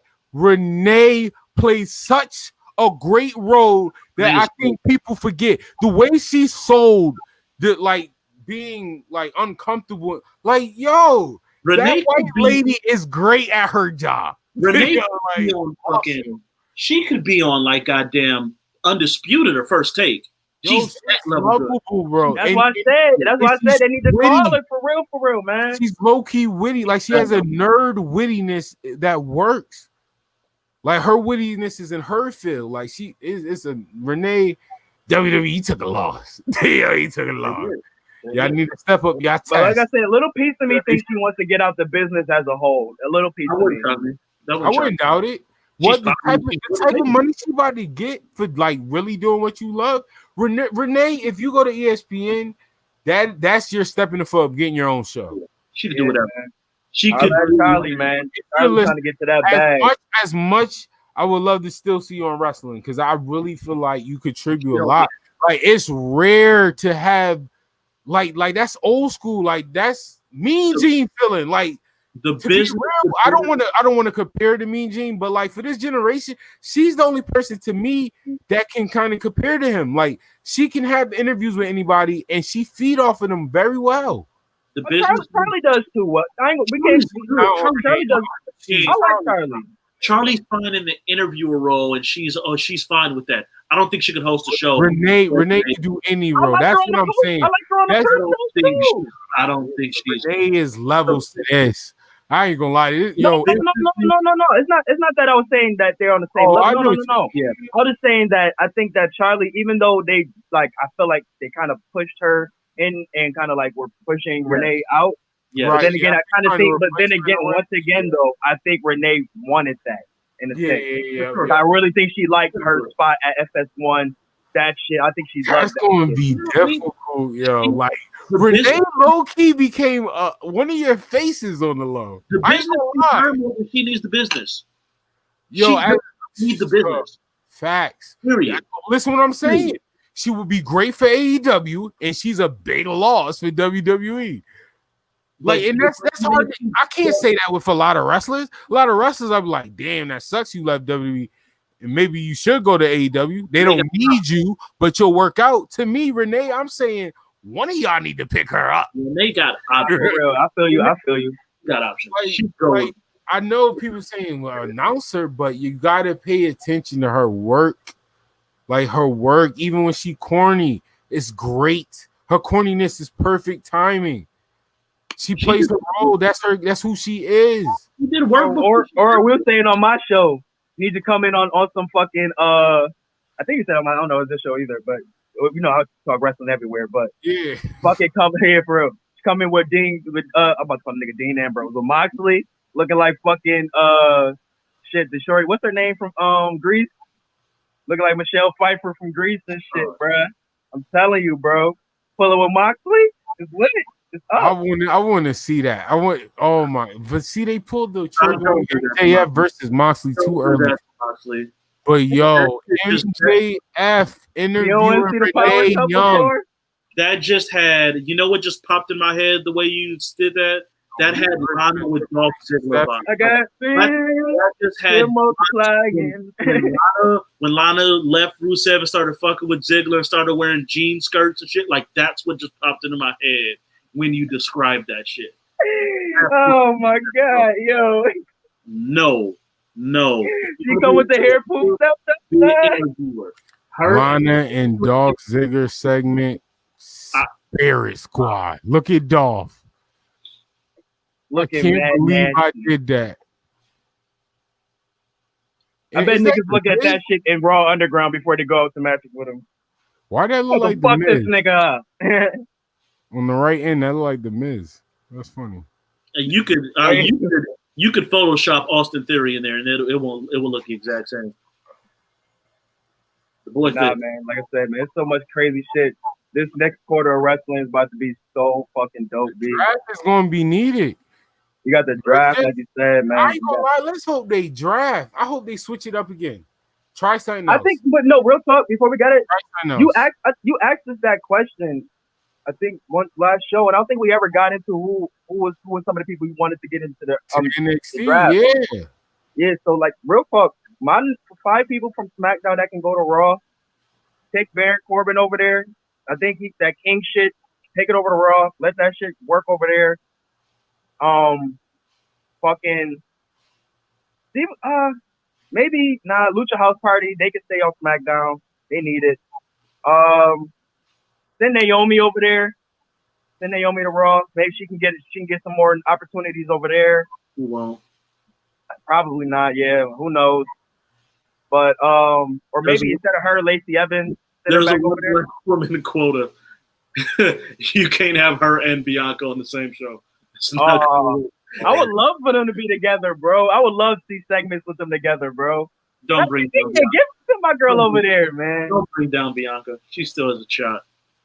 Bianca still. I ain't gonna lie. It took me a while. But Naomi. Did I finally convert you? Besides you being a gorgeous African queen. What? You ain't have Naomi up there? Baby. Naomi. You are beautiful. 100%. Black pride. But that in-ring hype, I was supporting you. Naomi, I hate to say this, yo. Good thing we got Bianca, because Bianca's Latino heat. I'm gonna let you know that right now. Bianca is good. Bianca is athletic. She showed it. Bianca don't botch often. She don't botch often. Bianca's good. I think she's doing a spear and it looks good. That tells me a lot. If you're doing a spear in this day and age and it's a little over with me, that's good. But Naomi, this has nothing to do with your face, nothing to do with your body, none of that. But overall, in the WWE universe, maybe it's a Vince. Nah, I ain't gonna lie, it's not Vince thing because he kind of gave you opportunities. Naomi, you are a hornswoggle. I'm not going to give you a spirit squad. Average. Because but yo, Naomi, you should have went to NXT. Like to at least display your talent. Because I'm not gonna lie, Ari, what? Give me. I give NXT shit, but she came in the wrong time though. She came in. She's the receiver who can run a 4-3 and can't catch the fucking ball. What you mean? Give me one dope Naomi match. There is not one. Besides, if she won the title, that's a moment. That's not the match. That match the moment was beautiful. The moment. I'm trying. It's one. Oh my! I think it happened on Smack. I don't even think it was a main event. It might have been a SmackDown match. She's definitely stepped her game up. Way. From the scrub she was when she came in. She was on one of them podcasts. Go back. I told Corey he was nasty for talking about Naomi like that.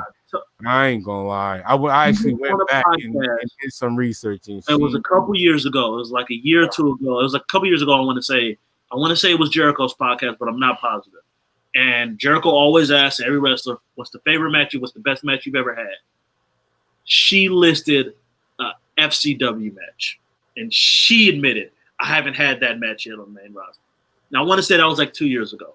And look who she fought. She has had matches. She's been in the ring with everybody. I ain't gonna. Well, maybe okay. I give you that. Maybe she needs. He hasn't had the stellar matches that that would be women, crazy. the 4 horsewomen that they kind of set the standard to. to. Horsewomen. She's been in with Asuka. She's been in the ring with all these people. How you not do good with Asuka?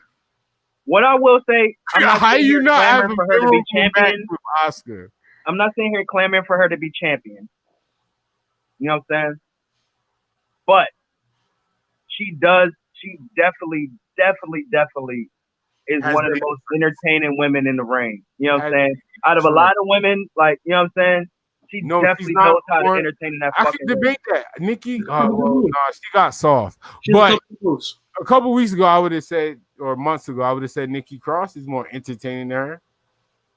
No, Nikki Cross is just a way better wrestler. I'd rather watch a Nikki Cross match. I'm talking about even entertaining. I'm with you on that. I want Nikki Cross to have the title more than Naomi. Take Naomi best character era and Nikki Cross. No, I'd rather Nikki Cross the whole gimmick era. I wish she would go back to this one with Aleister Black. That don't even have nothing to do with her in ring. That had nothing to do. I was excited to see Nikki Cross. I know. Yo, that's all Nikki was saying, and I was invested. What Naomi doing? That's the thing. You gotta think about it though. Their gimmick is hitting two different markets though. You know what I'm saying? Her gimmick is hitting. I can name 2 different gimmicks, and they better than Nikki Cross. Actually, Nikki Cross is really that good. God. But Naomi. I really think Nikki Cross gimmick is really slept on. To be honest, her shit. I like her shit a little bit more than I like. I'm not gonna lie. That whole I know shit. That was the best Nikki Cross to me. But like Lacey Evans is dope, but I like Nikki Cross more than I like Lacey Evans. Lacey Evans needs to work for me. She needs to work more for me. I'm not saying she trashing nothing. Nikki Cross that was in. She has a lot of potential. That's not person they see the potential. But the Nikki Cross that was in NXT. Oh my god! Developed it. Amazing. The main roster. The Nikki Cross that was in NXT couldn't have the segments with Alexa Bliss and all that stuff that Nikki's having now. I give you that. No. She got her character. And she did a good job. That's what I'm saying. That is true. Very good job. Character. I'm not gonna lie. If WWE really want to keep this story going, because I hope they realize that people are more invested because Alexa, y'all can go back to being some good writers in a way. Y'all can somehow do 2 stories in one. I don't know the last time y'all did that. If you get Nikki, because the push-off shit. Listen, WWE, this could be it. I know Alexa's involved. Nikki said slowly building Nikki, because, like you said, you mess with the Fiend, you change. I feel like Alexa gonna go back to old Alexa. Please let Nikki cross paths. That's a bar with the Fiend. Remember we all thought she was gonna join them. We all thought for sure that she was gonna join them. She was the first one. We thought she was the one. Right. Now you got Alexa. This is your first time. In a way, this sounds crazy, but WWE, y'all might have been doing what the women wanted to do. The women might be saving y'all. They 100% are. If y'all get Nikki Cross, and I'm telling you, they somehow get Nikki Cross involved, because the whole mystique of Nikki, low key, Nikki, like you said, Corey, how she turned, Nikki still got that feeling to me like she could turn at any time. Yes. Like literally, she never, even though she's friendly, she showed I still snap. But I'm not fully together. Like, I hope y'all remember. I was more so on that with Alexa, but until they kind of just said, nah, we good on splitting them. You add the Fiend to it with the whole switch. It's like, so is Alexa just faking, and then Nikki? You could tease Nikki's really the one, with the Fiend, because, like I said, that's the first person everybody thought was going with the Fiend. Nikki Cross was the perfect character to go with the Fiend. But I'm not gonna lie, you get Nikki involved, you don't gotta rush it, but you get her involved, you can carry the Fiend story real interesting. But bro, that's why I said she's gonna get involved with the match, but she's not gonna continue to align herself, because they still got to finish that loose end with the Nikki Cross situation after she lost. You can even go more in-depth story of your gloves. the heel and hurt. You going more in depth with that because now how Alexa Bliss maybe he can heal her out of nowhere. But the heel exactly the heel is really Bliss as a heel. Like nobody never thought of that. No, that could be true though. Because she could be on her dolo shit. Like once Nikki kind of like pushed her off, she's like, I ain't really feeling you right now, and like that could be part of leaving her. Since we're talking about wrestling, and this is Bray Wyatt, we see hurt and heel, so we automatically think like face and good. Nobody never thought that heel means the wrestling version of heel. Like, what if it was a different type of turn? They got to work on this because what's next with the Fiend? That's what I'm telling you. We can't go to the matches with the Fiend no more. You got to add stories. You got to build a storyline. Exactly. The Fiend became a story now. Like he's not somebody. Oh, who's going to be the greatest match? He needs like put Bray in that corner, 3 months. And I think Bray loves that corner. I think Bray wants to be there. I think Bray is having the time of his life. Tell you the truth. Yeah, because he has a lot of creative control. Yeah, this is what he wanted. Like this is exactly what I wanted. So I thought Nikki can make this interesting. Like Alexa, Nikki, Bailey, and Sasha. The only story that's topping that is Randy. That's real talk. It's been a while for WWE to put their women on top. I don't even think they meant to do it on purpose. I don't even think like they noticed. I don't think they knew how big. Maybe they did because Bray had control, but how big Alexa was going to be an impact. Because like everybody's saying that. Like it's all on the comments. When Alexa, I'm interested now because Alexa remember when Alexa first came up, people were like, "Why the fuck is she coming up already?" Like, I was absolutely in the same. Everyone was like, "Yo, she ain't ready for this." She stepped the game up. Was more than ready. She did it. I'm an Alexa fan since she got pushed. I wasn't a fan before. I ain't gonna lie. But to bring it full circle, that's how I feel about Naomi. That's exactly how I feel about Naomi. Crash you how? What did you see in Naomi? What it was is like I said, I seen her as like I didn't watch when she first came in, but when I first seen her, I was like, nah, she's scrub. But when she got moved over to SmackDown and they kind of had time to like, you know what I'm saying, really focus on wrestling. That's what I'm asking you. What was that match? I can't really recall the exact match. It was like I think it was like that build up when they. I think it was like that build up when they. I think it was. I want to say was it? I think they had a tournament. Was it a tournament for the women? I will go back and watch it. Ari, if you can find the match, I will go back and watch it. All I'm saying is, I looked at like the I give you, the Oscars. The matches. I get it. I mean, if we bring up botches for her, we got to still bring up the amount of botches that we got for Sasha Banks, and we talk no offense, Corey. We talk about her being automatic 4-star matches and shit like that. And we can count on more botches on big stages with her, and we can probably count up for Naomi on the real. So are you saying that kind of make my point? Like she ain't good. So what does that say about Sasha?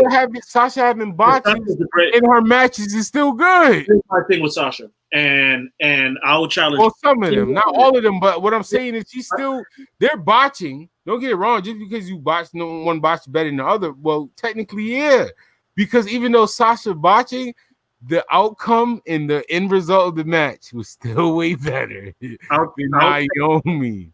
I think Naomi has enough moments that makes you think there's more there. That's what I'm saying. I can only think of moments. And I'm being serious. I'm not putting down Naomi because I was defending her. It's not even if Naomi. After Corey said that, I had to check, and it's like if Naomi had come up, like if Naomi was in the same class as like Alexa and Carmella and them when they came up. And she hadn't really got a shot, I'd be like, give her a shot. But she's had the time. She's been around for a while, and you've been in the ring with the people who can get good matches out of anybody. Sasha got a good match out of Nia Jax. Like if she get a good match out of Nia Jax, You could get a good match out of anybody. My thing with Sasha is that I'll put Sasha's match resume up against any woman wrestler in WWE history. I'll put Sasha's match resume up against any female wrestler in WWE history, and I'll tell you Sasha got more 4-star to 5-star matches than any other female in WWE history. What about Oscar? I'll take Sasha's resume over Oscar's. It said resume. I thought you said her WrestleMania. My bad. No. She hasn't had, and that's another thing. Naomi got a WrestleMania moment. You talking about WWE only, right? When you say this resume, yeah, I don't. Are we include in the NXT? Oh, Sasha had a great NXT. That's what I'm saying. Sasha had the best. Sasha's women's NXT title run as far as matches. Let me say this. This is another hot take. Nobody ain't gonna like. Shayna Baszler NXT title run is underrated. She was squashing people, and once again, it's like Adam Cole. I was never bored of it. They did such a good job. They really made sometimes it look like, yo, maybe this could be the person. They actually did a decent job with Shayna Baszler, and I feel like she might get the NXT effect. I have her at 3. I'd put her at 3. I think she's gonna get the title. She's gonna get the title sooner or later. But it's not. They're not doing. The thing is, I think they do that shit to humble either the fans or that person. You know what I'm saying? They're trying to make a baby face. It's about business. Yes and no. Yes and no. Remember, like I said, as soon as that whole tag team shit went underway, I mean that shit fell through with her, Oscar, which I really wanted to see them tag together. She said like, yo, no, fuck all that shit. I'm coming for whoever's next. Right. You know what I'm saying? And I think when she say shit like that, it's like it leaves her in the tweener. I think they could be the. I mean, we don't know who Sasha and Bayley are fighting at Payback, and it ain't like there's a lot of women's tag teams around. Honestly, want to keep it totally. I wanted to say this earlier in the show. I think it might be Riot Squad. I think they're building them up for that. But they keep losing titles on them. But they keep losing. Put the titles on them? They keep losing. Yeah, you know they really don't give a fuck about the women's tag titles, bro. If they listen here. No, but just storyline. The women's tag team titles is on your top storyline right now. They matter. I have my complaints about WWE when it comes to Sasha Banks. One of the reasons I'm so serious about Sasha winning is that, goddamn it, if she does not defend a fucking singles title successfully one goddamn time, it's not happening, bro. But it won't be this Sunday. If they look at the way she got the title and kept the title, you think she about to win that clean? Yeah. If they, I didn't say it was going to be clean.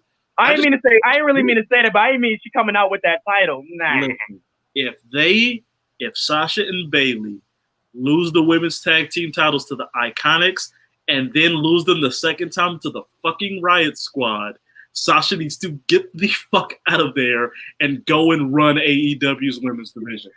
Hey, man, that's WWE's fault for not having no good women's tag team. Do not do that shit.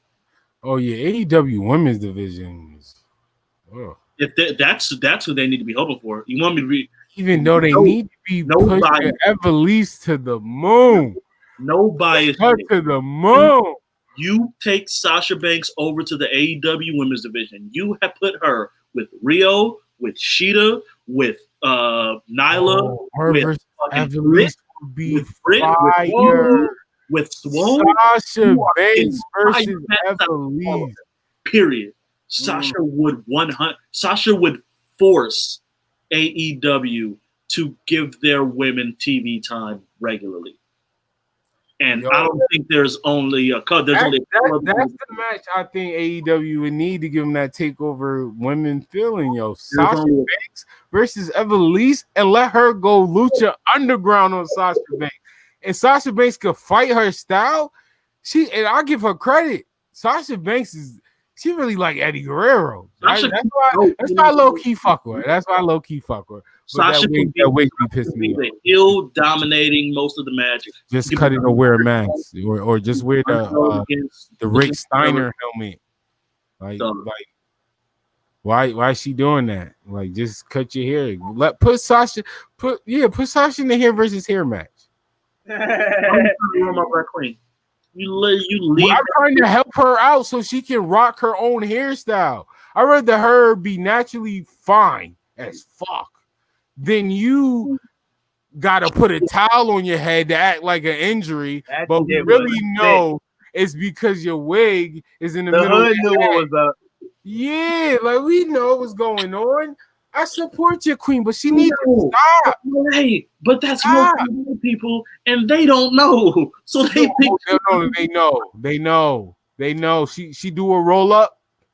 She fucked up. You can see the line right there. I'm gonna leave my Black Queen alone. All right. But that would be fire. I ain't gonna lie, I never thought of that. That's that weird. I don't know what the fuck is going on in Boston, but somebody need to hook. They need to go to the hood, Boston Hoods and some shit. Need to hook her up with some shit. They need to figure shit out. Either way, she'll be watching. Thanks. She'll remain Bailey are going to lose their title. The Oscar just want to put that out there again. Who else is going to happen? Dominic's going to win.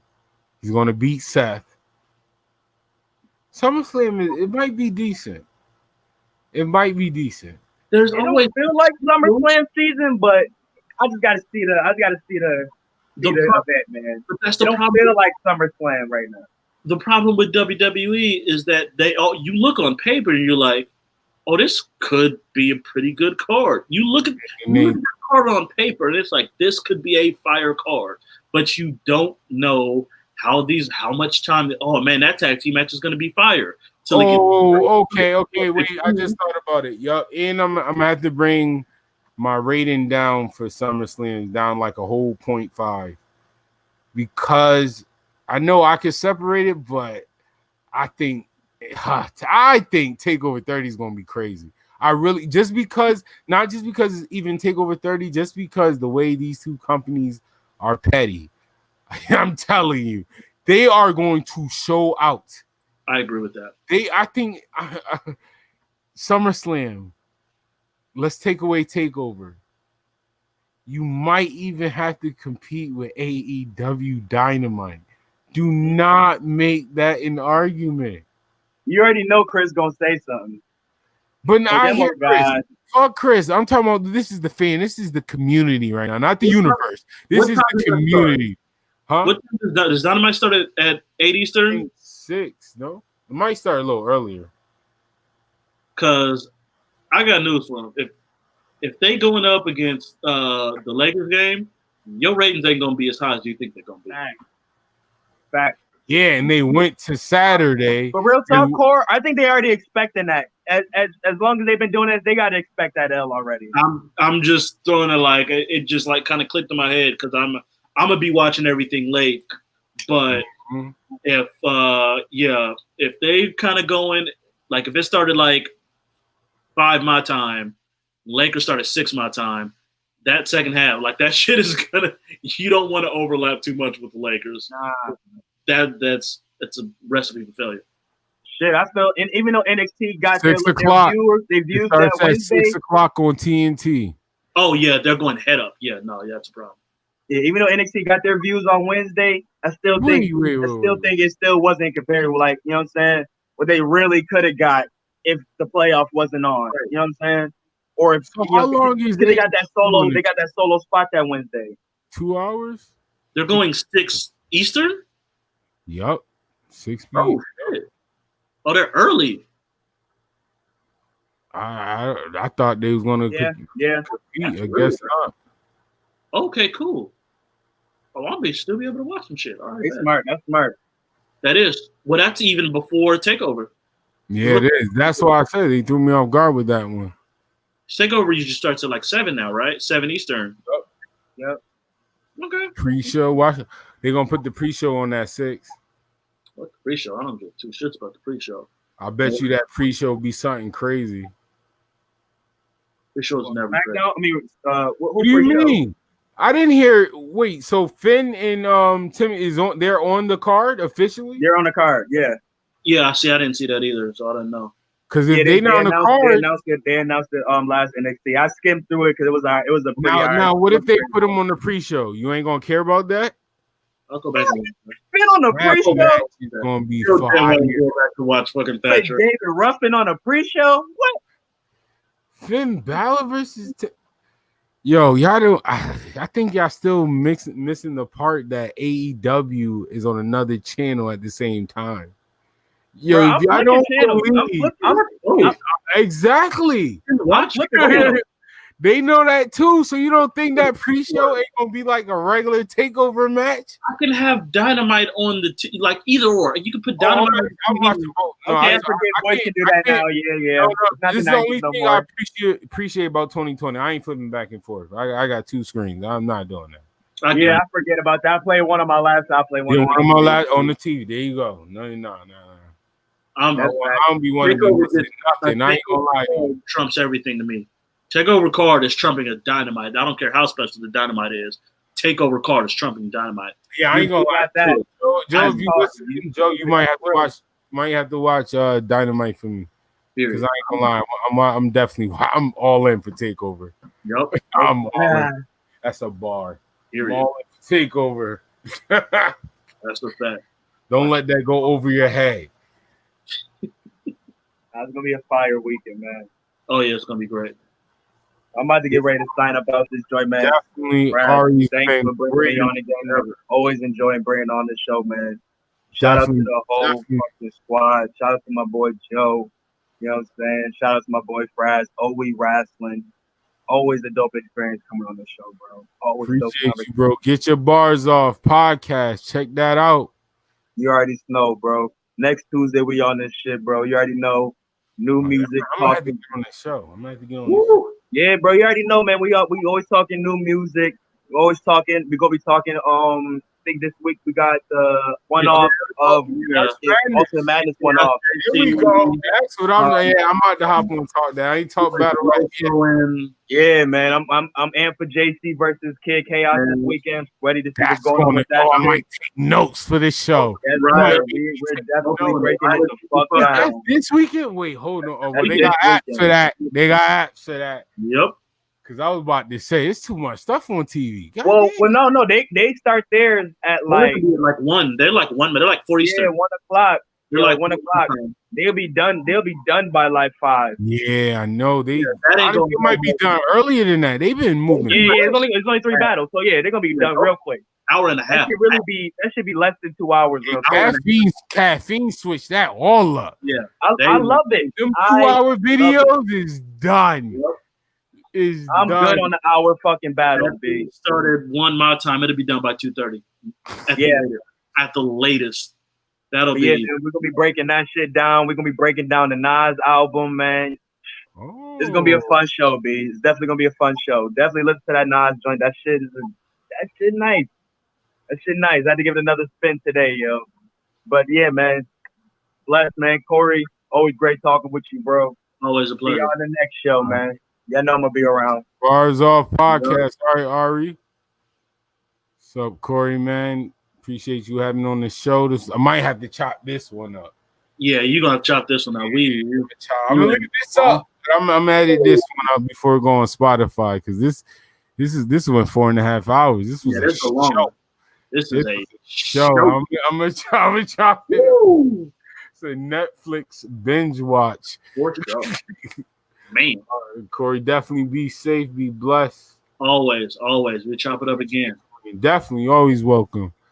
Shout out to Joe. Shout out to y'all, everybody. I hope you have a blessed and safe night in WE WRASSLIN. So sit back and relax. Relax.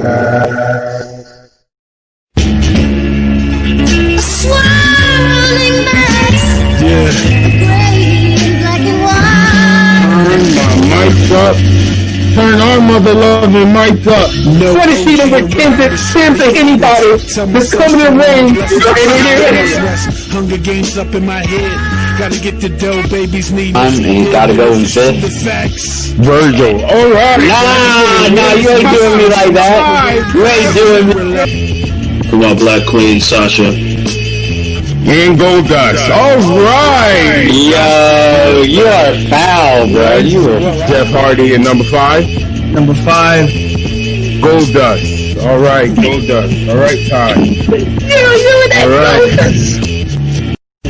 With that, niggas give me props every day. What I'ma do with that? Eddie Guerrero going in Wrestling God. Y'all just gonna have to be mad. Y'all just gonna have to be mad. That's just how it works. Nah, you whoa. Keep the job. I ain't giving donkeys today. That's the seed of God plotting on my So my hot take and my hot trash of the week. I'm giving it a horn swallow. I'm giving a spirit squad because it was close. You get a goddamn spirit squad. You're nasty, filthy top 5. Peers who, as it appears, ain't on my tier.